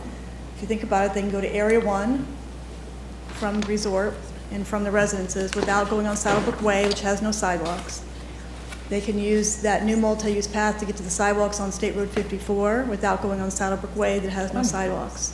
They can use that new 8-foot path to get to all the sidewalks and paths within Wiregrass Ranch and all the different amenities that they have. Building on the investments that others have made. And for a resort that didn't have any paths or sidewalks, we're changing that. This is the specifics of that plan. Condition number 32 says when we need to do it, so it makes it not only binding from a picture, but binding as to we have to do it. And you see that it's the brown coming all the way down, and then it hooks up to... Barbara, hang on for 1 second. Yes, Seth, Commissioner Waitman has a question. Thank you. To Viz Road H, the Wiregrass Ranch Boulevard connection, this one here. Mm-hmm. To be clear, we've talked a lot about this particular connection. So MAST is agreeing to build what's in yellow to Wiregrass Ranch Boulevard. Yes. So we're going to see a true connection come all the way down that 5 acres, then cut west across Wiregrass Ranch and connect into Wiregrass Ranch Boulevard. Commissioner, that's correct, and that's condition 31, and that has to be in place before the first I'm going to say CO because it's a CO equivalent because it's county language is first, final building inspection instead of CO, but we're going to say CO here because we all know what that means. That road has to be constructed and operational before the first CO in Area 1. So in the timing of this project, should this go through, Mass, and there's plans in place to, start working on this road. We're always behind on roads, right? Like fields.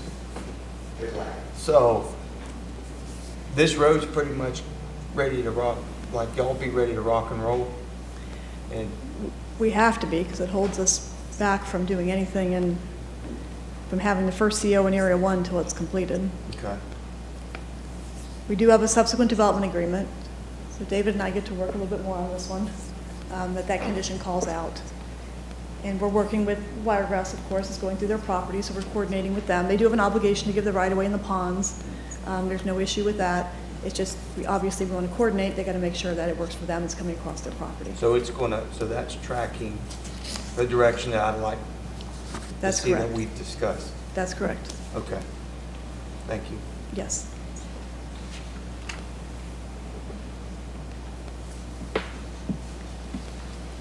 So again, this just shows the secondary access and lots of details regarding that. As we had questions, we'd put details on our concept plan. That's why you see all those details there.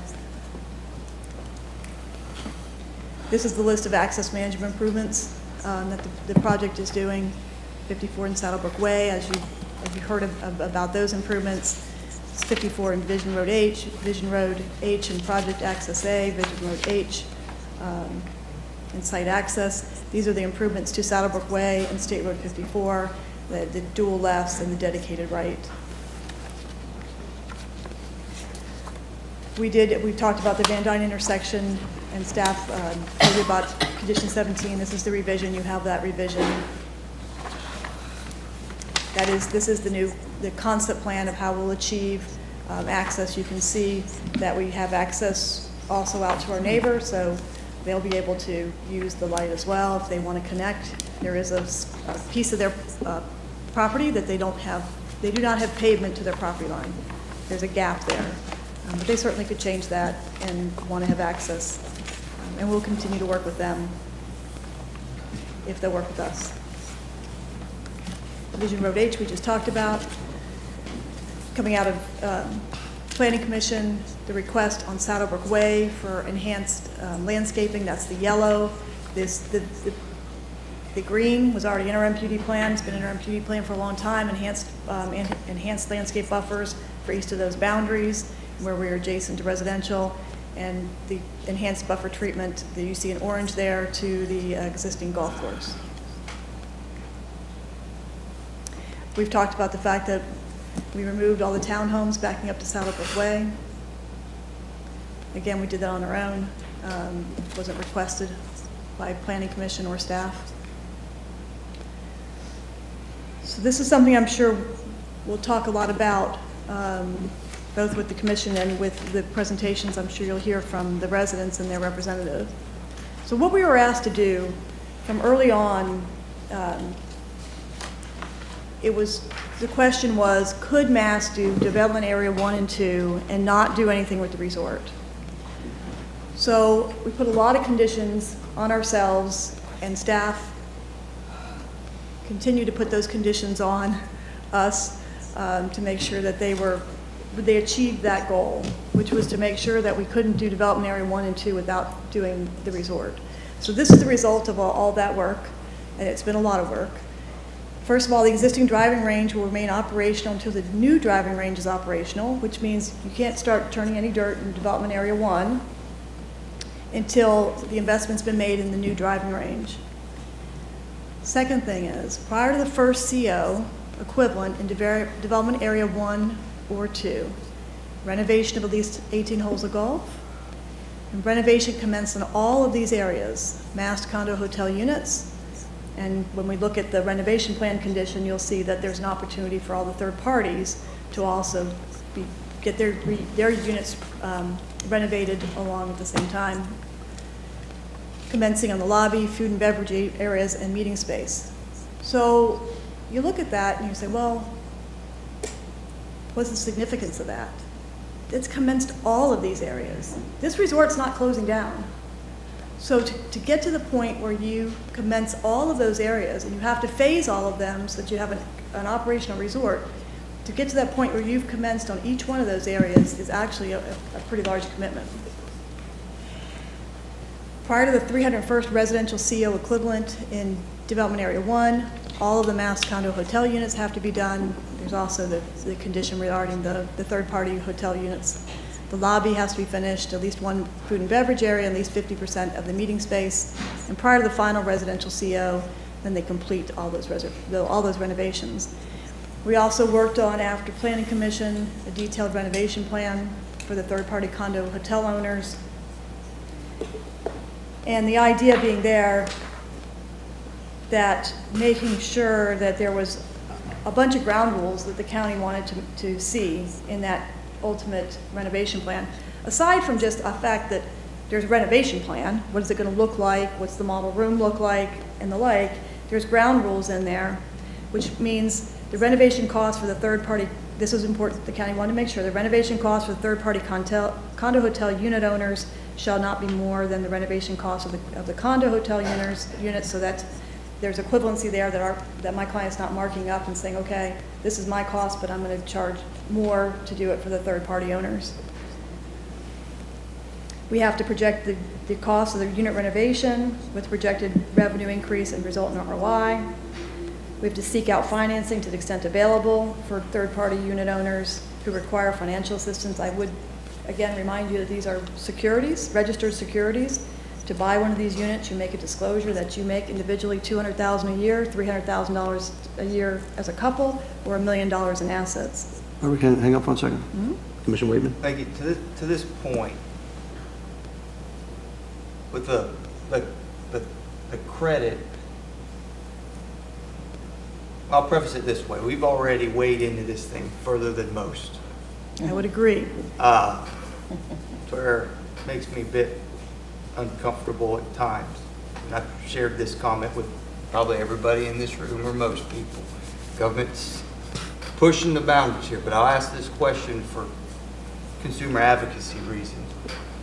The $30,000 that Mass is willing to put towards a renovation if a third-party owner wants to renovate theirs, how does that work? How does that kick in? Like, say they want to do $15,000 worth of renovation, some carpet, some tile, some cabinetry. How does, we've already pried in a lot, so I figure, how is this reimbursement working? Is it they're all in, and then once that owner breaks that threshold, then Mass comes in with their piece of it? Is my question making sense? I'm not entirely following you. Are we talking about Mass? On the condotel renovation piece. So many papers here. Commissioner Waitman, I don't think Mass is paying for the condo owners at all. They've got to pay their own. There's not, I thought there was up to. No, that's the county. Maybe I misinterpreted. Yeah, I think what you're talking about, the numbers that are in here, in this condition, in the whatever paragraph that is at the end, there are numbers in there for if somebody doesn't want to renovate, that there's an obligation for our Mass up to a certain point to buy those units. Again, the economic growth thought it was important to make sure that we had a robust renovation plan so that a large majority of these units get renovated, because it's important to the success of the resort, which is important to the county and very important to my clients. So you have mutual same interest there. All right, I appreciate it. I was trying to get a better clarity and understanding of the conversation with the residents, folks about it. I thought it was a nice gesture on behalf of Mass to do that, but I apparently interpreted it wrong. Sorry, long day. Let's see, what else do we have important in here? Calendar deadline for third-party hotel owners to enter into the renovation contract, so their unit will be done with the renovations that Mast is doing.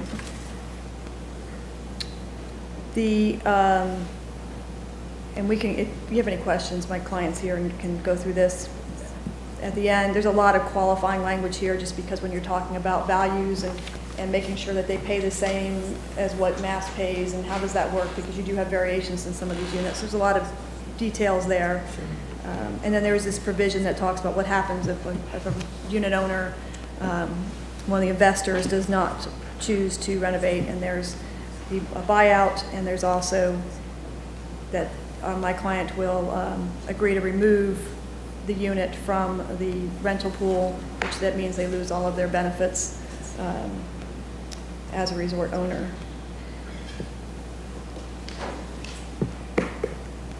We have been asked and asked and asked, can we, is this tight enough? Is this tight enough? Is this tight enough? Is there anything else? Have we missed anything?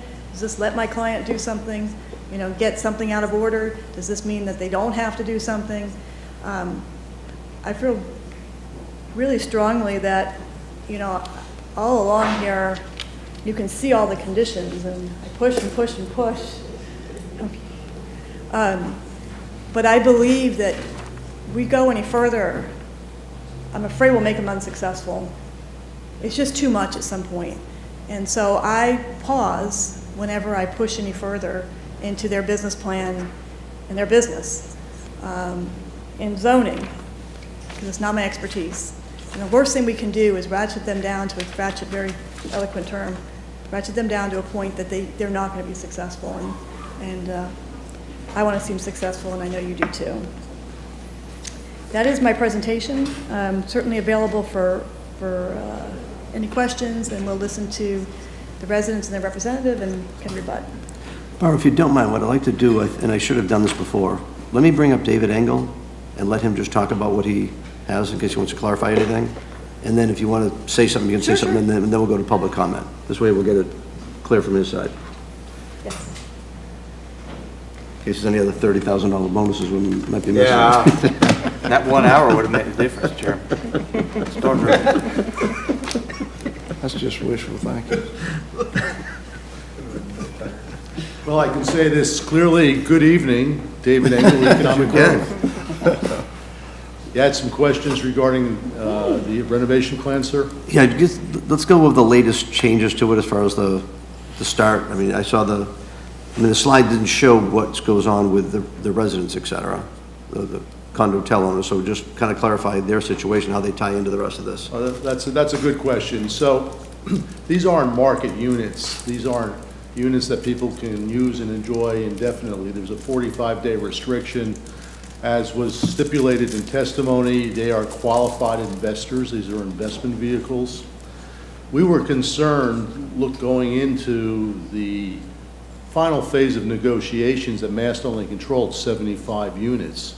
And you need a certain economies of scale to support the resort. It doesn't function adequately into its potential without enough condo hotels that are renovated. So one thing we wanted to have Mass run the renovation plan and program because they have mobilization advantages, economies of scale. They'll be competitively trying to get the lowest bids because they're going to be paying per unit what everybody else is paying. And Mass agreed to do that and run that renovation plan. And then we wanted a stipulation that at a date certain, people were told if you don't sign up, you're out. And that Mass agreed to that. We provided that in the provisions within those conditions. And we also wanted the renovation plan distributed quickly, and I did see a copy of it. It was distributed yesterday, and I read it this morning, and it was a good plan. It provided the history of the condominium hotels. The last renovation was 2001, 2002. It provided a comparative analysis as to the disadvantage of the resort at this point and the advantages of renovating those hotel units. It also provided we asked for a return on investment analysis, a pro forma, because these are investment vehicles. They're real assets. They're not financial securities. And it did provide a adequate return, and I didn't see the backup to it, but approximately 16% annual ROI once the thing gets up and running.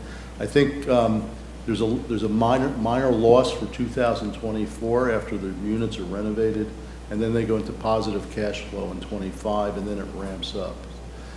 The last thing we did was we asked Mast, and they were very gracious actually, to accept the fact that they may have to buy some of the units, because we want to make sure that there's a scale there to accommodate the resort at its completion. So market values were established. We don't want Mass to be disadvantaged. We have two comparables that were transacted in the last, I think, about 8 months for each of the models, and the prices that are in the agreement are accurate, and they do reflect the market value of those units today. So I looked at, what is it for the condo hotel owner? I mean, you're sitting there with a depreciated asset. I mean, as I understand it, the units are going for much less than they originally were, or at their peak. You're sitting with a depreciated asset. You're going to have to belly up to the bar and put anywhere for, I guess the average about 65, 70K, depending on the type of unit, into it. But you have a positive ROI, and the flip side is the value of your asset will start appreciating over time. So you have the advantages of owning real property. You have positive cash flow after year one, and you also have the potential of inuring a appreciating asset. So that was our view, and that's why we endorsed the plan. And I think it took us about 2 weeks to negotiate this one item on the reservation plan. And David, I appreciate your jumping in. We met last week, we talked about it, and clearly waiting till the 301st unit didn't make a lot of sense for the renovations to happen because there was no details. I mean, there's no reason for a wait that long anyway. And it's not good for the mass, it's not good for the people that own. And I'm glad you've lined it up. A couple of things, it's within 90 days they've got to respond to mass offer, is that correct? Once they get delivered the renovation plan, I believe they have 90 days to sign up. So with the renovation plan submitted last night, is that sufficient enough, or is it going to be more detailed? Well, I don't know how that was served. I just saw a copy of it. A resident had given it to me. I haven't seen a formal transmittal from Mass at this point. Okay, because what I wonder is, and I'll let the residents talk a little more, but I don't know if they had talked about before they were going to do a plan first to show people what they were going to get, or was it just going to be a paper form to say, here's what's going to happen? Well, I believe a detailed renovation plan would have a detail on what the improvements would be and what the outcomes would be. So, I know that about maybe 5 months ago, Mass did provide us with a mock-up of how the units would look upon completion. Yeah, and I think it's critical, and hopefully, if these things do go, the people like the plan, it goes well, they won't be buying anybody, or very few anyway, so that'll free them up to just keep on going. I think the quicker they get it done, as Jordan says, the economies of scale they can take advantage of, the more people sign up quicker, maybe some benefits there. As Aaron said they're not competitive as they are right now, so there's a great benefit for everybody. I just want to see that we kind of get things tied in as quick as we can to get it moving. And frankly, I will throw out there again, as we talked last time, I would love to see us work with permitting real close, cutting fees down to save some residents some money if we can as well. Put some expedited plan together where I've got a gentleman who could be certified in all 4 different trades, where he can do view specs like we have done before to get these things quick, efficiently, and let them turn and help them get it done quicker than the normal process might be. So. Any other questions? No. Okay. Thank you. Thank you, David. Good. Thank you, David.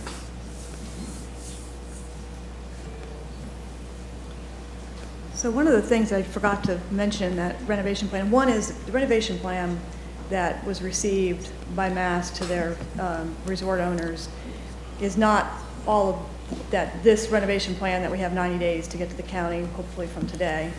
But it is certainly the renovation plan that talks about the cost and ROI and those different things. But one of the things that's really important to this renovation plan, not only to make sure that my client is paying what they're paying, everybody else is paying, so it's all the same. It's number 2 on here, and it requires that the agreement to renovate between the third-party condo hotel owners and the applicant developer shall include the requirement the applicant developer renovate the lobby, food and beverage areas, the pool, ground level meeting space in the main building, and an outside calendar deadline to complete same. So they're going to work with their resort owners They're going to make their commitment. So my understanding is what's been a hindrance to investment of the resort owners to renovate their units in the past is the lack of investment by the owner in their areas. So that can't occur here. So there's a commitment and an agreement that says, hey, resort owner, if you sign up, I sign up, then what I'm going to do. And that's an important number 2 here, that you see that. And pool is included in there. And you'll see that if you look at the language in the phasing conditions relative to the county and what the county is reviewing against, the pool's not in there because the county looks at, we're having them look at things that are building permits so they can verify it. So there's the link between what we're doing in building permits and pool renovation doesn't require it. But right here, before we ask any of our condo hotel owners to sign on the dotted line, it has to include the commitment to do renovations at the pool. And the fact that we're going to, in that agreement, where it belongs, in the private agreements, outside of zoning, there will be an outside calendar deadline to complete those renovations. So I wanted to point that out. Thank you. Okay, we have a list. So we We'll go to public comment? Yeah, we can go. We have multiple signed up for 54 and 68 again. Do you want to call this list Okay. first? Yeah, let's start with here, I guess. Jane Hagan first? Jane Graham first, sorry.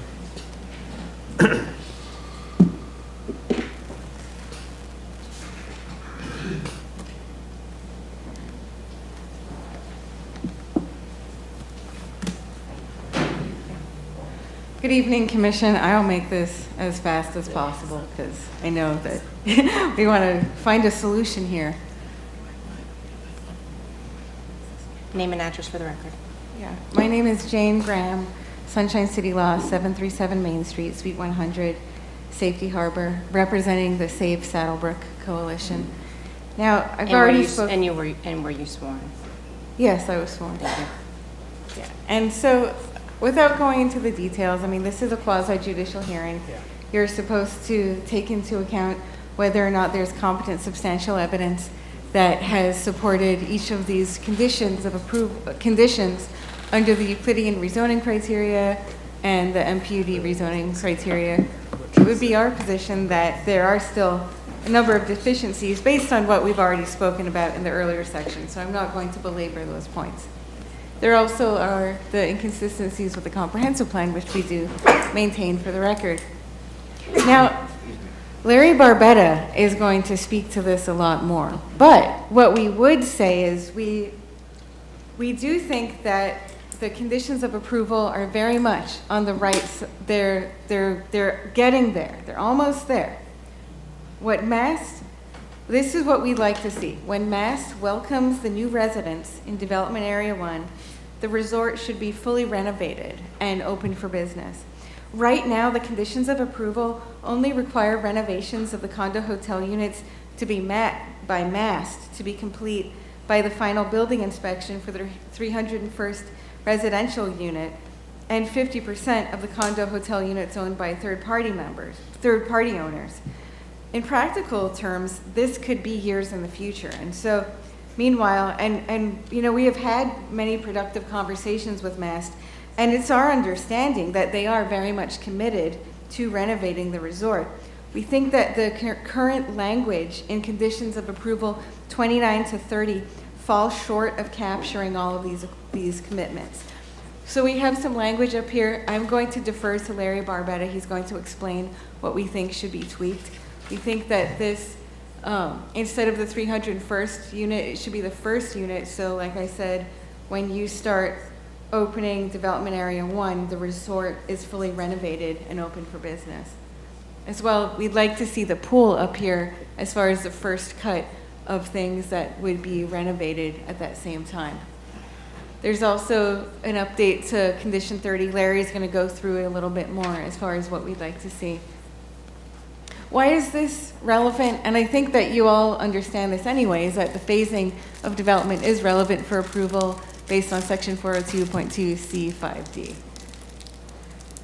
What I wanted to talk with you about, and it was kind of interesting to me that this came up in another topic of conversation earlier, are the dimensional standards. Because if you look at condition number 49, what you'll see is that they're actually much less protective of green space than in comparable zoning districts. For example, the apartments take up 85% lot coverage, whereas the Euclidean zoning district for multifamily use, which would be the MF3 high density district at 24 acres, is actually only allowed 55% lot coverage.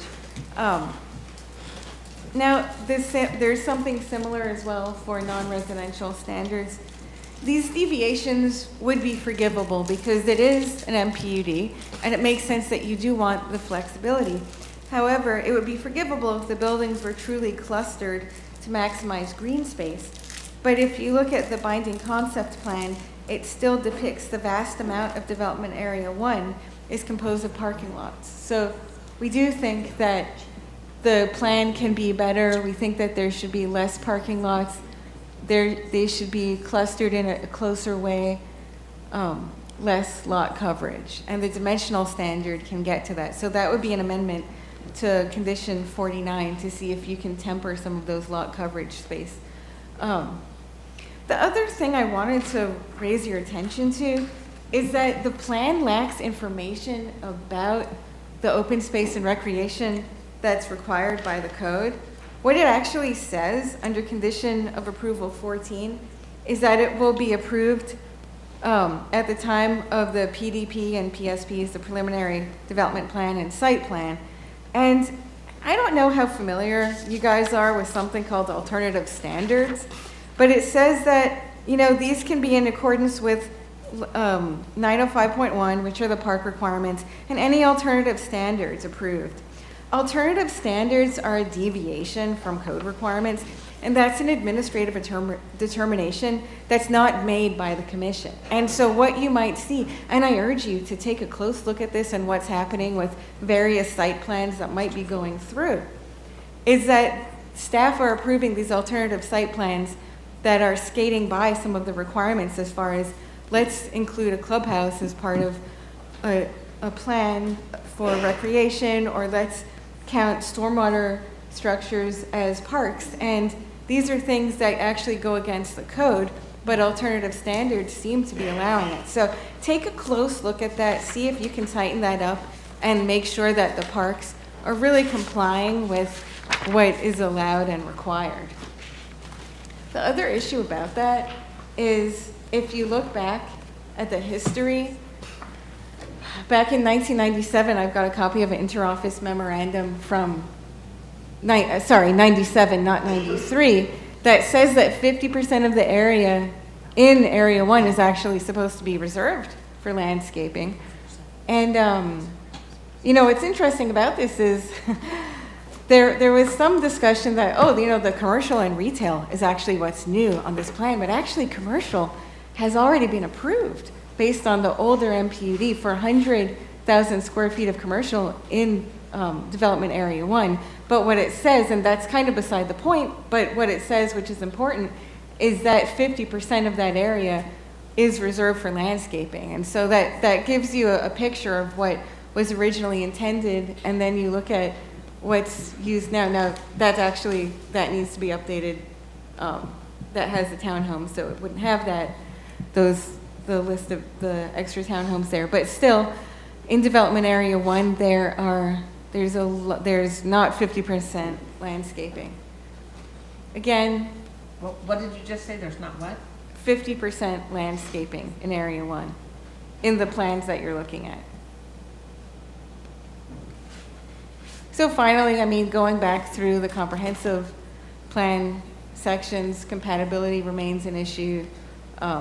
These variety of issues, traffic analysis, we do still have significant questions that remain. I've included a letter from Drew Rourke, an engineer who did look at the May analysis. He kind of just quickly looked at it. He wasn't able to do a full analysis, but what he did notice is that many of the methodologies were the same, and he did have some issues with that methodology, especially given the magnitude. Why was the study area so small given the development of this magnitude?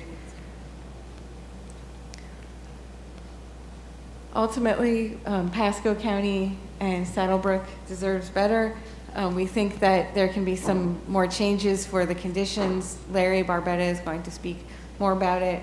And one last thing that I do just want to clear up on the record, there was some discussion by staff that the fire and emergency said no comment, so therefore it's counted to mean that it was approval. However, if you look at the schools, it said no concerns. If you looked at the parks under the same section, it said no concerns. If you looked at economic growth, it explicitly said no concerns. So the fact that there was no comments provided, I mean, that's something that I think that on its face is different. So I leave you with that. We, Mr. Barbetta will tell you a lot more, explain the timeline and what we're looking at. And I do just want to highlight again that the coalition really has appreciated the opportunity to work with MAST. They are MAST's neighbors. They will be MAST neighbors. They want to see this be successful for everyone. And to do that, they want to make sure that there's true synchrony in the landscaping, that there's protection, and that most importantly, that there's synchrony in the resort being renovated at the same time and in a clear and substantial way that protects the property owners, MAST, and through Development Area 1 through the same time. So thank you very much. Any questions? Any questions? No, but I will have some questions for Barbara based on things you said. So it looks. You want to go now, Larry? So we're calling Larry Barbetta to the, okay. Okay.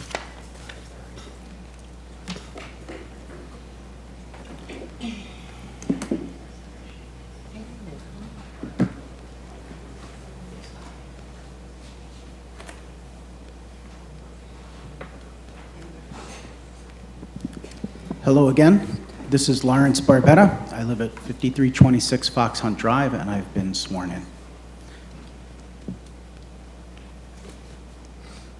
So, first of all, again, thank you for the time, and we also thank you, commissioners, for giving us time to work with MAST. I think the time was beneficial. I think we've made some very significant progress in many areas, so thank you. And to my colleagues at MAST, we've appreciated your time and sincerely the efforts you've put forth. And I do think we've made good progress, and I think we're close. And I'm looking forward to finishing these last couple steps so we can get this over the goal line together, and you can succeed, and we can succeed as a community. So we've made great progress. Where do we have concerns and need your help, commissioners, is really two primary areas. One deals with the revitalization of the resort in terms of the timing and the scope of the commitments.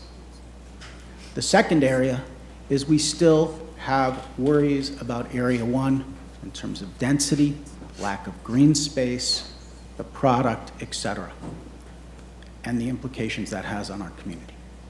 We really do believe that this can and should be a win-win-win solution. Win for MAST, win for the residents, win for the county. And we ask your help to get there because we really are close. So where have we made great progress? As was mentioned earlier, the declaration of restriction to preserve the golf course and the views is a tremendous benefit and benefits the community very much, and we're happy to hear that we have closure on that. We also have a companion agreement that goes with that relates to filing. That's a very important accomplishment and something that's important for our community, and we're thankful. In Area 1, where we have concerns, again, and we'll discuss it more, is just the scope. Now, I was very excited to hear about the changes in the access in Area 2, because that might create an opportunity perhaps to balance this better. And there were earlier conversations where there was flexibility in possibly considering the movement of density between those areas in some way. And so we would like to have, we would ask you to explore that. In terms of the resort revitalization, basically, the timing really matters. It matters to us as a community. We've been through a lot. This has been very, very difficult on the community. And what we're going to go through is going to be difficult as well. So, you know, let's rip the Band-Aid off. Let's move it responsibly, but let's move it quickly, okay? Right now, there's a lot going on, and I'll break it down. We think the fundamental, as Jane communicated, should be simple. When you're getting the benefit of the development in the front, Area 1 and Area 2, how about when you're ready to move people in there, you're ready to welcome people back to a renovated Saddlebrook Resort? We're not saying do everything first and then start there, but we are saying let's get some, synchronicity with that. Let's do it simultaneous. Move in there, welcome us back here. Also, I would point out that master representatives have conveyed in sworn testimony on numerous occasions that they don't require revenues or funding in Area 1 or 2 to fund the resort renovations. So there shouldn't be a fiscal reason to hold that up. And isn't the primary goal of this entire project to revitalize Saddlebrook? Not build more apartments, but to revitalize Saddlebrook? If we have to build apartments to do it, we understand. But let's not lose sight of the goal. Okay. These are the conditions of approval, and I've highlighted a couple of areas. I won't read them all. Lots of them are good. In 28, the concern is, note, it says, you're going to commence renovation. When are you going to commence renovation of the existing condo hotel units owned by Mast and some of the privately owned ones and start renovations? It's not until the first final building inspection in Area 1, 2, and the completion of 18 holes of golf. Okay? We'll come back to that. 29 also says our first final inspection for Unit 301, so they've moved in 300 people already in Area 1, is when we have our first completion date at the resort. That's a disconnect. This speaks to the condo owners. We think we should have privately owned people should be enabled the same turnaround time, provided they support the resort plan, the renovation plan in a timely manner. And why this matters to us as a community is because it has a full functioning resort, not a few rooms. And how it matters to the county is the revenue impact. And along those lines, the revenue impact is pretty simple. If we look at Mast's information that was provided even last night, in 2022, when you look at gross revenues, the county, through its 5% penny for Pasco and additional 1%, yields $520,000. That's the county's money from, according to Mast information provided last night, when I did the math off of their numbers. When the resort is completed, Mast is projecting the RevPAR, which is revenue per available room, to increase from 43 in 2022, which is what happened, a projected 57 in 2023, to 153 in a finished state. And revenue per available room, for those who aren't familiar with it, means not just an average rate for the room, that implies an occupancy forecast too. Okay? So that's what that would mean. That changes the gross in Saddlebrook, just on the resort rentals, from $7.4 million in gross revenue to $26.4 million. Tremendous gross county product. I think that's the acronym you guys use. And that's not including all the other money they spend outside of the room rental. To Pasco itself, it means $520K last year, projected $689,000 this year, $1.85 million at a finished state. So the sooner we get this done, think of the economic impact to the county overall and the benefits to us. Okay, so specifically when we look at this, if you break down by the time you finish 18 holes of golf, if it got compressed to do it in one single season, it would be November 2024 before the developer would be required to commence renovations at the resort. Not finish, commence. Why? Why would we want to wait that long? And by the way, doing that would result in closing down 18 holes, so you'd only have 9 left. Okay? And if they spread it out over 2 seasons, 9 holes, keep 18 open, then go to the other 9, etc., you wouldn't even start work until November 2025. okay? That's too long. Why would we wait to start until then? We've talked about the impact on lost revenue. We also think, again, including everybody who owns a condo to be done at the same time, provided they opt in, would make sense. Okay? So rather than just talk, as Jane mentioned, we've given some language. This is the existing language. The changes are in green. Instead of it saying 301, we would ask that when you're ready to move people into Area 1, the first unit, we didn't say Area 2, by the way. You could do Area 2 earlier. But when you're going to move people into Area 1, be ready to welcome back at the resort. Let's be done. It's not hard. Second thing, include all the condo owners that are privately owned if they opt in. And then to accomplish that, we just have to change those two little sections in Section 30. We've provided that to you for your consideration. We think it's very viable and measured. So that's what we're concerned about. Oh, there's one other thing, which is we added the pool as well, because we want some of the benefits for some of the amenities that matter to owners, not just from a hotel perspective. Okay. Others will talk more about the traffic, so I'm going to not cover that. Others will. But the plan still has challenges in Area 1 with the green spaces Jane brought up. We see the apartments. There is a lack of green space. We see a big issue with the impact of the Vision Road in terms of having to turn right, do U-turns, et cetera.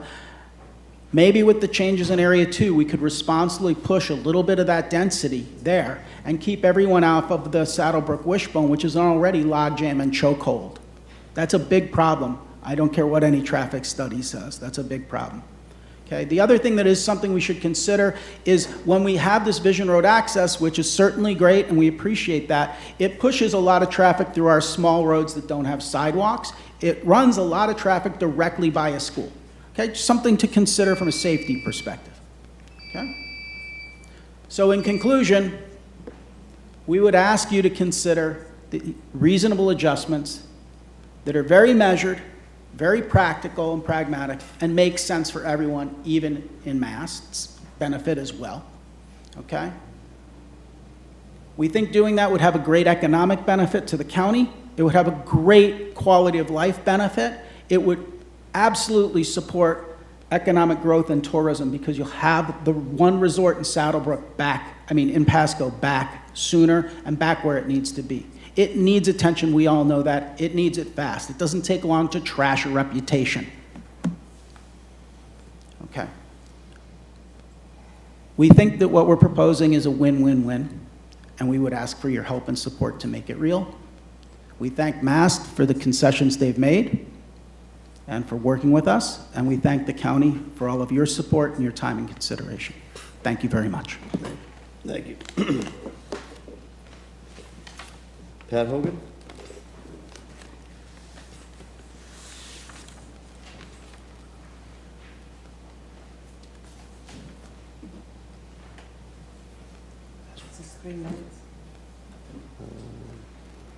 Pat Hogan, 30304 Laurelwood Lane, Wesley Chapel, and I've been sworn in. So it's probably no secret what I'm going to talk about. Everybody's kind of telegraphed for me, so we're going to talk about golf a little bit. And the concern that we have as owners in Fairway Village, you heard Mr. Reilly talk earlier about being stuck behind golf carts in his on his way home. Well, I live 3 doors down from where he lives, so I feel his pain. But the problem with the layout as it stands is that the plan is to use roads that are owned by Fairway Village HOA, has cart paths. And we have been told, and we hope that it does come to fruition, that there are truly going to be cart paths. But if we look at this, I did a little diagram here so it can show you what's going on. So in the red arrows, as you can see there, the main road going all the way through the middle of the picture is Fairway Drive. The red arrows show the first 9 and the routing that would need to take place. You see the 2 on the far left of the picture.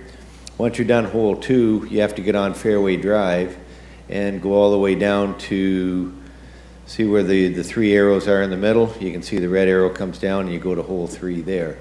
That takes about 45 seconds, so there's a drive along there that has to be done, and that's on a road where there's joggers, there's bikers, there's kids with there's women with baby carriages. It's a residential road with no sidewalks. So in the current plan, the current layout for all of the holes in Saddlebrook, with the exception of 3 crossover points, all of the travel between holes is done on the golf course. It doesn't come on the road like it is here.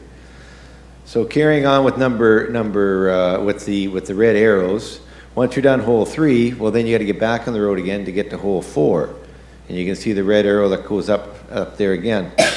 So you go around and play those holes in that area, then you come and you get to hole 7, you can see a green arrow. I chose to do that green because from hole 7 to get to hole 8, you got to get back on the road again, and you got to get to hole 8.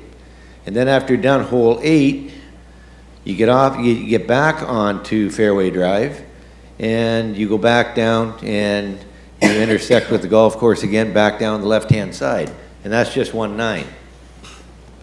Tee times in golf at Saddlebrook are every 8 minutes. So you can have anywhere from 2 carts to 4 carts, depending on who's playing, on the road for only that tee time. So every 8 minutes this happens. So you've got travel going both ways. A real safety concern for people who live in Fairway Village. The other arrows, the other purple arrows show the routing in the third 9 that's been proposed, where you come from hole 22 going to hole 23, and you get into that crowded area where there's 3 arrows with golf carts going 3 different directions, all crossing like that, and it happens every 8 minutes. Then you go around, you play 23, you play 24, 25, and then you got to get back on the road again to get to hole 26.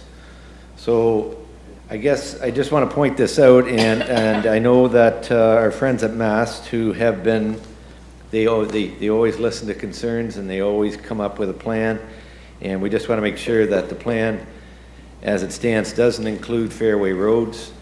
It does include double cart paths in some areas, and certainly cart paths to keep the traffic that's on the golf course away from the resident traffic that we have there in Fairway Village. Thanks. Can I ask a question? Sure, Yes. go ahead. Yeah. Are you saying you don't want golf cart traffic on your roads?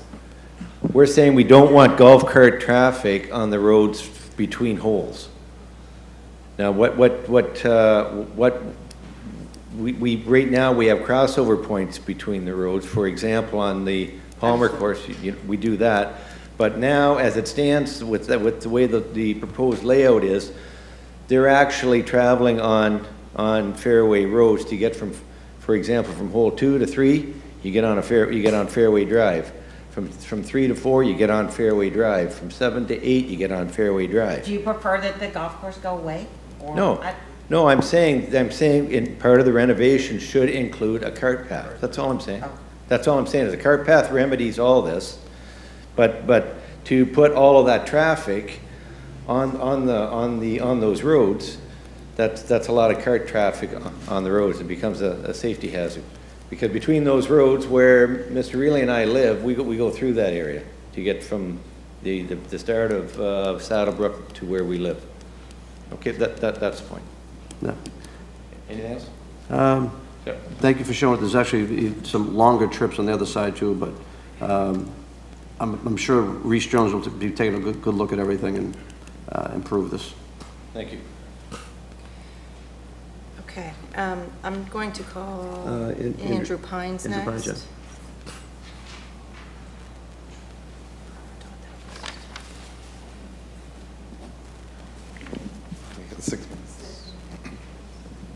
How much time do we have here? 6 minutes. I need to reintroduce myself and Yes, address. yes. Andrew Pines, 5249 Saddlebrook Way, Leslie Chapel. I am sworn in. Thank you. So I'd like to address the email I sent to all of you last night. And most importantly, I bought into Saddlebrook just about a year ago. I bought on the history, I bought on the vision of what's possible here. And I think we've been at this because we are all committed to the same goal, which is to make Saddlebrook great again. And it has incredible potential. And as Larry pointed out, all we're asking for is accountability. Mass Capital, through many meetings, as Barbara talked to, showed all kinds of renderings, really promised the residents and the condo owners everything of what this place is going to look like. And I imagine in your mind, you have a vision of what Saddlebrook will look like when they're all finished. Yesterday, the president of the condo association, I'm a condo owner, emailed us asking to email every one of you in full support of mass proposal. It wasn't until 5:35 p.m. that I received, and from what I've heard from other condo owners, the actual costs associated with upgrading our condo units. From what they presented in the pictures and the estimated costs originally, the numbers have now doubled. So the calculations that we had was that the condo owners were going to spend $25 million collectively, and yeah, they have 75 of them, they'll do their part, to renovate and upgrade Saddlebrook to the level 4+ star that we're all envisioning for this place. Now, let's just estimate they're asking us to spend $50 million of our money to renovate without any additional support on their behalf.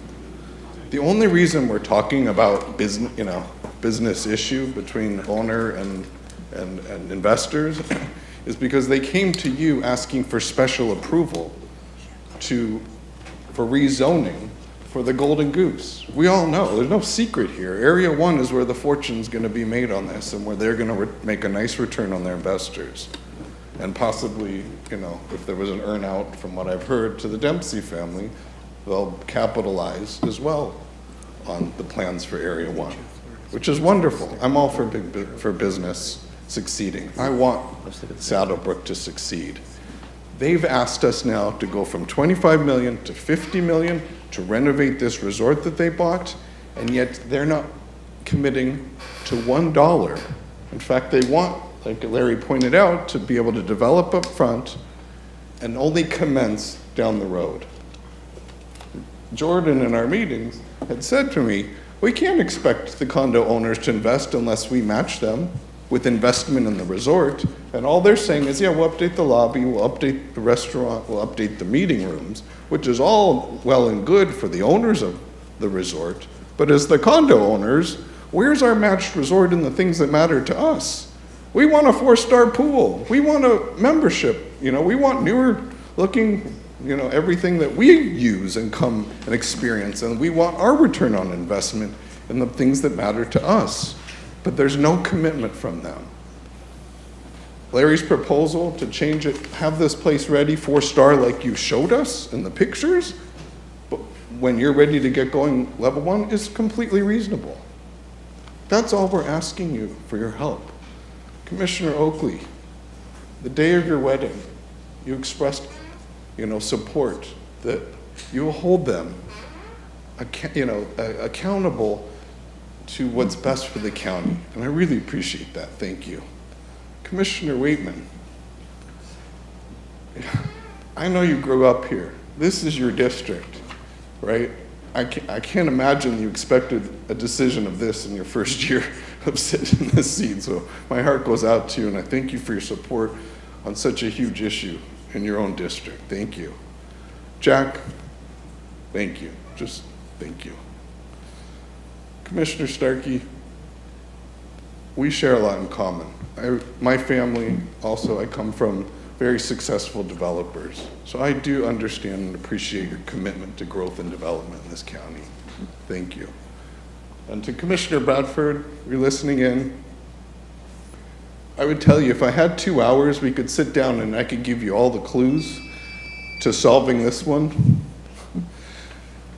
But unfortunately, this process doesn't allow for it. I appreciate the extra time to speak for this. At the end of the day, again, we're all committed to the same thing here. We're just asking for a little bit more help to create win-win-win so that your vision that you have for Saddlebrook gets put in writing with some dollar commitments. Today, the worst case scenario is still possible.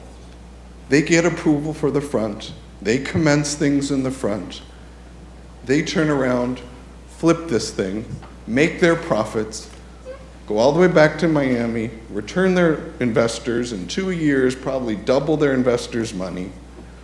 They possibly get their earnout, and we're left still without Saddlebrook getting to be the 4+ star that they showed us, that they've sold every condo owner, every resident, all of you, everyone on, of what Saddlebrook is possible. Please help us get them to honor their commitment to match that $50 million that they're now asking us to put into this resort to revitalize it. It's just not fair that it has to all fall on the condo owners and they're not being held accountable to a similar type commitment. Thank you for your time. Thank you. Okay, that was the end of the list with the special timing. So moving back to here, so Keith Swope, you were signed up for both.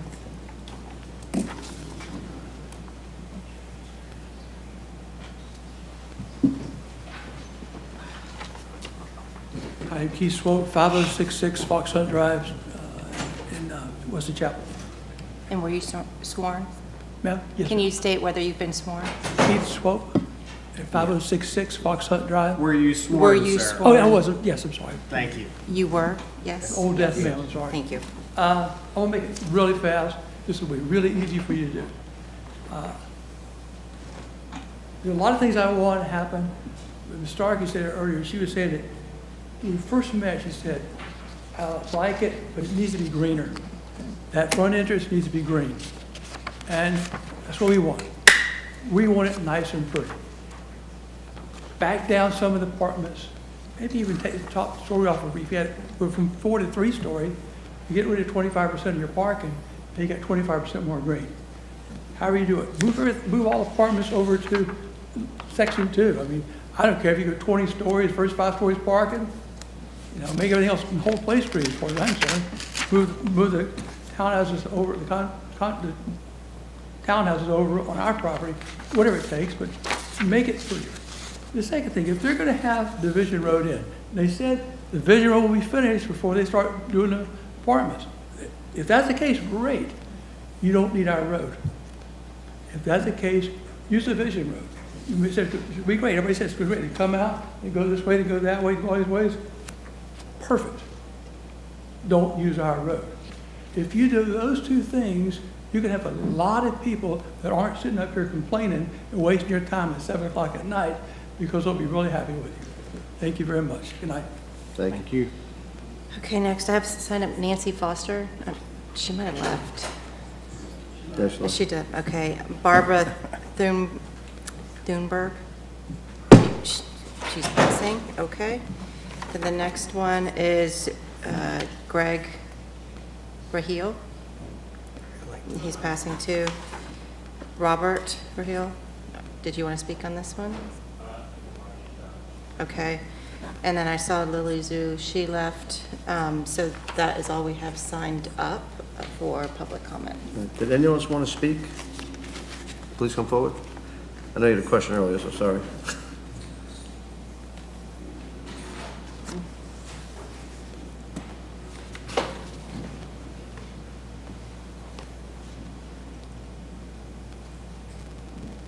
Thank you, everybody. I just want to make sure. Name and address and whether you've been sworn for the record, please. Karen Havlin, 145 Collingwood Avenue, Oakwood, Ohio. And yes, I've been sworn in. Thank you. Thank you. A couple of things about the entrance up at the top of Saddlebrook and one of the traffic issues that I don't think the traffic report took into consideration is when people come to Saddlebrook, they stop at that front gate. They talk to the gate person, they tell them why they're there, where they're going, and if it's a guest to the resort, they get a parking pass. that goes in their car. So there's a delay. It's not like a regular gate at other communities where people pull up and the gate goes up and they go in. And I don't think the traffic studies considered that. The other thing I don't think the traffic studies considered is during those periods when they have golf tournaments and they have conventions there. You know, you've got, when you fill up that resort of 300 rooms, you've got close to 1,000 people coming in the gate. And these people are coming from airports and things like that. And if they have to check out at 6 in the morning just to get out the gate to make a 10 o'clock plane, it's not going to be their favorite place that they're going to write reviews on. So I wanted to talk about that. Again, that's not considered in the traffic report. And then also, I'm a condo owner, hotel condo owner, and I desperately want the resort to succeed. And I am one of those people who is ready to put down our piece into that $50 million investment. But, you know, we talked about our place as a security, and I'm thinking back to 2002 when we took a mortgage out and we bought our condo, and we went in and we brought in our own silverware, our own bedding, our own everything to make that place our home for those 45 days. And actually, 45 days is only if you own one unit. We own 2 units, so we actually get 90 days. Some people have 3 units, so they can actually stay there for a couple of months. So this idea that it's a securities or something, that's the first time I'd heard that. I'd never thought of it that way. But I think it is important that while the resort is under renovation, we are paying the property taxes on our condos. We are paying condo association dues on our condos. And then in addition to that, we're paying resort fees every month on our condos, even if we only use them 45 days out of the year. So we're putting a lot of money into that resort. And we're not asking anything in return from the county. We are not putting our kids in schools. We're not looking at social services. We're not using the libraries and all the other things that go with the property taxes. So Saddlebrook is a huge moneymaker for the county. I read somewhere, and you may probably already know this, but 90% of tax revenues that come from high-density population units, like apartment units and stuff, go back into the social services. It's spent back on those properties. So the return on investment when you go into these high-density apartment complexes, according to other municipalities, they are the biggest money drain on your municipalities. That is what I have read in my research. And, so I invite you to also consider that. But properties that are residential, single homes, what they pay in taxes may be a lower amount to a big apartment building, but they don't cost you, doesn't cost public services the way high density communities do. Okay. Anyways, I thank you very much for your time, but I thank just you. wanted to share a couple thoughts on that. But I'm also want a win-win for Saddlebrook. Okay, thank you. Anyone else in the audience want to speak? He just stepped up. Come on up. Again, been sworn in, 30338 Laurelwood Lane, Wesley Chapel, Florida, Robert Reilly. Just kind of what she was mentioning there, I actually sit on the Tourist Development Council Board in that chair once a month where Commissioner Whitman is sitting, and with Jack. So I know full well how important the tourism industry is to the county. It's grown a lot in the 6 years that I've been on the board. It's the investment that is needed to revitalize the resort to back when I grew up there is what is going to be necessary from this development. They need that kind of development to spur this kind of the tax dollars that generated that we can possibly do to get back to where we were. This is necessary for that, and it will also create jobs in the office space, the retail, and more jobs at the resort, which right now, you know, it's occupancy is low, the higher occupancy, the more employees that you will have for the county. And as far as, I've heard about this earnout thing, so I just wanted to mention on that, I've toured probably 24 companies personally of buyers of the property when we were selling the property. Every single one of those was going to do more development than Mass was going to do. They were going to get rid of the school, and most of them were going to make it a chain, which everyone here would have hated more than everything that's going on. This is a conversation we had with our family, and we decided that's partly why we wanted to go with Mass, because they were going to keep the Saddlebrook legacy, because they were going to keep the school.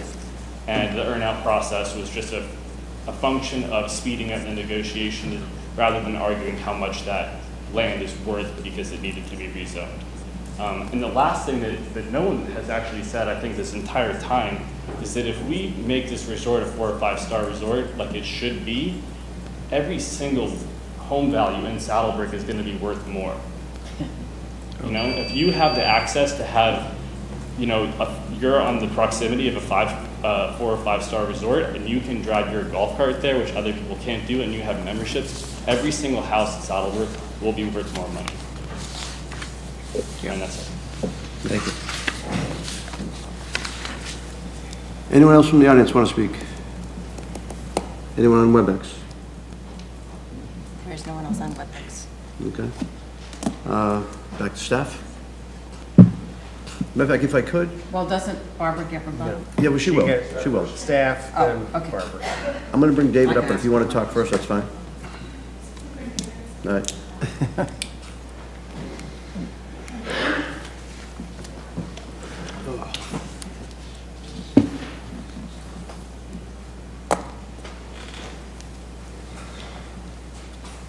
Hello again, David Engel, Economic Growth Director.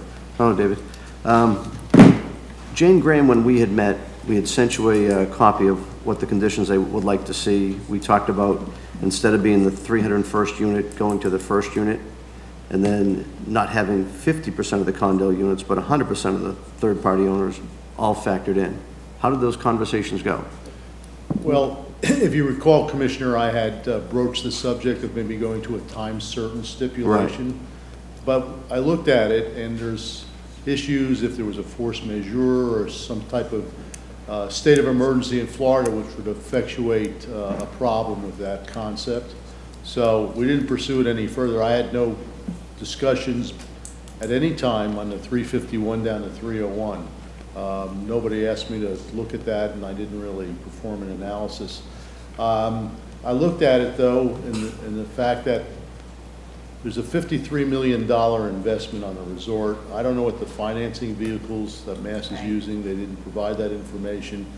So I believe, and we do this with economic projects, allow a latitude of cash flow.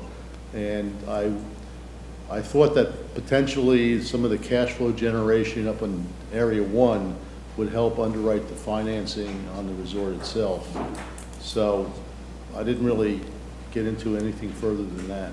Well, I wish you would have, because it was a very important one to the residents. So let me ask you this.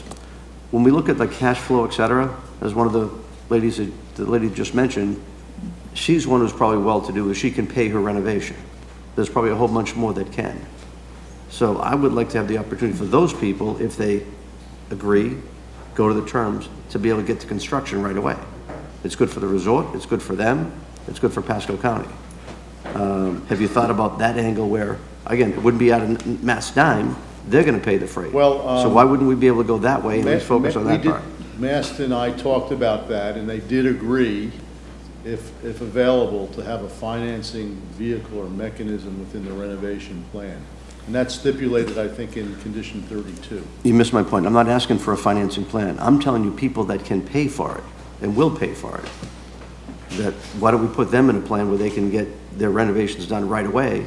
Oh, like okay. They You like, mean right, timing mechanism. The timing mechanism. So if you sign up for the plan, you have the money, you can go, you can get the renovation started immediately. Is that our place to be telling Well, I generally don't get involved in that type of micro detail. I mean, come and tell me when I should order the ketchup in my store. We've never done that before. I just don't So, understand this invasion to someone's Deals business. with private business. It would be Well, all up right, to. so stop, let's stop for a second. I don't want to go too far, because let's think about this. What's the difference of you're going to say it's going to be 351 units, 300 units, or 1 unit? Or if the Really? people... You're an economics major. It's right here. You got conditions right now on numbers. Cash flow. Well, no, Cash flow. and I'm talking about... That's shocking. I'm so embarrassed that we're even in this discussion. I mean, businessman, you know, business people understand cash flow, and what you're asking them to do when they're already cash flowing so much without getting it back now. I just want to call the freaking question. Are you missing the point? I'm saying the people that will pay their money for their own building that they own to get it renovated now instead of waiting 3 years. Do we want to look at a plan for them? Are we gonna go into every business in the county and tell them how to run it? You tell me the difference between 351, 301, and 1. One of those finance guys, I think one of those guys went to Stanford and has an MRS from a school as good as my son's school. He could probably tell you how much that would cost, and I mean, that's millions of dollars. That on top, we've already cut them back from, we took those townhomes out in the front. I mean, we keep whacking them on the bottom line, the bottom line, We're the not bottom touching line. the bottom line. Yes, we did. They took out townhomes at the entrance. I'm talking about right That now. affects My the return on conversation is not even investment. about them spending a dime. You got two commissioners over Commissioner there. Whitten. Thank you, Chair. Yeah, with all due respect, Chairman, I raised my hand because we're wading into a territory that I'm not comfortable with on the money piece. This is a business transaction. We're looking at zoning. But to your point on the number of units for a CO, my question is to the 301st unit, so with 301 units, maybe for the applicant, I'm not sure. So when the 301st unit comes online, does that mean 301 people have moved in? Well, those are... Those are 301 households that have moved into Area 1. 50% of the private units that have opted into the renovation plan will be completed. So it's 301 physical COs. moved in. Well, COs. CO. So just because there's a CO doesn't mean there's people physically in there. That's what I want the clarification on. So if we get you hit 301 COs, that means you could be however long down the road before you start leasing the project. That's what I'm looking to get clarity on here. Well, the clarity, Commissioner, is that at the 301st CO, 50% of the units that have opted into the renovation plan will be complete. At the conclusion of Area 1, all of the renovations will have taken place and the resort will be open for business. So that's a pretty tight timeline. That's not 3 years down the road. That's what's being inferred, unless somebody tells me I'm wrong. Again, I'm very concerned that we're wading in too deep in this, in the business matters of this. I understand advocating for the consumer and the resident, but there's a major business transaction here that we need to be sensitive to. And I can't imagine as a business owner, I would be pretty, I'd be struggling at this point in time, no matter your value. So to be clear, the 301 units, that triggers COs, but that doesn't mean 301 families have moved into those. And so if that's the case, I guess this is a question for Mass. What's your plan? Is it your plan to capture those 301 COs?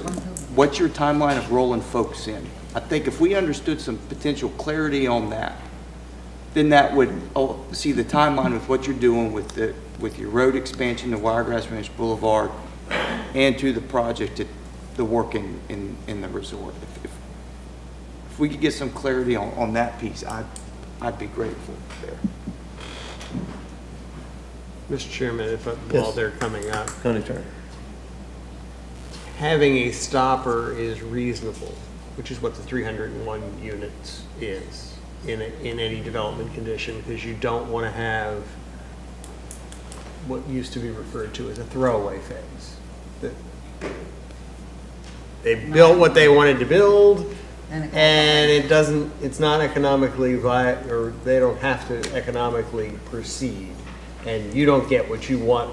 The government doesn't get what it wants as part of the deal. But that stopper has to be reasonable for both sides. And so I'm just trying to assuage your concern about why it's in the deal. I'm not necessarily arguing that, well, I am arguing that 301 is probably a reasonable stopper for this sort of a project. It's not the 301. It's the work around the 301. COs versus people. Like, is it folks in, folks out? It's not people. But COs. it's a certificate. So that means it could still be time before physical people are potentially living in that project there. And there could, I mean, there It's available for occupancy, yeah. Commissioner. The average occupancy rate in probably Westlake Chapel is like 98%. So how long do you think it's going to be before they fill up? I mean, we're asking some pretty in-depth questions. They're going to throw mine out there. Well, the sunny side of this discussion is that the units will be under renovation before the 301st. That means 50% have to be complete by 301. Okay. Commissioner Oakley. Yeah, I don't want to get involved in the mass operation of how they're going to handle those units. The fact of it is to the benefit of the citizens, the residents there, and Mass, to make this project the best project they can make it. Because they can't turn a dollar outside of there until they put it the way it should be.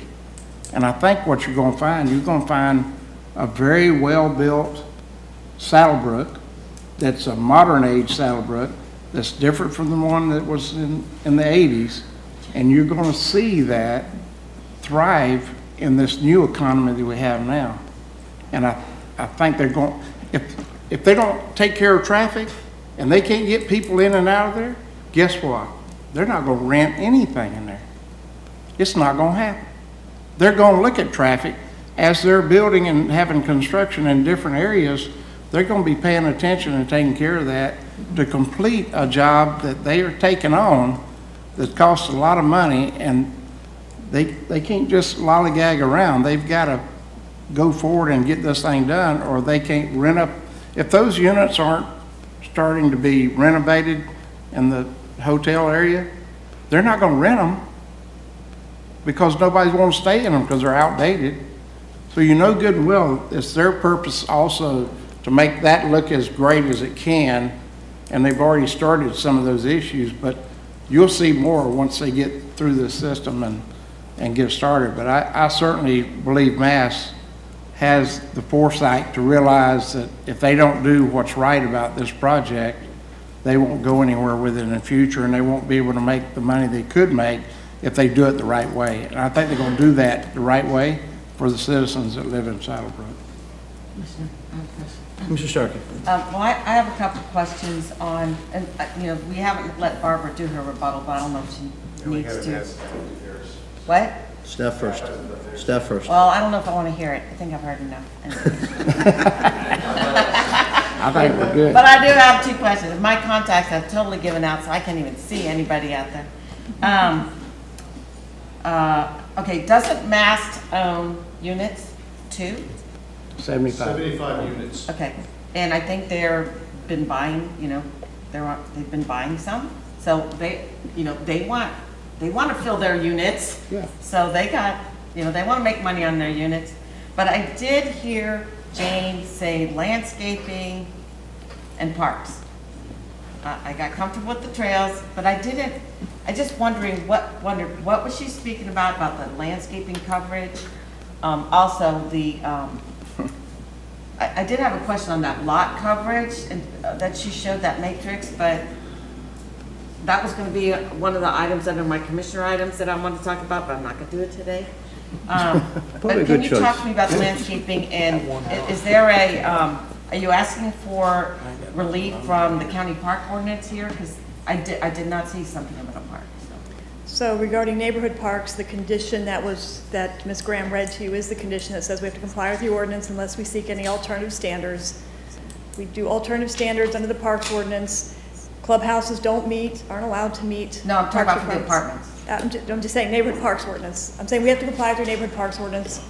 Ms. Graham is right that apartment projects do seek alternative standards to your neighborhood park ordinance because your neighborhood park ordinance, as I wrote it, is wrong. Because you have the same requirement for apartments. Let's say you have whatever acres, you have just an average project, 15 acres for an apartment project, 300 units, you have to have 3 acres. So what percentage of that is of your land? We wrote the neighborhood parks ordinance wrong. The same amount of land that you need for single-family homes, if you have 300 single-family homes, you have to have 3 acres. Well, the acreage for a single-family home development is much larger, so the percentage is a lot less. So it's not written right, but what we've done is staff works on alternative standards. They're very proactive on it. They want to see quality. But we're not seeking, in connection with the zoning, any variation from the neighborhood parks ordinance. It'll be addressed with the plans. We have mudroom requirements on top of that, so we have a lot of those things to go through. With regard to landscaping, we have provided the enhanced landscaping on Saddlebrook Way, way beyond what the code requires. Yes, you heard that commercial could go there today. That's true. We could do a strip plaza and out parcels. I never say this because it sounds like a threat or something we would do, but we could do a basic strip out there with out parcels, and we could have Senate 102 housing out there.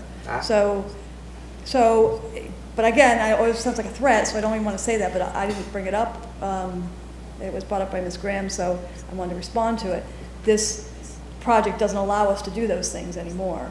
It doesn't allow for Senate Bill 102 housing. It doesn't allow for anything stripped. It allows for a very nice, high-quality village center, and doesn't just allow for it, it requires it. But there won't be landscaping in the parking lot. I mean, you're following all the rules. That's correct. And, That's correct. you know, this is a, hopefully back to a 5-star resort. I would imagine you're going to have 5-star landscaping packages You've and seen the quality of renderings. construction. Yeah, you've seen the renderings, which are rendered for this project, not just something we took off the internet.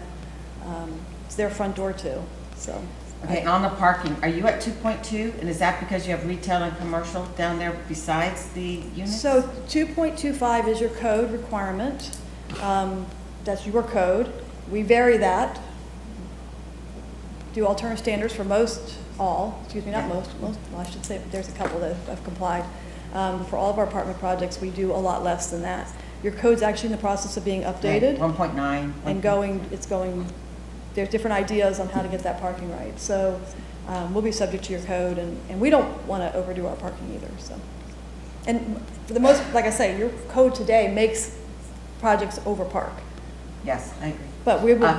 Not in residential, but in multi, I agreed with you. Yeah. In multifamily apartments. Yeah. Makes you over park. And so I guess you would be accommodating golf cart parking.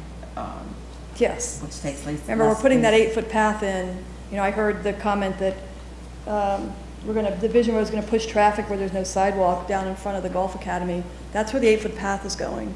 We're putting in that connectivity so that people can get back and forth from Area 1 in golf carts, where that doesn't exist today because there's no sidewalks. So I did appreciate the questions, because I think questions are really good. I get a lot of questions. I get a lot of suggestions and a lot of opinions and a lot of I thinks, and you can't really deal with all those things because Mass has to know, they can't think.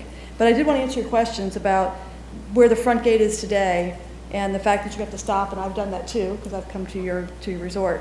The gate's being moved back, so the queuing will be increased. The golf tournaments and events, how to get out, that's always been a problem. It's because you only have one way in, one way out. We, with much expense, $4 or $5 million expense, are putting in a second access that you'll be able to, that you as a resident can get in and out of. But for people at events, they can get out.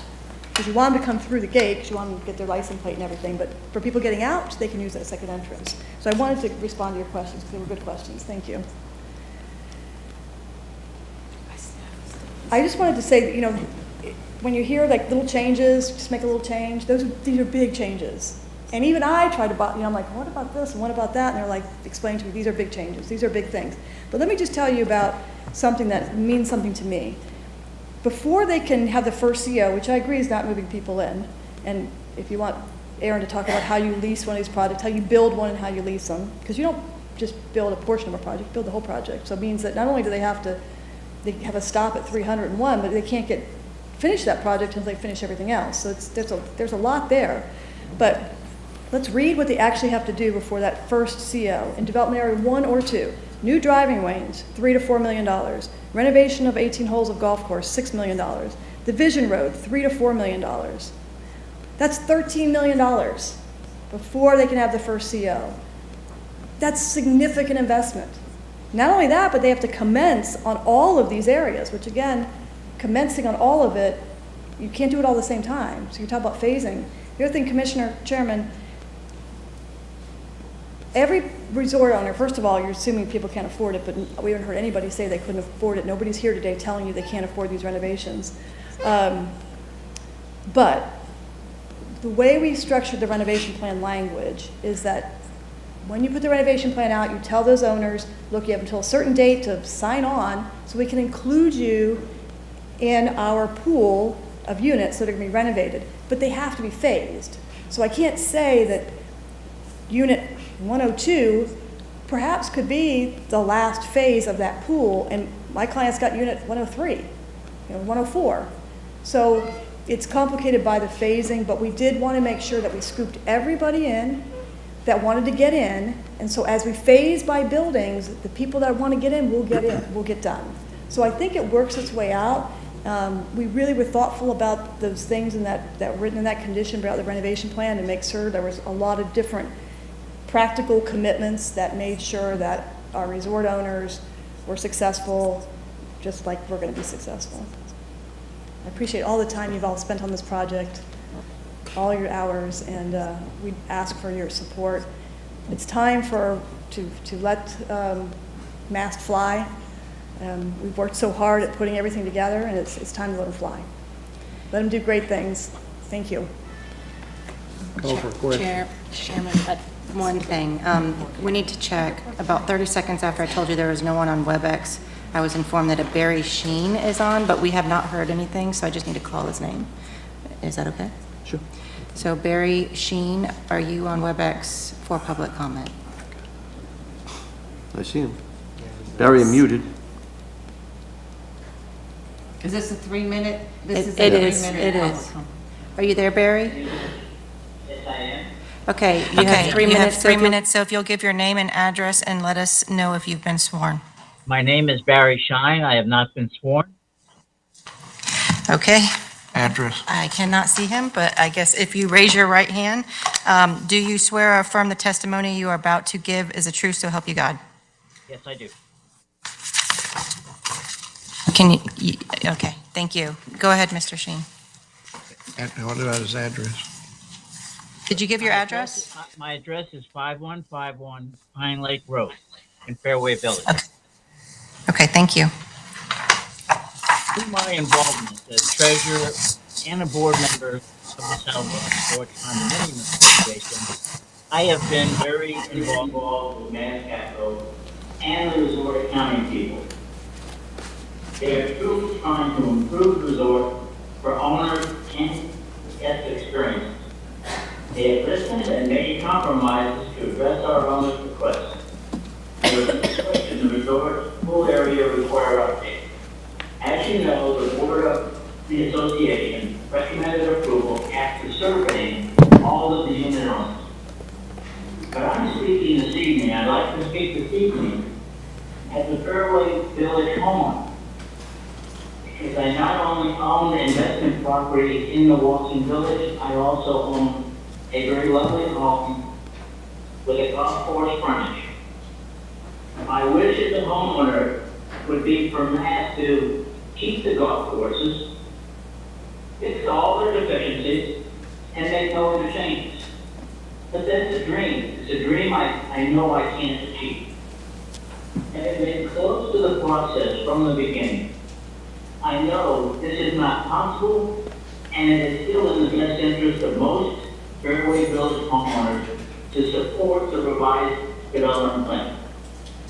As one of those Fairway owners, and there are many of us who are very much in favor of having Mass move ahead, I urge you to support it.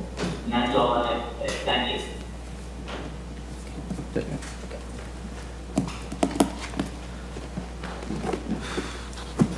So we'll close public comment. Public comment, closed again, okay.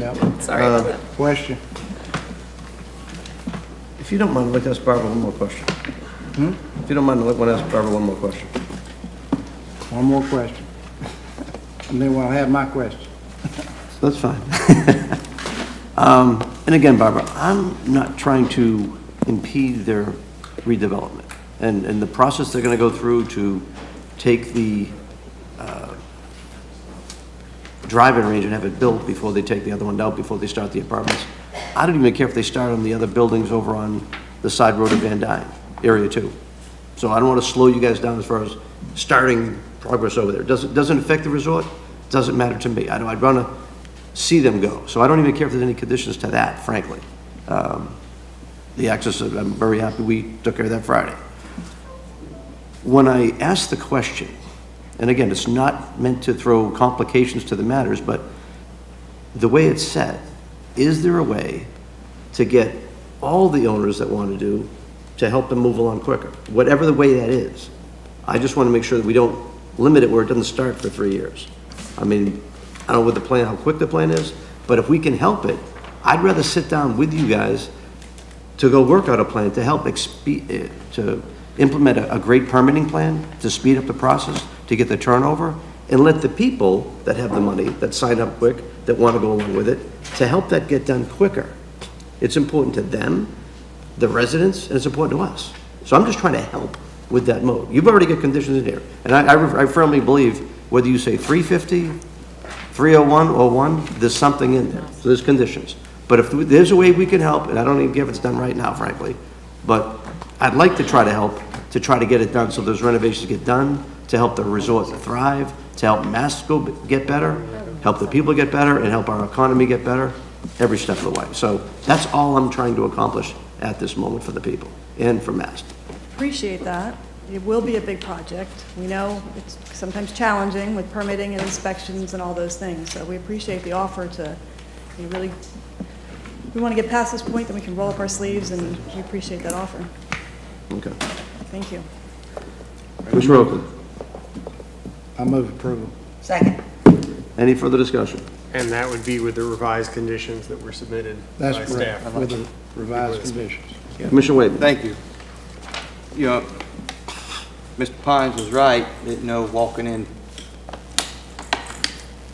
such a big project coming in right out of the gate, but it's part of the job. But through this process, I just, want to thank Mr. and Ms. Barbetta, Mr. Pines, your family, and Mr. Hogan. Appreciate y'all's time. We spent a number of hours together. Very much enjoyed getting to know you guys. Ms. Barbetta, your advocacy is fierce, and appreciate what you've done, and learned a little bit from you too, sitting up here. So I appreciate the time y'all have put in and your passion for not just Saddlebrook, but for our whole community. Helps keep us in line, and it feels good to know other people care as much as we do. So thank you all. And then to Mass Capital, I guess welcome to Pasco County. Look, we're putting our name behind you, right? You've got something special. Mr. Dempsey chose y'all. Dempsey family's here, and we all have high expectations. I think you've heard us loud and clear. Don't let us down. Don't let the folks that live there down. I think you've seen. I'm kind of proud to be tip of the spear on boxing Live Local and what that means for multifamily, what it means for jobs and job creation and value of our community. So I don't move forward in voting for multifamily projects lightly at all. Very deliberate. So, let's get to work and build something great here and make the residents of Saddlebrook proud that y'all are there, you're their partner. Thank you, Mr. Chair. Any questions? Well, I too want to thank MAST and the residents. It was a long, laborious process, but we got to the finish line, we had some dogged residents who worked hard for their community that got some very good concessions. And you guys worked hard to get those, and I appreciate MAST working with the residents. I can't remember how many meetings you guys said you had, but Plenty. a lot. And so I'm really thankful that you stuck with it and you're here in the county. And you can see how much these residents that are here love their community and want to protect it. And I have faith that through this process and through your commitment, that it's going to be the Saddlebrook that we used to know. And like I said, I was there Sunday. My grandkids are guest playing in the big hockey tournament that's occurring this week. They're in from the West Coast. And, I love Saddlebrook, but I could see that it needs a lift. And I'm looking forward to it. And I know the rest of us are. I used to go to Dempsey's for anniversaries. That was like the place to go in Pasco County for an anniversary dinner, right? So welcome to Pasco residents. We will make sure that that they follow through, and I'm just glad we're at the end of the meeting. We are not done. We have to stay and continue our meeting. I'm done. but- Yeah, for 30 seconds. I'm done. I Kidding will be me? continuing There's no our after commissioner party. items till- I gotta go to Niagara Falls. I got 9 pies waiting for me. I think he's sitting outside. We'll be done. We might beat you guys out the door. I'd like to say that, for the residents, your arguments, your concerns, and everything else, you represented yourself tremendously well. Mast, I disagree with you a lot. We know. But you know what? We had at least dialogue, and for where we are right now compared to where before, it is so much better. I want to say with the land use, I'm comfortable with that vote. I'm good with that vote, but I'm going to support you in this one because I still believe that we can do even more good things down the road. And I want to help you with permitting, with everything else, with the development, because I want you guys to succeed. These people have invested, but it's not just their money. It's their hearts, their souls, their families, etc. So I want to see you get better. Is it the way I thought it should go? No, but that doesn't matter. Right now, we've got what's in front of us now. We're going forward with it. I want you guys to thrive, and I want to help you every step of the way. And as a united board, I want you to know that tourism is very important. You guys are very important. The people are very important, so we want to make this thing go as strong as we can. So as much as it's been a battle, a long one, grueling, at least we're here. And Commissioner Oakley, go ahead. I think I said it when I gave my motion, but I really believe in the project. I believe MAST will do what they say they're going to do. I think it'll be great for the citizens. I can't hardly wait. I'm kind of excited about it. I'm waiting to go out and have a steak dinner like I used to have in a steak restaurant. I don't know if it'd be called Dempsey's, but whatever it's called, I'll be out there to eat. So, but they've had a tradition in the past that will carry forward with MAST doing what they're supposed to do, and the residents. You're going to have a beautiful place. You have a beautiful place as it is, but it's going to get doctored up a little bit with some newness in the modern day. So I certainly look forward to that, and I agree. And I'll be out there standing by you looking at what you're doing. So with that, I just called the question. Did you make the motion? Yes, and I said. I've already made the motion. You ready? All right, roll call vote. Okay, Let's go. District 1, Commissioner Oakley. Aye. District 2, Commissioner Waitman. Aye. District 3, Commissioner Starkey. Aye. District 4, Commissioner Bradford. Aye. District 5, Chairman Mariano. Aye. Motion passes 5-0. Okay. Commissioner Bradford. People, gentlemen, good luck. It's a good day. Well, I'm going to Niagara Falls. I'm serious. I'm going to. Go, rock and roll. Catching a plane. I will finish my commissioner items. I gotta get those files. Committee reports are over. I will just say, Mike Carbella got one thing? Hey, Chair, Mike needs one thing. you sure you don't want to re-talk about that 1 hour? We got 3 of us here. No, that's okay, Brett. That 1 hour difference. What do you got? The 1 hour moving time up 1 hour. I just need 3. No, because we'd still be here, 1:30. No, we're gonna fix this, another. Go ahead, what is it? You sure? Okay, very good. Yeah, I need board support here to allow staff to waive LDC 700.8 for a pilot study. This is for the Connerton 3-2 project, which will allow us to improve review times as it comes to site plans and plats. As it stands right now, they have to have the site plan all approved and done before they submit their plat. We can't hear a thing. Just can't hear a thing. I lost my third. Just quiet, please, as you exit. We're trying to finish off our business. Yep. So what this will allow us to do, by waiving that requirement, it'll allow us to simultaneously review a plat and a site plan. So this is just a pilot project. Want to see how it works. And if it works out great, then we may be able to develop a process to improve review times and allow development to proceed faster. Okay. Mr. Carvalho, can you state what requirement you're waiving again? for the Yes, record? 700.8 of the LDC. Okay, thank you. Move to approve? Please restate the motion. Move to approve the funding for the pilot study. I don't need funding. I just need to waive the LDC requirement for staff, that's Waive it. the LDC requirements for, whatever it is he said. It requires a sequential, the LDC requires a sequential review of site plans followed by a plat. This is going to allow them to overlap a little bit. Start simultaneously, almost. Time to market. Mhm. All right.